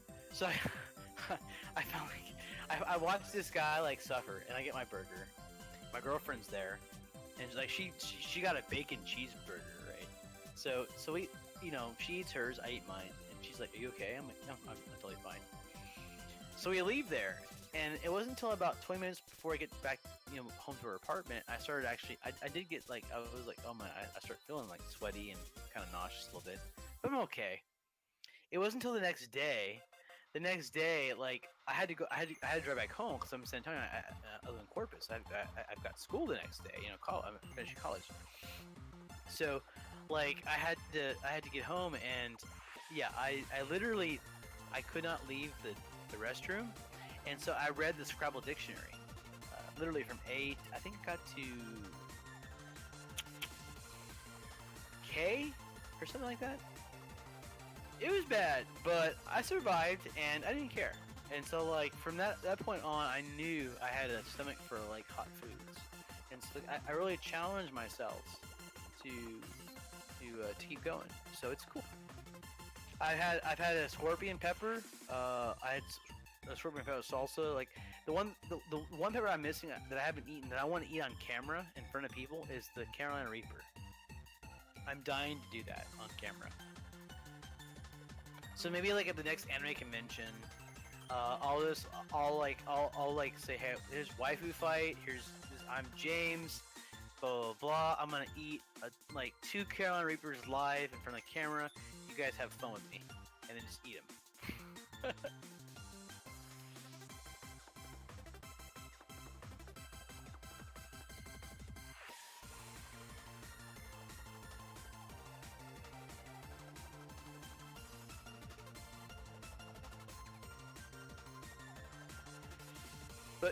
But a ghost pepper is not hard. I mean, if you can eat like jalapenos, no problem. You can eat a habanero. I would say habanero is the next level. If habanero doesn't do anything to you, then a ghost chili is not really that bad. If habanero kicks your ass, then don't waste your time. Actually, I kind of want to. Sadly, before I moved to Austin, there was a friend of mine. His name was Frank. He has a stomach for hot peppers too, and we, for almost like 3 or 4 months, we actually tried to order Carolina Reapers because we were gonna do a camera challenge in front of the this. I used to help out at like a hobby shop, a game store. They were gonna live broadcast it, and they wanted, because they thought he could out eat me on these peppers. I said, no way. And so we were trying to get fresh reapers. But the problem is, when we would order them, they all came like you know, dehydrated, just like flakes, and that's not a pepper. You can't eat that. It's like eating paper. You need a fresh, hot, juicy pepper. You bite into it, it squeezes the juices out everywhere, and it just like kills you. So I was like, I want fresh peppers.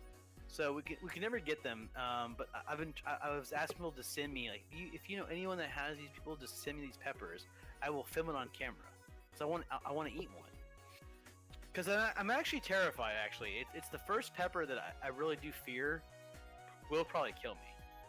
Because I think at that point is the threshold in my heat level. I'm not sure, but I believe it probably is.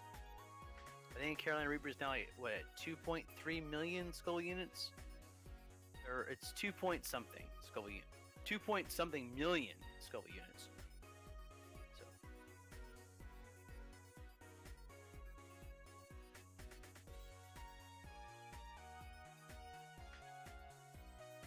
A jalapeno is like less than 100,000, I think, on this scale, or 1,000. A jalapeno is nothing. That's a joke. Get that crap out of my face.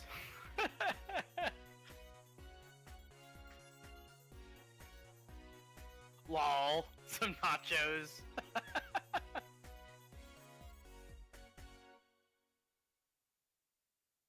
That's actually that's funny. Yeah.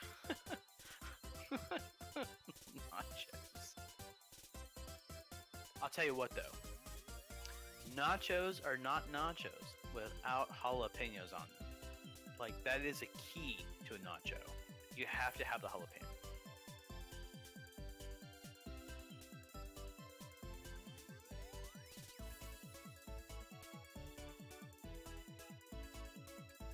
See the thing, Penny. I've had hot foods for nearly 20 years. I've just grown accustomed to them. This is something that I would not wish, like, someone that's kind of young who's never had hot food. Obviously, you shouldn't jump into what I've eaten. I think it's my body has adjusted. I've just gotten used to it. It's just different. It's one of those things. It's an acquired kind of taste or acquired sense.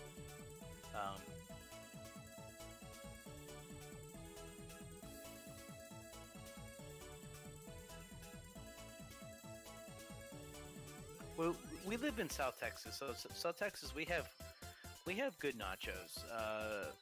Beef nachos are not really a true nacho. It's mainly like bean and cheese, maybe some beef, but the bean and cheese with like the guacamole and the sour cream and the jalapeno.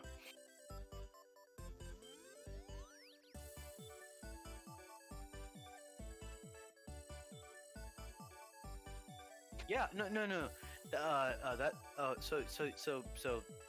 Penny, you mentioned a good thing. Yeah, actually, hot peppers. The reason why they have a real big weight loss chemical is because they're good for your heart. So the hotter the pepper, the less your heart actually has to pump blood. And overall, that is then your body. There is some chemicals in there that do offer that weight loss because your brain in your metabolism is doing other things than affecting what your heart is doing. That makes any kind of weird thing, but yeah. But yeah, no, it actually does. The hot, spicier foods do lead to weight loss and actually other like diseases. Like, oh, Z's back. Hi there, I'm back. I'm gonna clean this up a little. Good, you can take over from me like my stupid conversations. What are you talking about? We're talking about spicy foods. Oh, right.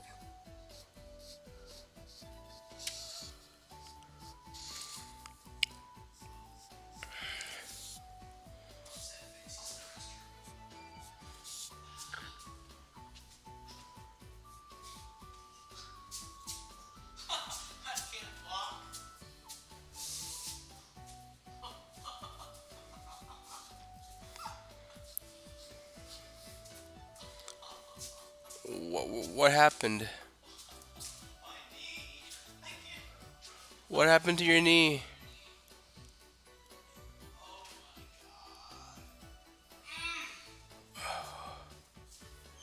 Is your knee alright? What happened?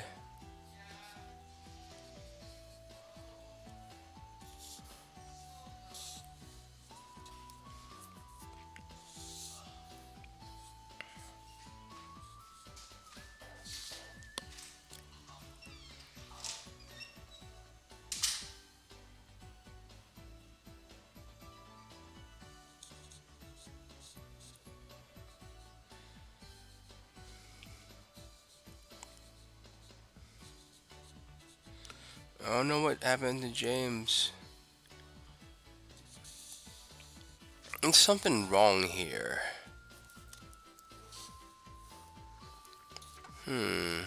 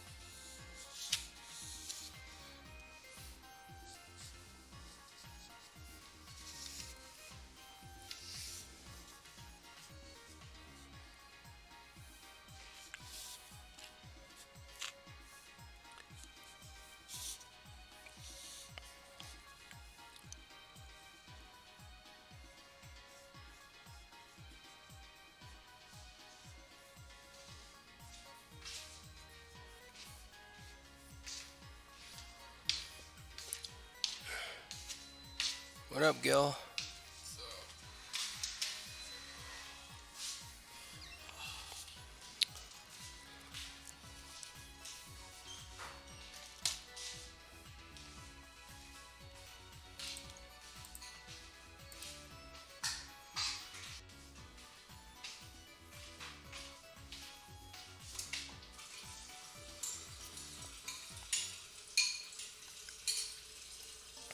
Oh yeah, I can play Monster Hunter. It's playable. Is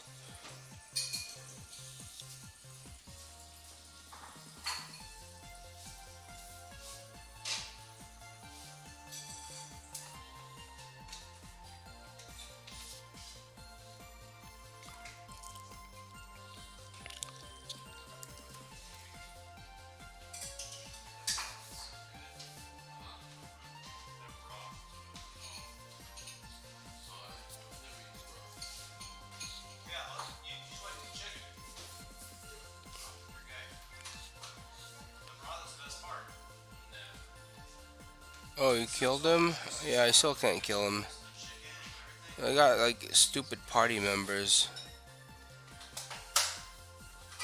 They just keep dying.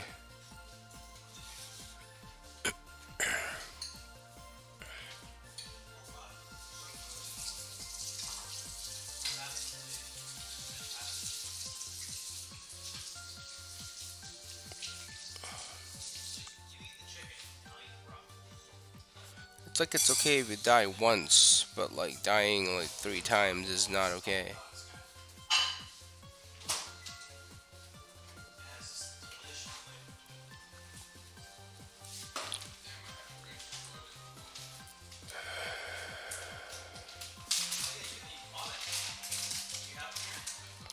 Pet the fluff, pet the fluff.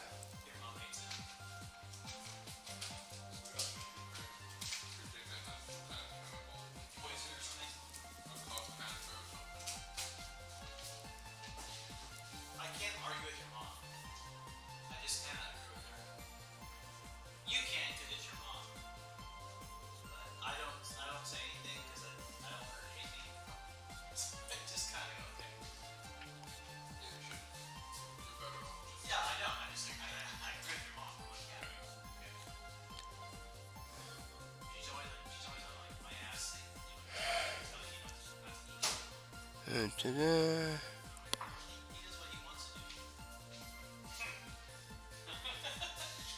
How do you help each other? I don't even know how to like do it.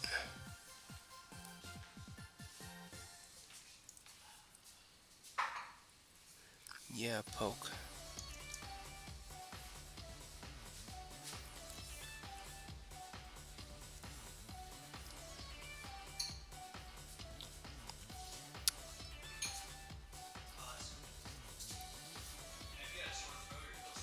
I think she needs a puffier. Yeah, right there.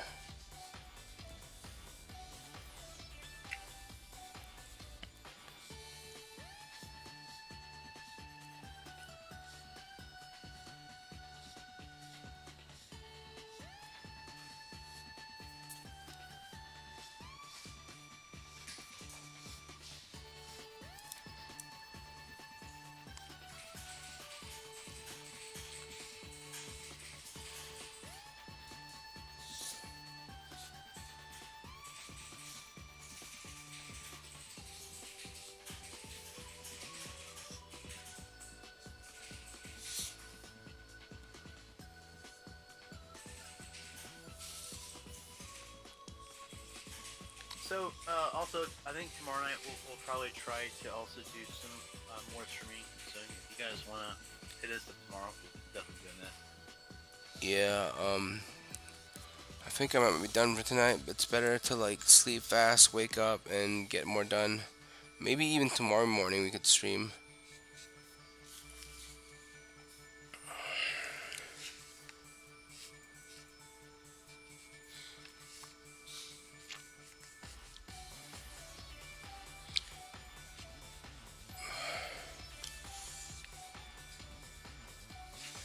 Oh, are you gonna try to go to Ikicon? I'm not sure to be honest. Maybe, maybe not. Is anyone here going to Ikicon?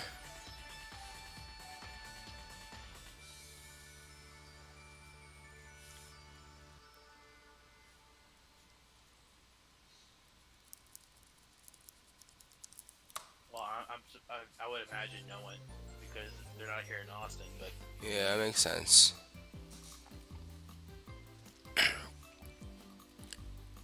But yeah, we'll see. There's only Kuroi and Succubus left.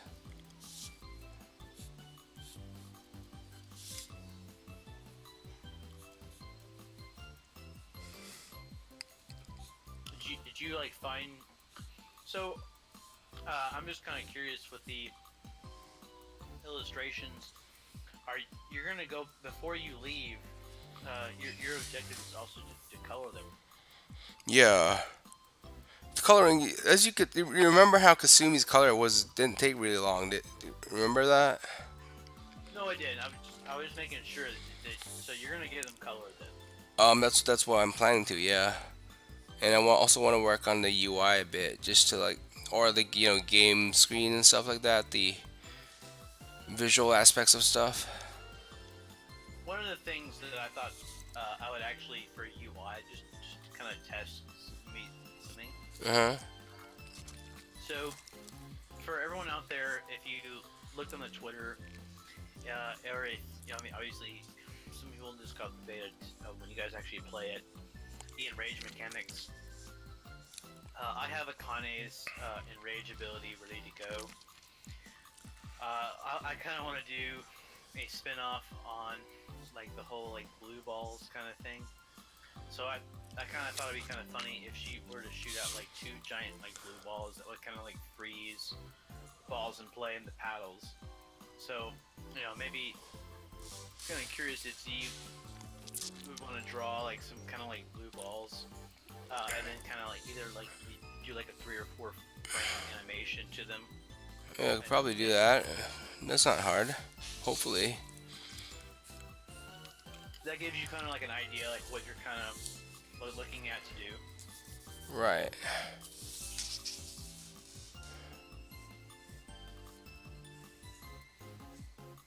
I mean, in a sad world, On would have done that, but I haven't talked to him in so long. I don't even know where.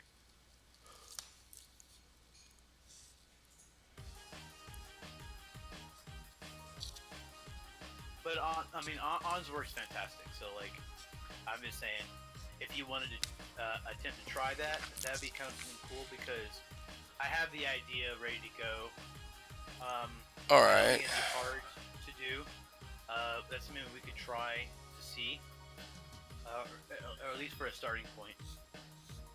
Yeah. Yeah, Fluff. I don't actually own the game. I wanted to buy it back. What? Gosh,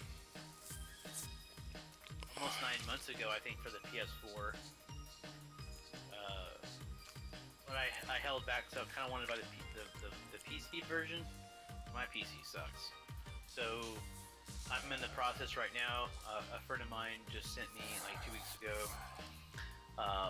a lot of really nice, expensive computer, like more advanced computer parts that he didn't need anymore. So I'm like in the process of building a new computer. I need a motherboard and a video card.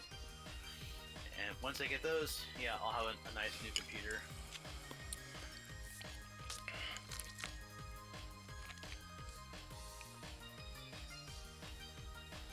I hate to say this on Twitch. I don't care to the world to know this, but yeah, my computer's about 7 years old or 6 years old. So yeah, it's definitely in need of updating.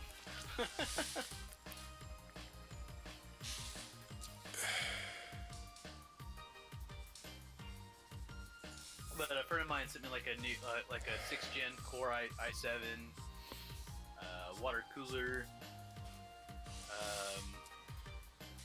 16 gigs of RAM, 950 power watt supply, PSU, a bunch of stuff that he just didn't need anymore. He didn't care. He somehow blew his motherboard on a computer he built like a year and a half ago, and it's like, I don't want the whole computer. I don't care about it anymore. You just have everything. So I just need a couple little extra parts, and yeah, I'm good to go. So that's my plan for the New Year's. I'm waiting for like see what's on sale. I'll buy some stuff. So What kind of graphics card are you looking for? well, it's funny because he sent me a 67 6870, and I used to have 2 of those actually in Crossfire mode. Oh. And it's a good card, but again, it's 5 years old. It's from 2012. Yeah. Right before I moved here to Austin, November last year, my cards, both of them burnt out. Believe it or not, they caught on fire. I think one blew. I guess one caused the other one to happen. So one failed, I guess, just of like long-term use. I had them overclocked. I guess it had dust in it or something, and it just caught on fire and it burned out. And I guess a spark burned the other one out. So a friend of mine just gave me this old 8800 GTS or GTX whatever card, Yeah. from like 2005, 2006. That's on my computer now. And it sucks. It's bad. It doesn't do anything. It's useless. Well, there's no point in me putting. If I'm buying new computer parts and I have an i7 and all this other good stuff, there's no point in using this 6870 card. So I need to buy a new card. So I need a new card and I need a new motherboard because the board he sent me it's dead, and that's why he didn't. He's so lazy. He didn't even take the chip out. He's like the board fried. Just take everything else. It's all good. Um, he's like filthy low with money, so to him it's like he didn't care. He Right. just take the shit. So yeah, I'll have a nice computer here soon in the next like couple weeks to come. I just don't want to overspend because, well, I mean, I don't do like crazy gaming anymore on my computer, but I don't want like something like it's like I'm gonna buy something and it's like outdated and crappy, a year from now or whatever. You know what I mean? Yeah, I got you.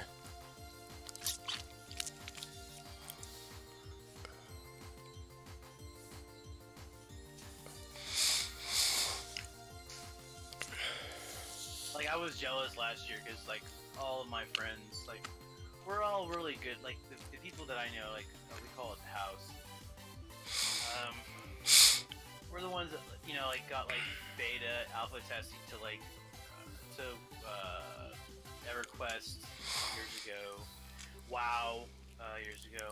They just like last year, they got the beta testing to like the new Quake. I'm just at this point in time I'm jealous because like they would give me a key, but I just my computer can't handle that, and I was like, damn it, I want to play these games. I couldn't. I just didn't have the money to pay for it at the time, so I kind of just had to like, whatever. But I really wanted to play a Monster World because it looked cool. We had a really good waifu fight fan that was really into waifu fight that got Monster Hunter World. That when she first mentioned it to me, like honestly I thought it was an MMO fluff, and I just had this conversation tonight with Z earlier today. I thought it was an MMO, and like it's not. But I wanted to play on the PlayStation, and then Z, yeah, because I said the computer version looks better, and Z said no, the PS4 version's better.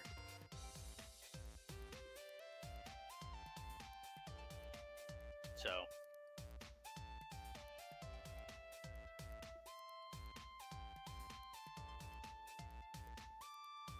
really, besides Dota, like I don't really, I mean, computer-wise, I like more old school. I mean, I'm just getting to that real nostalgic effect. I still like playing like Super Nintendo, old school like game systems and ROMs and just like messing around. Like I don't want to play like this crazy, some of this crazy stuff.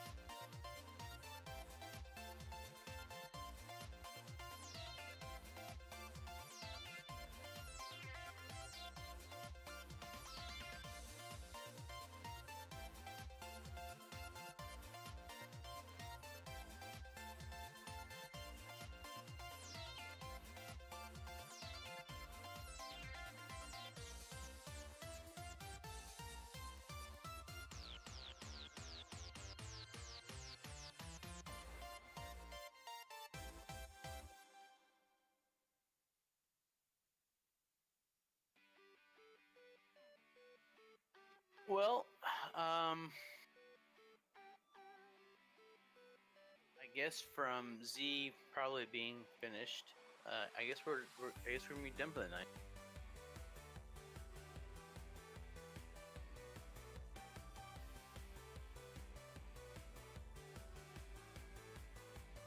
If you guys can invite some more people tomorrow night and want to hang out, like we're gonna do this tomorrow night, so hopefully we'll get a few more people into it, and I'll definitely want to give some more beta keys out, and actually some lanyards and some stuff. I'll do some like little Wi-Fi trivia, and I'll see if I can get some people some good waifu fight stuff.